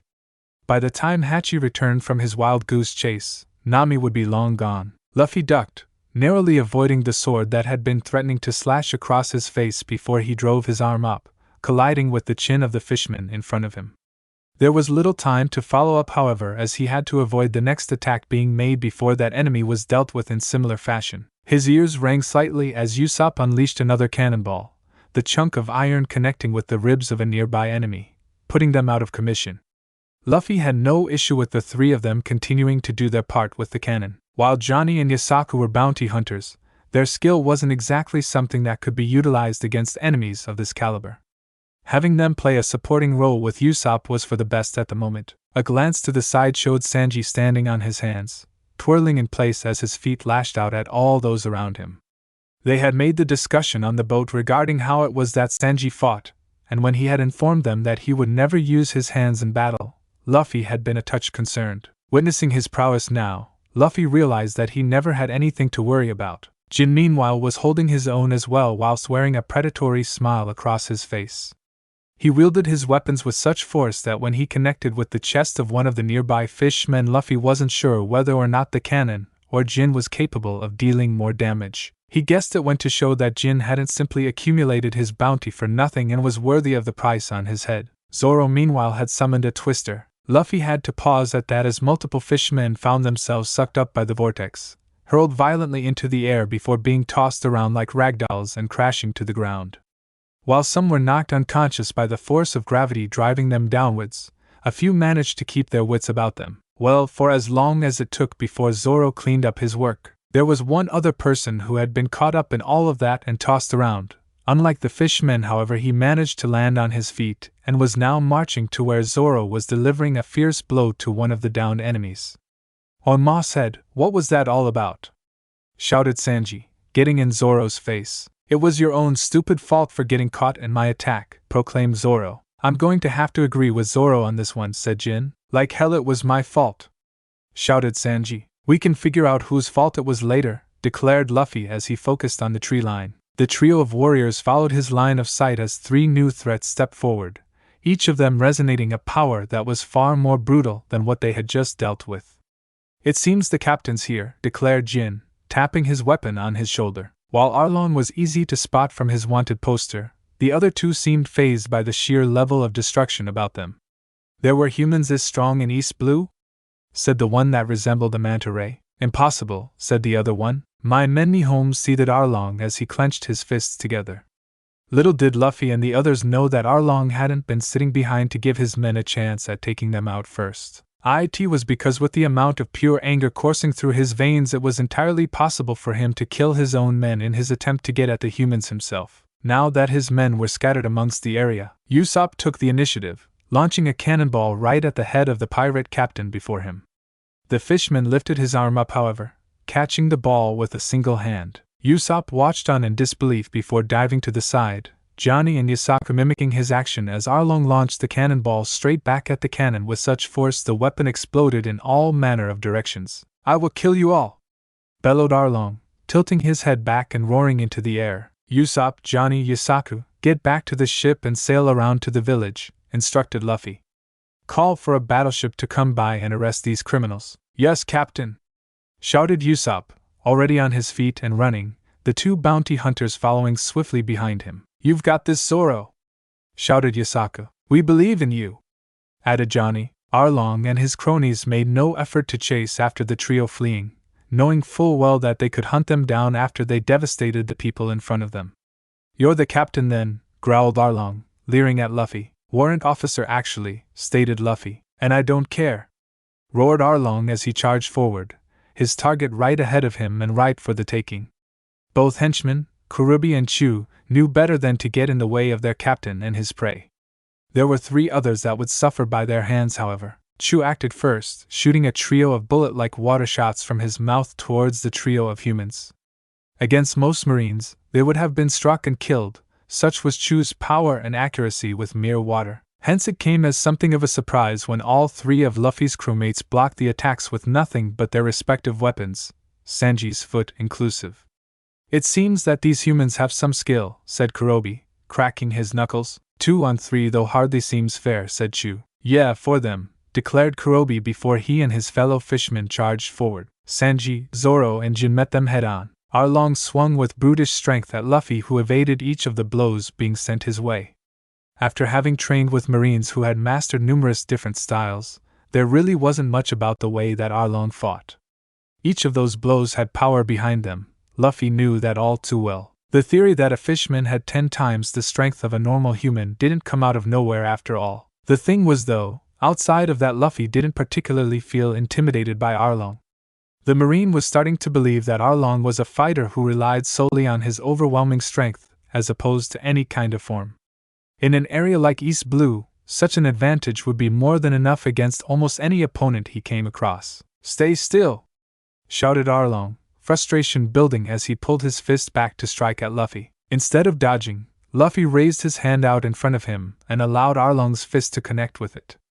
Luffy winced slightly at the impact, the palm of his hand already beginning to sting, but this wasn't about the pain he felt, this was about the message he was sending. For the first time since he had charged forward, Arlong had come to a stop as he looked at Luffy in disbelief. The pirate captain had hit hundreds of measly humans, if not thousands. Very few had ever even had the chance of standing up to him, most of them being struck with enough force to send them bouncing across the ground. He was a fishman, he was of the superior race, and this scrawny little human had just blocked his attack. "I can see why you're the most feared in East Blue," said Luffy as he pushed Arlong's arm to the side before driving his fist into Arlong's stomach. Luffy meanwhile didn't take into account one very simple thing. Arlong may not have been the strongest fishman out there, but during his time as a pirate he had taken a great deal of damage from men who belonged in an ocean far stronger than the East Blue. The fishman used the close proximity between the two of them, driving his serrated teeth straight into Luffy's shoulder. While the prior punch had gotten minimal reaction out of the warrant officer, this got a much more visceral reaction. Luffy grunted in pain, lifting his hands up to grip at Arlong's jaw as blood flowed from where the fishman's teeth had sunk into his flesh. Unable to get a solid grip on the fishman from this angle, Luffy weighed up his limited amount of options. If he could get a shock out of Arlong from stopping his blow, then this would shake him to the core. Luffy composed himself, a difficult task given the sheer amount of pain surging through his system, but he did so regardless, ignoring the agony he was in as he shifted his stance. From his position, Arlong had no clue as to what Luffy was doing but knew that something felt off. That was when Luffy punched him. Had this been a normal punch, then even with the human before him striking him he could take the damage. This, however, was no normal punch. Arlong was launched backwards dozens of meters before he came to an abrupt stop, his feet digging through the ground as he clutched at the injury he had sustained. Blood began to seep from his mouth as he tried to comprehend just what had happened. Luffy did not make it out of this exchange unfazed, however, Arlong having been blown back at such a rate that the row of serrated teeth embedded into his flesh remained in place. Without the fishman applying extra pressure, however, Luffy was able to reach up and wrench the teeth free, causing his wounds to openly bleed. If he thought he had some manner of advantage over Arlong, however, he was surely mistaken, as the fishman grew a new set of teeth that were just as dangerous as the last. "That just now runt, what was that?" growled Arlong as he tried to compose himself. "That was fishman karate," declared Luffy boldly as he adjusted his stance. "Impossible! How could a mere human know fishman karate?" roared Arlong, seething with rage. "I had a very good teacher," said Luffy. "Chu Kurobi, help me kill this brat!" shouted Arlong, turning his attention to where his subordinates had finished mopping up their targets. Or so he had thought. The fishman found himself frozen in place at the sight before him as his two compatriots lay bloodied and beaten on the ground, and not one of the three humans were dead. They were injured, sporting a varied amount of cuts, welts and bruises, but none of that meant that they were dead. Arlong turned his head back to his target only to find in the brief few seconds when he had been looking at the bodies of his men, Luffy had not been standing around waiting for him. In fact, he had crossed the small distance between them and was already within striking range. Luffy's fist connected squarely with Arlong's jaw, shattering a number of the freshly grown teeth as it knocked the larger being to the ground. Before Arlong could get a chance to recover, Luffy swung his leg up in an arc before driving the heel of his foot square into the sternum of the fishman, a sickening crunch ringing out from the blow. Bile and blood burst from Arlong's mouth before Luffy launched his fist at his jaw once more, striking the fishman with enough force to knock the consciousness from his being. Luffy took a deep breath in as he stood up off the body of the pirate beneath him. The battle was over. Kokoyashi village was free. Captain Nezumi scowled as he looked at the destruction wrought upon Arlong Park. He and Arlong had a good and meaningful relationship, and to see such terror wrought upon his business partner meant that his career was in jeopardy. It would be much better for him if Arlong and his men had been killed instead of captured. If any of them were to rat him out, then he'd find himself sharing a prison cell alongside them. It had been luck that his ship had been the closest when the call had been made that backup was required for Warrant Officer Luffy. That arguably was one of the biggest problems in his way. He'd received word from the base at Log Town that the warrant officer had effectively gotten Morgan court-martialed for corruption. Last thing he needed was to draw any attention from this uppity brat. "We'll be docking in 4 minutes, Captain," announced his second in command. "Good," said Nezumi as he wiped the sneer from his face. He had 4 minutes to brace himself for whatever it was he was about to find. It was time to get his game face on. There would definitely be some manner in which he could use this situation to his advantage. "I wonder what's got all the town people spooked," stated Zoro nonchalantly as he leaned against a nearby wall. "Geez, I wonder," shouted Usopp sarcastically, completely understanding as to why there wasn't a member of the town within a mile radius of where they were currently standing. Said reason was that using sheer strength alone, the men who had fought Arlong's crew had carted the entirety of the still-breathing members to the town and dumped them in a pile. The townsfolk had understandably bolted in any direction they could, terrified of the possibility that one of the fishmen would rise up from amongst their comrades and take one of them hostage. Just because they had been beaten didn't mean that they weren't going to use any sort of underhanded tactic to gain an advantage if they could. "I really can't believe that you guys managed to take them all out on your own," said Nami, still in a sense of disbelief. When she had made it back to the village before the others, she had informed everyone of what was happening, or at least as much as she'd been able to figure out, and told them not to panic. Naturally, they had panicked. "Perhaps if we'd been able to make this plan beforehand, then this savage wouldn't have had to lay his hands on your precious skin," growled Sanji, glaring at Jin. The former pirate didn't pay him any attention as he focused on the grounded fishmen in front of him, prepared to strike at a moment's notice. He wasn't the only one, with both Johnny and Isaku watching while heavily on edge. The movement of a single finger would be more than enough for them to spring into action. "Looks like the cavalry's arrived," stated Luffy as he saw the platoon of Navy soldiers walking up to them. Zoro pushed himself off of the wall and walked up to where Luffy was standing. "Who was it you said was coming, Usopp?" "The call was answered by Captain Nezumi," replied the long-range fighter. "Did you say Nezumi?" asked Nami, overhearing what Usopp had said. "Yeah, why?" stammered Usopp in response. Do not let him and his men take Arlong, growled Nami, storming off. Where are you going, Nami? Asked Luffy. To call some proper naval officers, declared Nami, not bothering to turn to look at them. What do you think she means by that? Asked Zoro. We're going to find out shortly, said Luffy, his mind already racing at the possibilities. It didn't take long, however, before the group of armed soldiers positioned themselves in front of the warrant officer and those who followed his command. Isn't this a surprise? Said Nezumi, glancing at those in front of him. Are you the ones responsible for bringing this criminal to justice? Captain Nezumi, I am Warrant Officer Luffy, said Luffy, stating his name and rank. These criminals have been captured by the combined efforts of both myself and my men. My apologies, said Nezumi casually. Without a proper uniform, I merely assumed that you were a band of bounty hunter. I meant no disrespect. None taken. Well, me and my men are ready to take these criminals off your hands.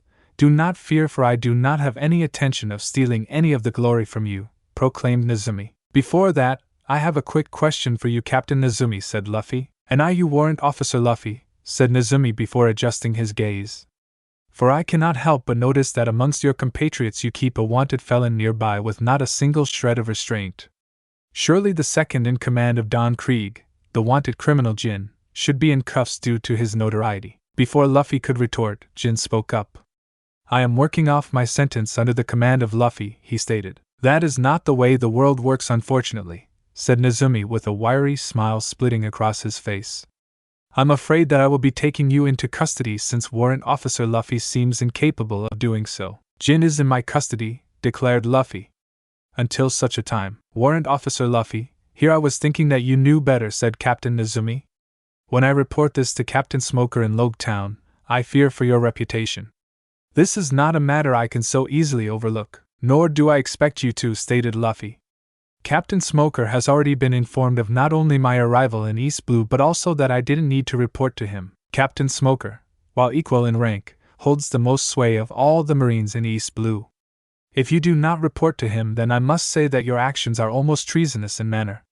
Harboring a known criminal, for shame. Hold up, treason, said Usopp, interjecting himself into the conversation. Indeed, said Nezumi, raising his hand. His men swiftly understood the signal, raising their rifles and directing them at the people before them. Not only will we be taking the members of the Arlong pirates in, but we will be taking the lot of you to Logue Town for questioning and interrogation. That's not fair, shouted Johnny and Yasaku in tandem. Warrant Officer, should I show these men just what level of criminal I was? Asked Jin, licking at his lips. Perhaps, said Luffy, you would command a pirate to attack us. Truly there is no saving you, stated Nezumi. Well, it would all depend on the result of your answer to my question, said Luffy. I've yet to ask it after all. Nezumi clicked his tongue against his teeth. If it will make you rest easy at night, I will grant you a single question, he said. Be grateful that I am such a generous man. You and your men arrived swiftly after you were summoned. You must patrol these waters regularly, stated Luffy. We do, said Nezumi slowly, unsure where the warrant officer was getting with his line of thinking. Usopp, you made the call about half an hour ago, yeah? Asked Luffy, receiving an affirmative from the long-nosed man. Half an hour means that, in all likelihood, this island was visible from the crow's nest. If you and your ship followed the same course on your patrols, then it would have been near impossible for the lot of you to miss the giant tower on the island that clearly was out of place on a small island like this. So my question, Captain Nezumi, is why did you and your men never investigate? So what if there was a gaudy building that looked out of place? You don't see Marines go about questioning mere infrastructure. We would have made a fool of ourselves if we'd arrived and it turned out to be some eccentric millionaire's holiday home, stated Nezumi. Now you and your men will be. That was as far as Nezumi got before a new party made itself known. What's going on here? Shouted Hachi, the octopus fishman, bursting onto the scene with a sword in each of his 6 hands. His gaze immediately latched onto his fallen brethren. Arlong, Chu, Kurobi!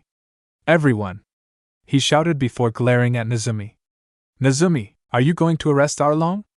After all that he's done for you? Nezumi began to stammer, nonsensical sounds coming out with him unable to form words. Well, lads, said Luffy, cracking his knuckles. I've heard all that I've needed to hear. Can I get him now? Asked Jin. By all means. Captain Smoker wasn't particularly used to being called out away from his post at Logue Town. However, the woman on the other side of the line had been very adamant that the highest-ranking Marine in East Blue would be required to deal with a crew of fishmen. When that tidbit of information had been dropped, Smoker knew that his abilities would be more than necessary to deal with opponents of that strength. Too many good men would die needlessly otherwise, Captain Smoker said to Shiji, adjusting her glasses. It seems another ship arrived before us. A growl escaped from between the twin cigars situated in Smoker's mouth. It seemed that this had already taken a turn for the worse. Get ready for anything, he warned both to Shiji and the rest of his men. Yes, Captain Smoker. They barked in unison. Needless to say, though, when a giant sea beast burst up from the water in front of them, many of the soldiers found themselves struggling to comprehend just what was in front of them. Even Smoker found himself struggling to believe that such a monster had just so happened to appear in front of them. No, mama! Shouted somebody from nearby, causing several soldiers to glance over the side of the ship to see a head bobbing out of the water. We've got to go far from here because of what that man said. Come on now, follow me. And just like that, the head bobbed back underwater, and the sea monster gave an audible whine before dropping beneath the waves and out of sight.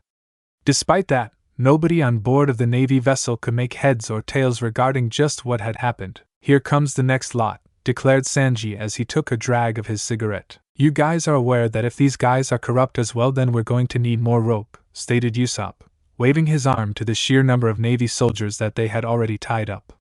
And are we sure that all of these guys are guilty in the first place? Probably not, said Luffy with a shrug of his shoulders. They were following orders, and if they frequented this island they must have at least been aware of what was going on. So if they themselves aren't guilty of corruption, they should have at least reported their belief that something was afoot to a senior officer when they docked for supplies. Most of them will probably just be discharged from service. It's trying to figure out who is pretending to not know anything about it, and those who are genuinely innocent. That is the real hassle. I do not envy whoever's job that is, said Johnny. I hope that if they do put up a fight that they do a better job, these scumbags, declared Jin. Alright, Nami, so who did you summon to our aid? Asked Luffy as he looked over his shoulder. Captain Smoker, do you know him? Replied Nami. Ah, said Luffy. Ah? That's it. No witty remark? Questioned Jin. Well, to be fair, if all of us tried to fight him at once we would lose, stated Luffy. That got an immediate reaction out of everybody. Just how strong is this guy? Is he even just a captain and not some freaking vice admiral if he's that strong? Shouted Usopp in shock. Out of the Navy captains I know of, he's definitely one of the strongest, stated Luffy. He could have taken out all of Arlong's crew by himself, and not taken a single hit of damage. Zoro and Jin shared a devilish look between one another, both of them wanting to test their strength against somebody of that caliber. Sanji caught a glimpse of the look the two men had given one another, and simply shook his head. Jin, said Luffy, I'd like you to report back to the Going Merry. Are you serious? Asked the former pirate. If Captain Smoker wants to arrest you, I'm not going to be able to stop him. By the time I get the chance to explain it to him, you could very well be stuck in an armed patrol and out of my reach. Jin couldn't help but allow a small smile to spread across his face. Apparently this was what it felt like to be wanted. Fine, he said, marching off. But don't think I'm happy about this. Well, chances are that I'm going to have to go with him to Logtown, said Luffy. You guys are more than welcome to follow on the Going Merry or stay for a couple of days to celebrate with the locals. Well, there's definitely a person or two I'd like to share a drink with, stated Nami, looking forward to spending some time with the island's residents. I'm sure that the cook and I can inform everyone of what transpired, stated Zoro. I imagine that there'll be more than few questions that need answering. What about you, Luffy? Said Usopp. You don't want to take a breather and stretch your legs for a bit. I mean, we did just take out both an incredibly powerful pirate crew and a corrupt branch of the Navy. Surely that's worth celebrating. As much as I'd like to, I imagine they're going to want an answer as to why I let Hachi go with Momo, stated Luffy. Well, that was a simple one, said Nami.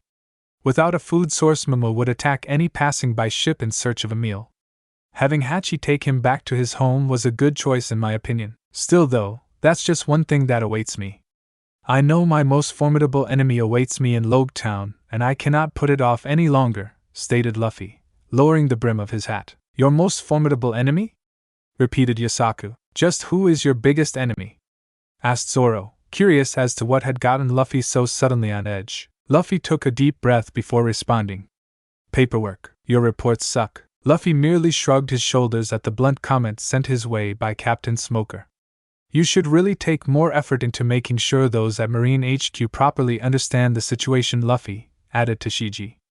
Sending such incomplete files will not look good for your future prospects. It wouldn't matter how immaculate my reports were, it wouldn't change anything, said Luffy, tilting his hat over his eyes despite the fact they were indoors. You shouldn't think like that, said Shiji, giving him a reassuring pat on the back. Smoker merely scowled. Anyways, are we good here?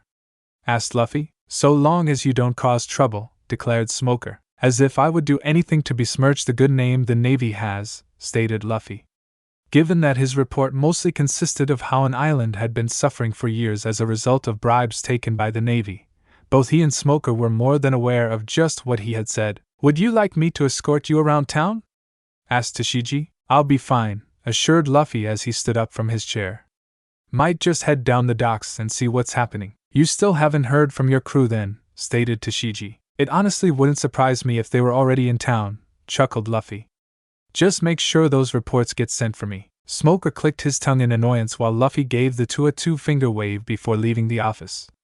Tucking his hands in his pockets, Luffy waltzed through the hallways he had memorized upon his arrival, having not wanted to get lost during his time here. Every now and again he crossed the path of a soldier or two who gave him a salute. Luffy gave them a small nod of appreciation each time. To be fair, he didn't know whether or not they were saluting him for his status or for the fact he had defeated a handful of soldiers during his short time here. Just because he wasn't with his crew didn't mean that he would negate his training. For those who saluted him for his ranking, he couldn't help but feel a bit miffed over it all. It wasn't like being a warrant officer was high up in regards to rankings.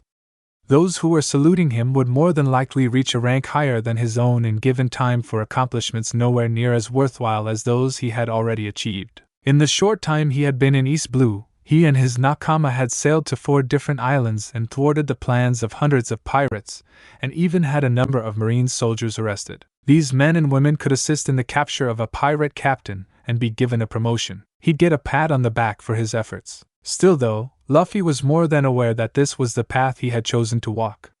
He'd received very few commendations throughout his life, but that was the cost of his freedom to sail as he pleased. Stepping outside, Luffy paused to admire the peace surrounding the townsfolk. Considering the strong military force, the townsfolk seemed to be in a regular state of ease. Very few pirates would be brazen enough to attack an island with such a heavy marine presence. Though considering that many crews likely needed to top up their supplies before tackling Reverse Mountain, it was inevitable that pirates did invade these shores. More likely in smaller boats, and not the main ship as to not draw attention, but you could never assume such things. On his way to the docks, Luffy couldn't help but raise an eyebrow as he saw a platoon of Navy soldiers marching forward with a number of pirates in custody. One said pirate stood head and shoulders above the rest. One thing that Luffy did notice, however, was that all of these felons looked as if they were starving. Their clothes hung loosely on their bodies, and even if they tried to resist, Luffy doubted that they'd even have the strength to properly raise a sword to defend themselves. Warrant Officer Luffy, we meet again, said an all-too-familiar voice. Lieutenant Fullbody, said Luffy, forcing a smile as his lunch companion from the Bartai spoke up. It seems that your assault was successful. These are the Don Krieg pirates then? Indeed they are, declared Fullbody proudly. We bombarded their hideout before we picked away at the scraps. Luffy hated the fact that Fullbody boasted about such a tactic as if he was a hero. We were lucky that we didn't kill their captain by accident. I'm bound to get a promotion for my hard work, declared the lieutenant. Congratulations, said Luffy, struggling to keep his smile on his face. Be sure to report to Captain Smoker. I'm sure he'll want to hear all about your victory. I shall. Perhaps we can meet later to toast my success. Perhaps. Anyways, I must be off. You take care of yourself now. Before you go, Warrant Officer, there is something I need to ask, said Fullbody. What cell would Don Krieg's right-hand man be in? I want to boast that I not only captured him but captured his captain. I'm afraid that you will not find Jin in any of the cells here, Lieutenant, stated Luffy. I'm afraid that you will be unable to tell him of your victory. Good day. While Fullbody said nothing, the look of annoyance told Luffy enough before the warrant officer marched away, following after his men. Luffy meanwhile made a dash towards the docks. Had his nakama arrived, then he had to inform Jin straight away that his old tormentors were in town and patrolling the streets. Undoubtedly they would recognize him on sight, and knowing how dangerous he was, would likely shoot on sight. Luffy would make sure that none of his nakama would die today. Said nakama, however, had yet to dock into port. In fact, according to Nami's navigational expertise, they wouldn't dock until well past nightfall. Rain blanketed Logue Town and every civilian had long since sought for shelter from the storm.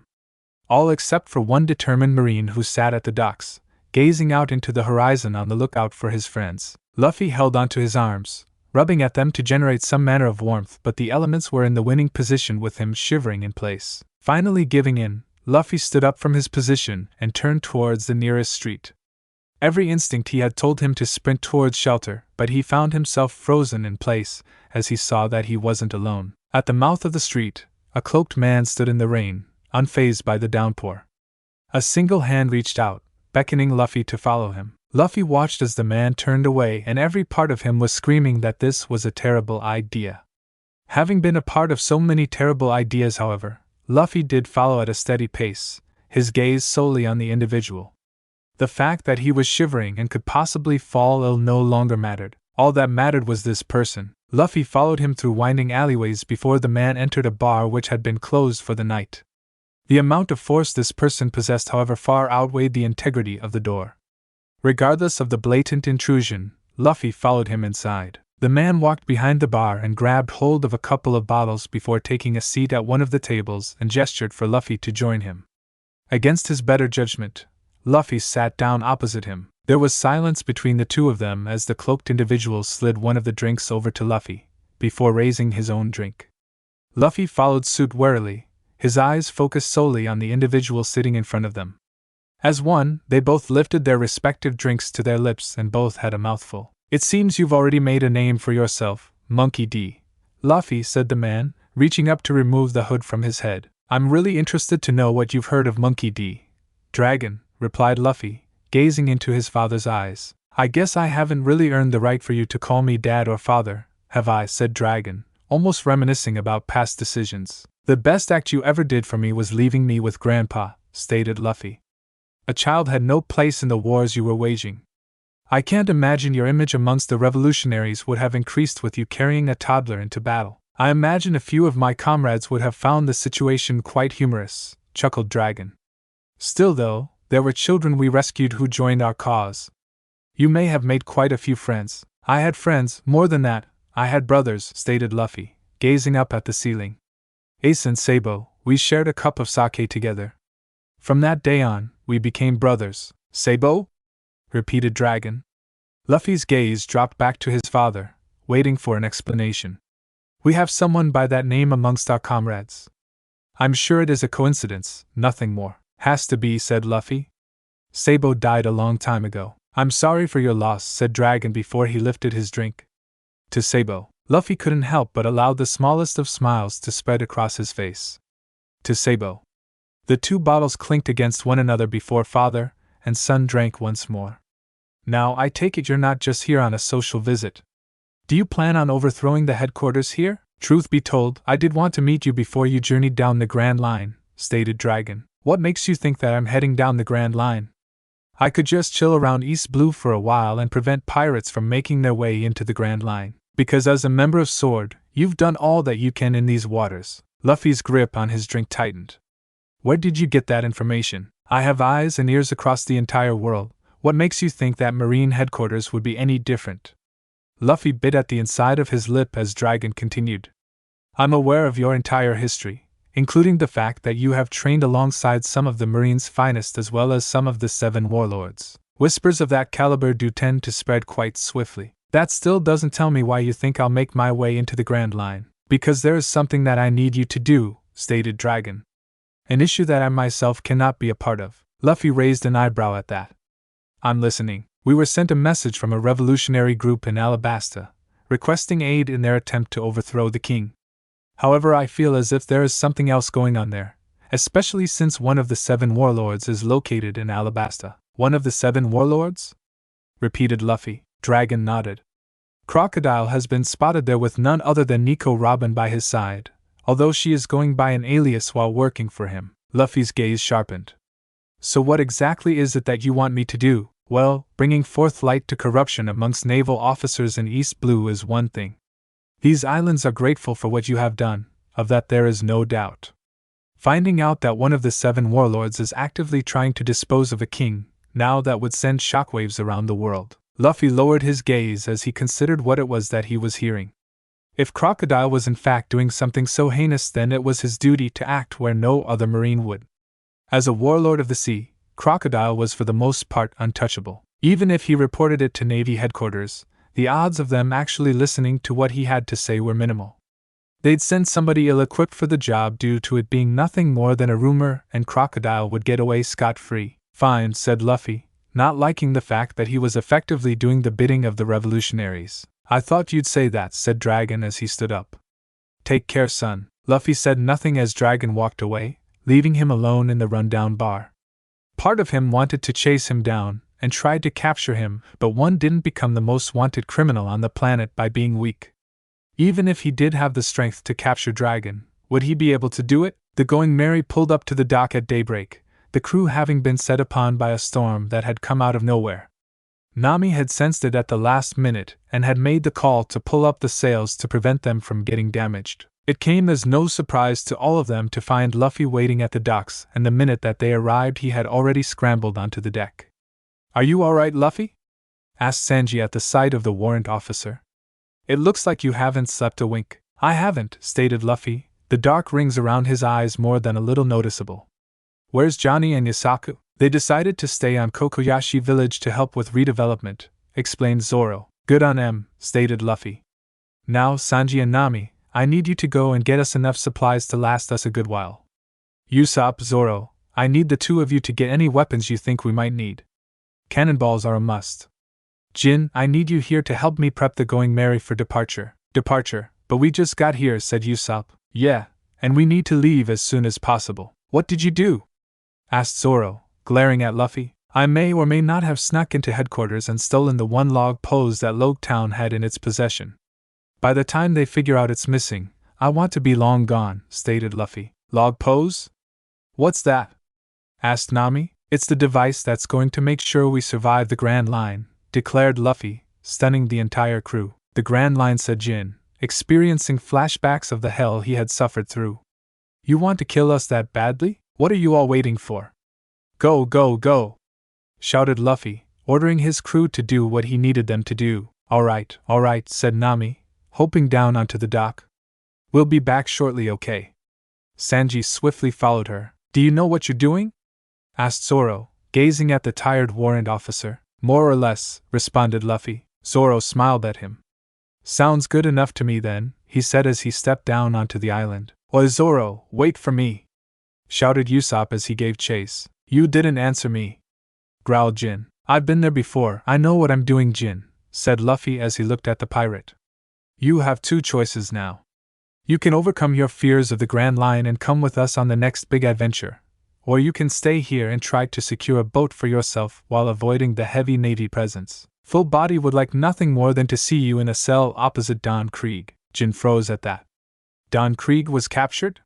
He said in shock, and is now under the watchful eyes of Captain Smoker, a marine who quite literally cannot be beaten with swords and guns due to his devil fruit power, stated Luffy. With all that knowledge, Jin, I ask you one simple question. Are you coming with us, or not? Don Krieg sat in his cell, head lowered and gazing at the cuffs that restricted his movements. Were he at full strength, he could more than likely shatter these pitiful pieces of equipment before busting out of this shithole. Unfortunately, he wasn't at full strength. He hadn't been at full strength ever since returning from the hell known as the Grand Line. He and his men, those who survived at least, had not eaten anything but rotten scraps which threatened to kill them far quicker than the hunger would. When he and his men had come under cannon fire, their reaction had been terrible. There was no other way to put it.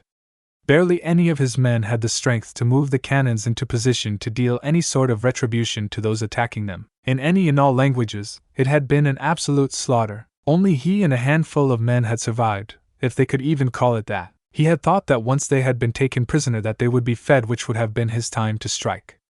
If he had been given enough food to sate his hunger, he could have easily taken over the marine vessel.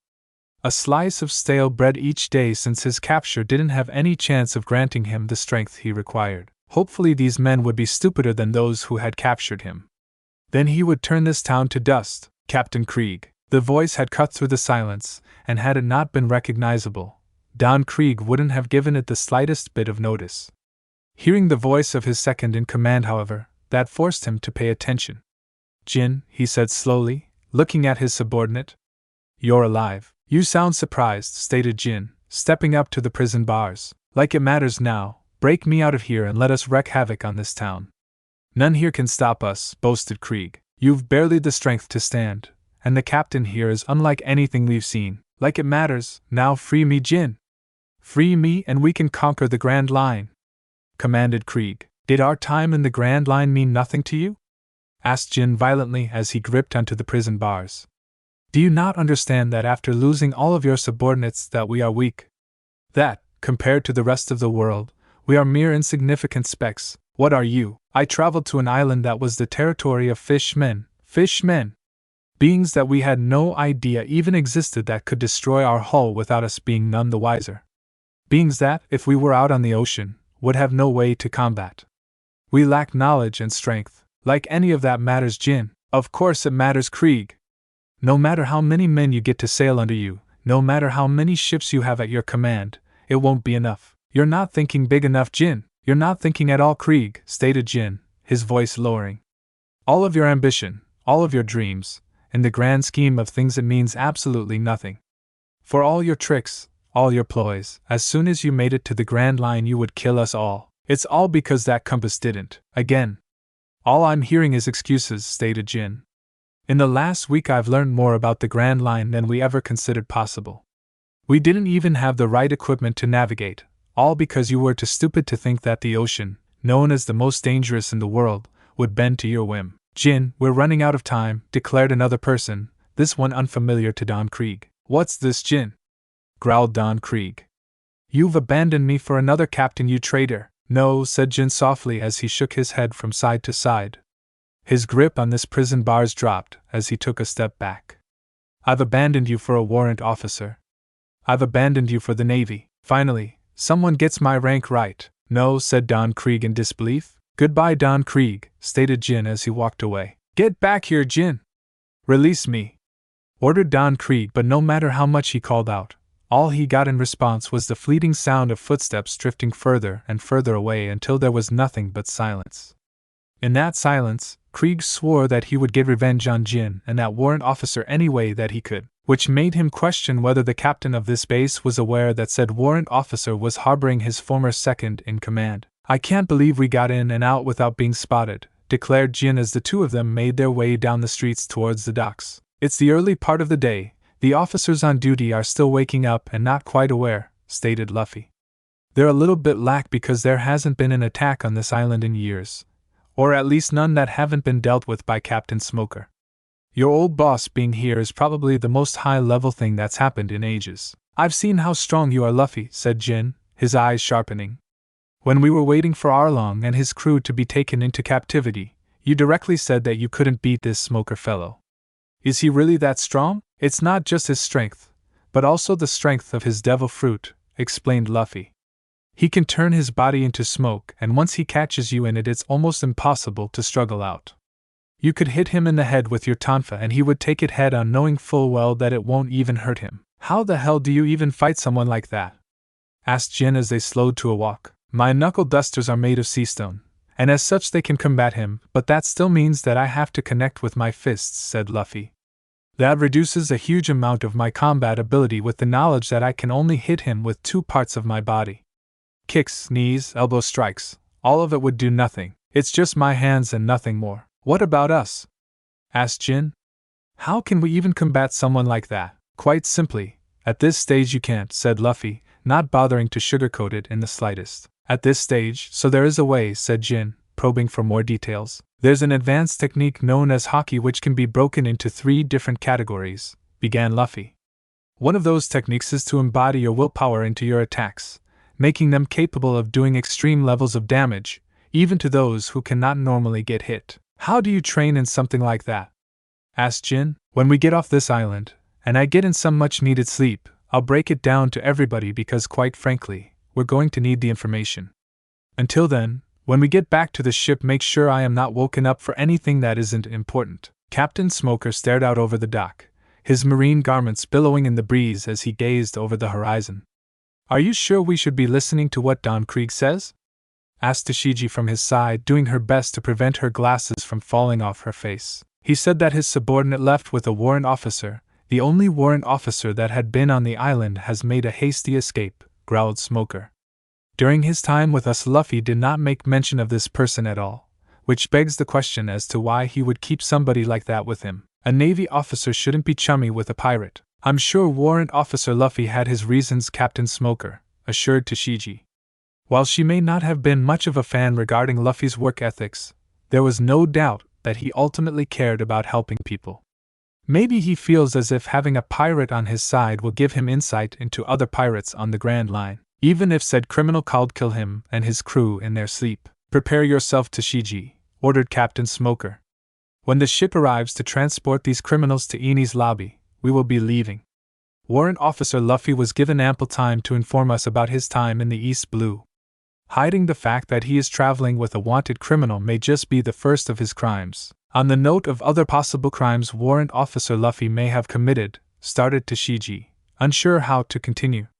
There is some inventory missing. What inventory? See stone handcuffs. Smoker could not help but rub at his eyes. When Luffy arose from his slumber and made his way to deck, he did so only to find his crew physically exhausted. Were we attacked? He asked, only for Nami to swiftly get to her feet and slap him across the back of the head. You idiot! She screamed at him. How the hell could you sleep through all that? Sleep through what? Asked Luffy in response, only for his answer to come in the form of the giant whale next to the ship to bellow loud enough that it forced all of them to cover their ears. Where did that come from? Shut up and row! Ordered Zoro as he pulled out the oars, tossing one to Jin and Sanji while he and Luffy quickly got about getting away from the behemoth of a creature. Nami and Usopp set about steering the vessel towards the nearby outcrop where a lighthouse stood. The Straw Hat crew made it to the outcrop in what felt like record time. Just as they reached their destination, the head of the whale dropped beneath the surface, causing a number of them to breathe a sigh of relief. Everyone okay? No thanks to you, shouted Usopp towards the warrant officer. Fair, but in my defense I was tired, said Luffy, pacing his words as if it was the most reasonable explanation in the world. No kidding, growled Jin under his breath. All right, well, Zoro and Nami, go explore the lighthouse and apologize to anybody if we are trespassing, said Luffy as he surveyed the ship and the damage it had taken during the time he had been asleep. It seems their trek towards the Grand Line had resulted in the Going Merry suffering quite a bit. Usopp, Jin, I need the two of you to start on repairs. The Grand Line will tear us to shreds in this state. Got it, said Usopp, giving Luffy a salute while Jin merely shrugged his shoulders. Sanji, I need you to do something very important, declared Luffy as he looked at the chef. What do you need? Asked Sanji. Make us lunch. Should have figured, said Sanji as he made his way to the kitchen. What are you going to do? Zoro asked of their leader. I'm going to see what's going on with that whale. There was a general look of confusion sent his way before Luffy leapt overboard, diving into the water below. Once underwater, Luffy dove deep beneath the surface until he was capable of seeing the beast. He had no idea how to feel, however, as he watched the creature belt its head against the giant stone structure. Even amongst the water, Luffy could make out the vicious scars that the whale had carved into its head, showing just how much suffering the animal had gone through. Luffy got the feeling that those scars were not what hurt the animal the most. No creature would ever deal such damage to themselves without a reason. The whale surfaced just as Sanji began to serve lunch, causing several different reactions to happen. For some, they left the food as was, knowing full well that it would remain there. Others ate as much as they could within the shortest time frame possible. It didn't take much to figure out which of the crew fit into which category. There was a quick flurry of movement as the people on board scurried into position and prepared to sail away before they saw the strangest thing happen. Embedded into the side of the whale was a metal plate, one that was opening. You guys are seeing this, right? Asked Usopp, uncertain if he was hallucinating or not. Welcome to the Grand Line, I guess? Said Luffy in uncertainty, as a small island sailed out of the whale. Jin, Zoro and Sanji braced themselves as they saw three people on the island, only one of which was not tied up in thick layers of rope. Do you think he's an enemy? Asked Sanji of his compatriots. If he is, he's got hostages, stated Zoro. I'm not one for proceeding with caution, warned Jin. Of course, all of their preparations meant nothing as Luffy waved out to the man. Hey! I'm Warrant Officer Luffy. Who are you? The man caught Luffy's gaze with an intense stare. Luffy's eyes stared back. The man continued to stare, unflinching. Luffy found himself wondering if the man had heard him. The stare the man gave only intensified. Luffy opened his mouth to speak. I'm Crocus. Why'd it take you so long? Shouted both Usopp and Nami. Luffy meanwhile had shifted his focus from the freshly introduced Crocus to the two people he had in his possession. For the better part, the two of them looked rather fine, but the man himself looked as if he had taken an injury or two in whatever conflict had happened inside of the whale. Who are your captives? Asked Luffy. Crocus responded with a harsh stare. Luffy matched his gaze. Crocus remained unblinking. Luffy couldn't help but chuckle lightly. Crocus took in a deep breath. Luffy waited. They were hunting Laboon for his meat, answered Crocus. Why can't you just say that? Exclaimed Sanji in a rage. Laboon, ha, said Luffy, shifting his gaze to the giant whale. Sanji, prepare a meal for Crocus. Jin, prepare the hold for 2 potential prisoners. I doubt he has the space to keep them in his lighthouse. Sanji merely nodded in understanding before setting about his task. We're just taking them from him. What if they're dangerous? Asked Usopp. We can handle them, said Zoro reassuringly. If they came for the meat, it means that they're from a nearby island which may be in need of supplies, explained Luffy. We should go there and see if we can offer any aid. Nami crossed her arms over her chest. One of these days you're going to stick us into more trouble than it's worth, you know that, she said with a scowl. Luffy could only smile at her. Thanks for watching this video. You really enjoy this video. Like, subscribe, and comment down below, and turn on that bell notification. Don't forget to support and follow Razzmatazz22 for writing that awesome fanfic, and also make sure to comment on this story, link in the description. See you in the next video. Goodbye.